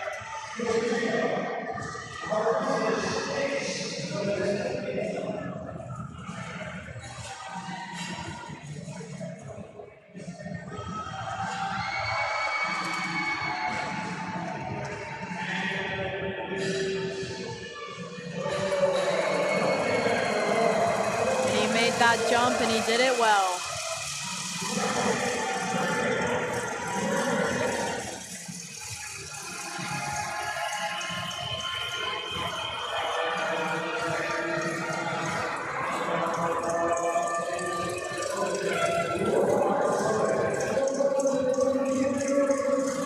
Over on platform 3 in the corner of your screen, you see that Will Eckford is in first place, winning that national title by almost 90 kilos.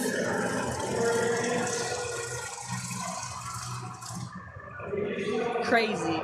That is crazy. Eric Washington, 260 right here for his second attempt. He's had a great day so far. And he will be continuing that great day with that deadlift.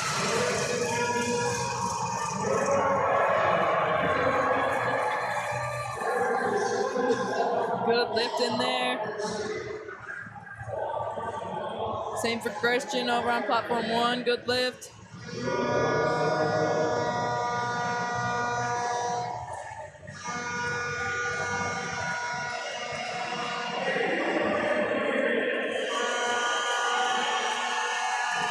Two more athletes on platform 3, and then medal poles for the men's equipped 67.5 kilo class.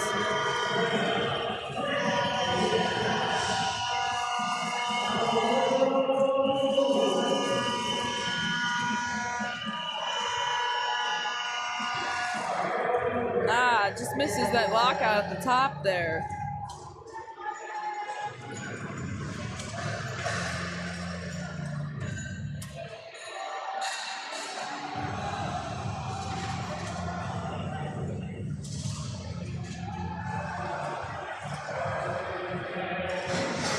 A nice second there on platform 1.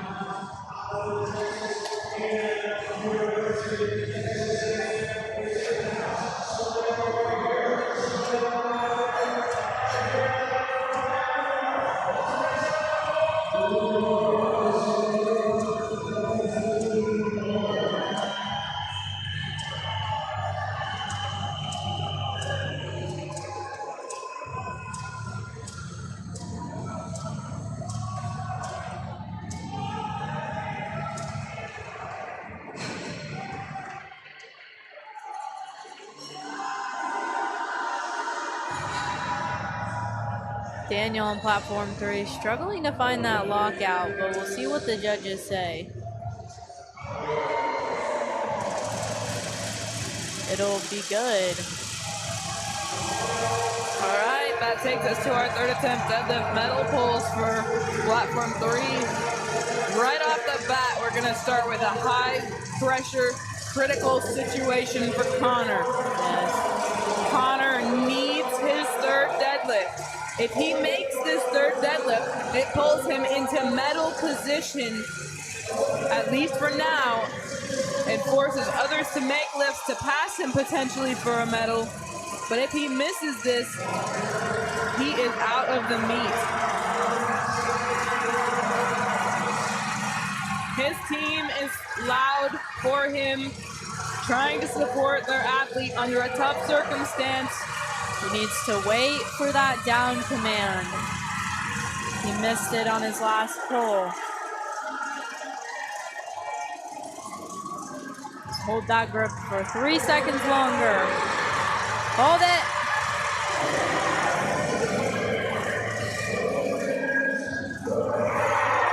And it'll be good. He moves into medal position. Right now, he is in third place. Forecasted 5th with everybody's provisional deadlifts in.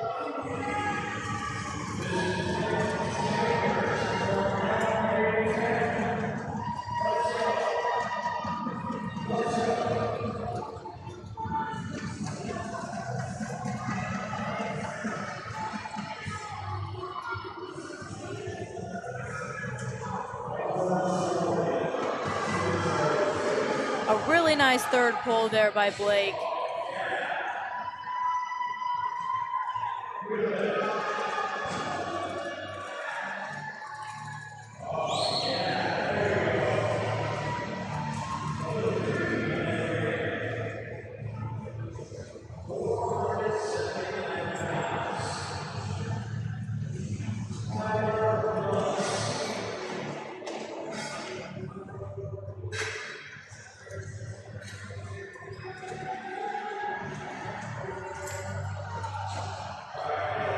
Unfortunately, that third lift is not there for Tyler.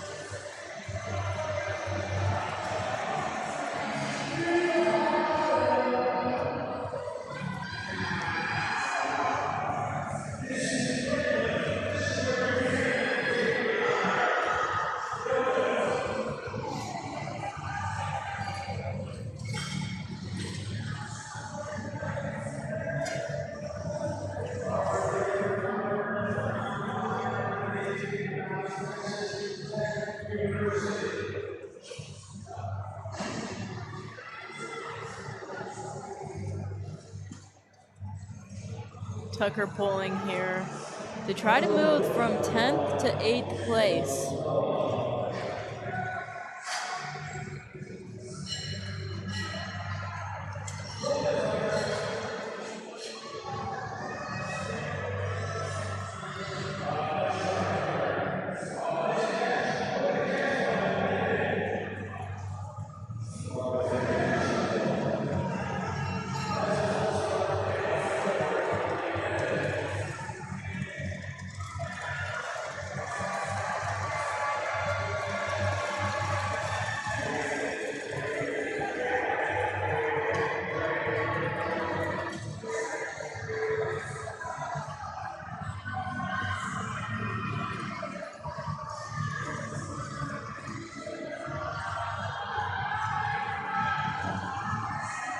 Jaden is your current leader.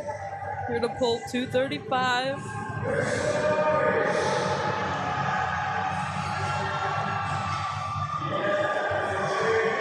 And he extends that lead.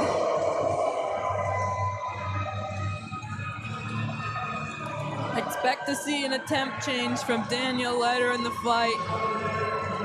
Jaden ended with a 677.5 kilo total.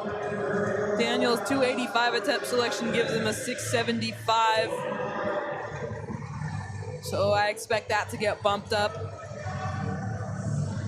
assuming that he doesn't have to defend that second place from any of the athletes before him.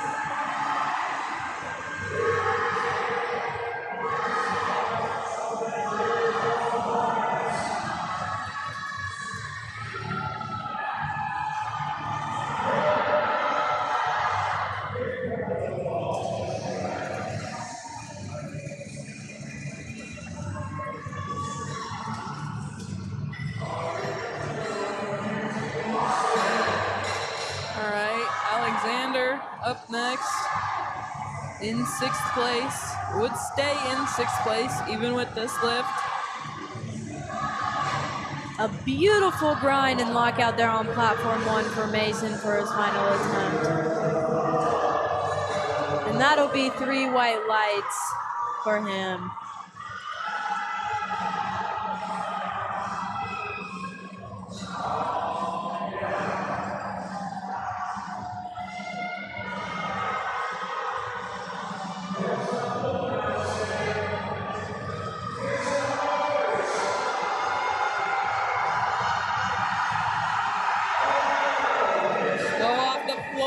Faster at the top Alexander, and he gets that lift.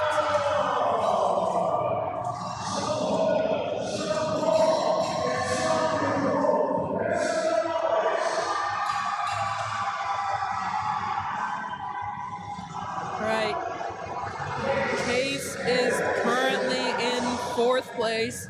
He's not looking to pass anybody currently. He's looking to add to his total to extend that 4th place and force another lifter but to potentially pull more to pass him.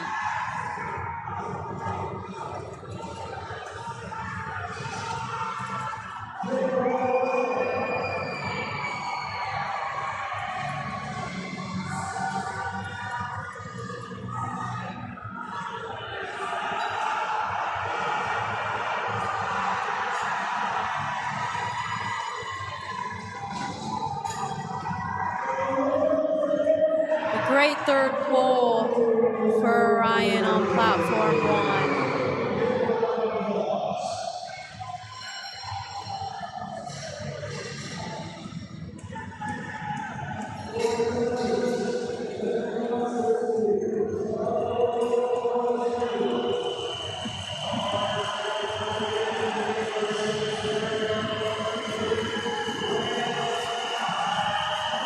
Jared on 1. Final pull at 250.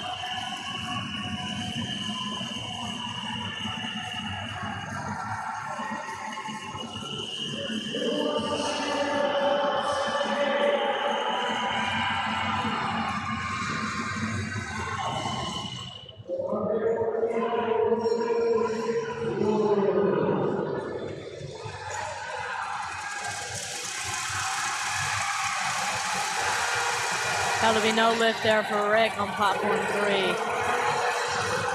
All right, this is an American record attempt for Eric Washington Jr. The current American record is 273. He's going to 1 kilo it and take 274. This record has stood for 6 years.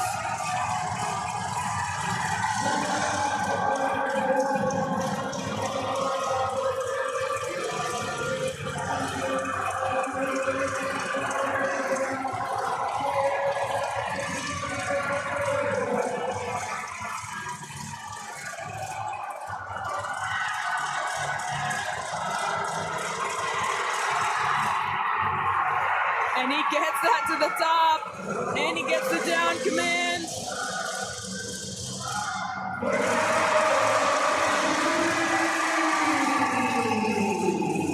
That'll be a new American record there. But wait just one moment because Daniel's gonna try and take it from him.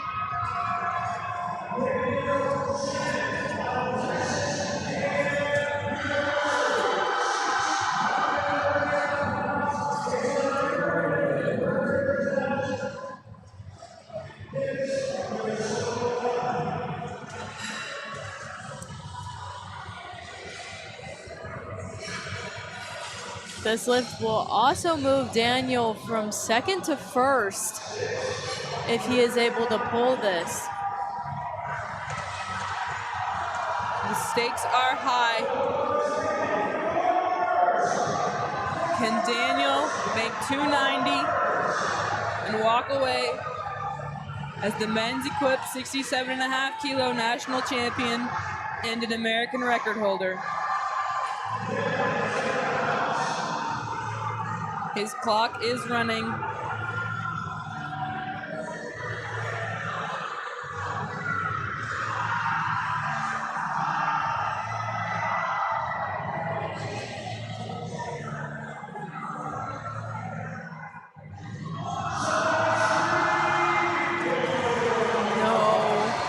Unfortunately not there today. He does still walk away as your silver medalist and an All-American at this year's Collegiate Nationals. And that concludes our lifting on platforms 3 and 4. Final standings for your men's equipped 67.5 kilos. Gold medalist, Jaden. Silver medalist, Daniel. Bronze medalist, Eric. And then your 4th and 5th place finishers, also winning a medal, is Connor and Case. And also as well, your men's equipped 75 kilo final results. First place, we've got Will. Your silver medalist is 1. Third place, taking home bronze, is Timothy. And in 4th and 5th, also taking home medals, are Brogan and Trevor. All right, please come back and join us again for the next session on platforms 3 and 4. We have a couple lefts remaining on platform 1 that we will finish up.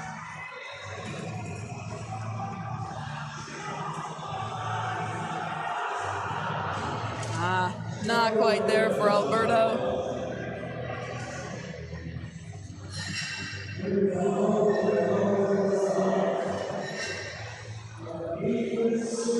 Up next is Vin, 272 and a half. That gets him over the 600-pound mark. So an important pull for a big number.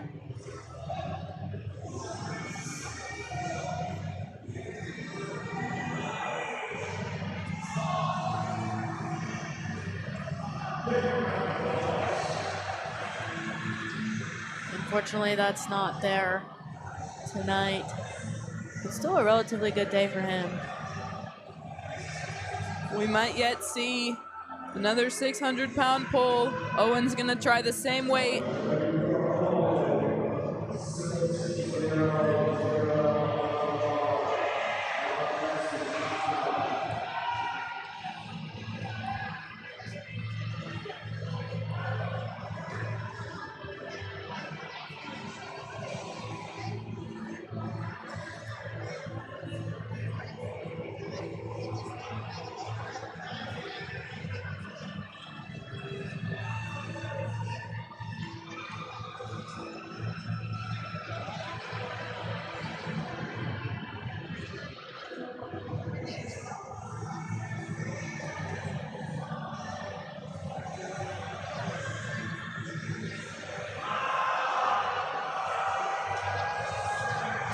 And he gets that.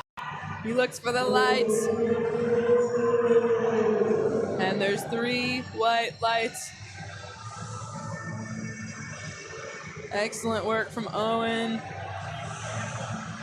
And our last lifter for the session, all eyes on Kyle. He will take 280 to try and finish us off on a high note.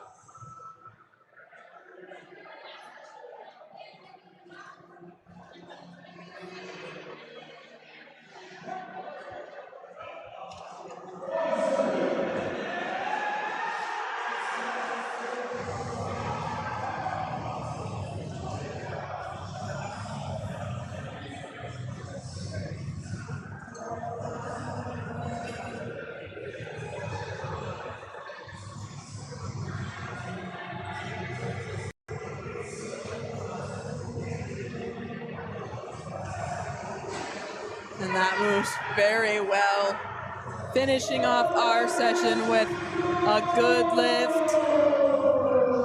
And that concludes our liftings on platforms 1 and 2 as well.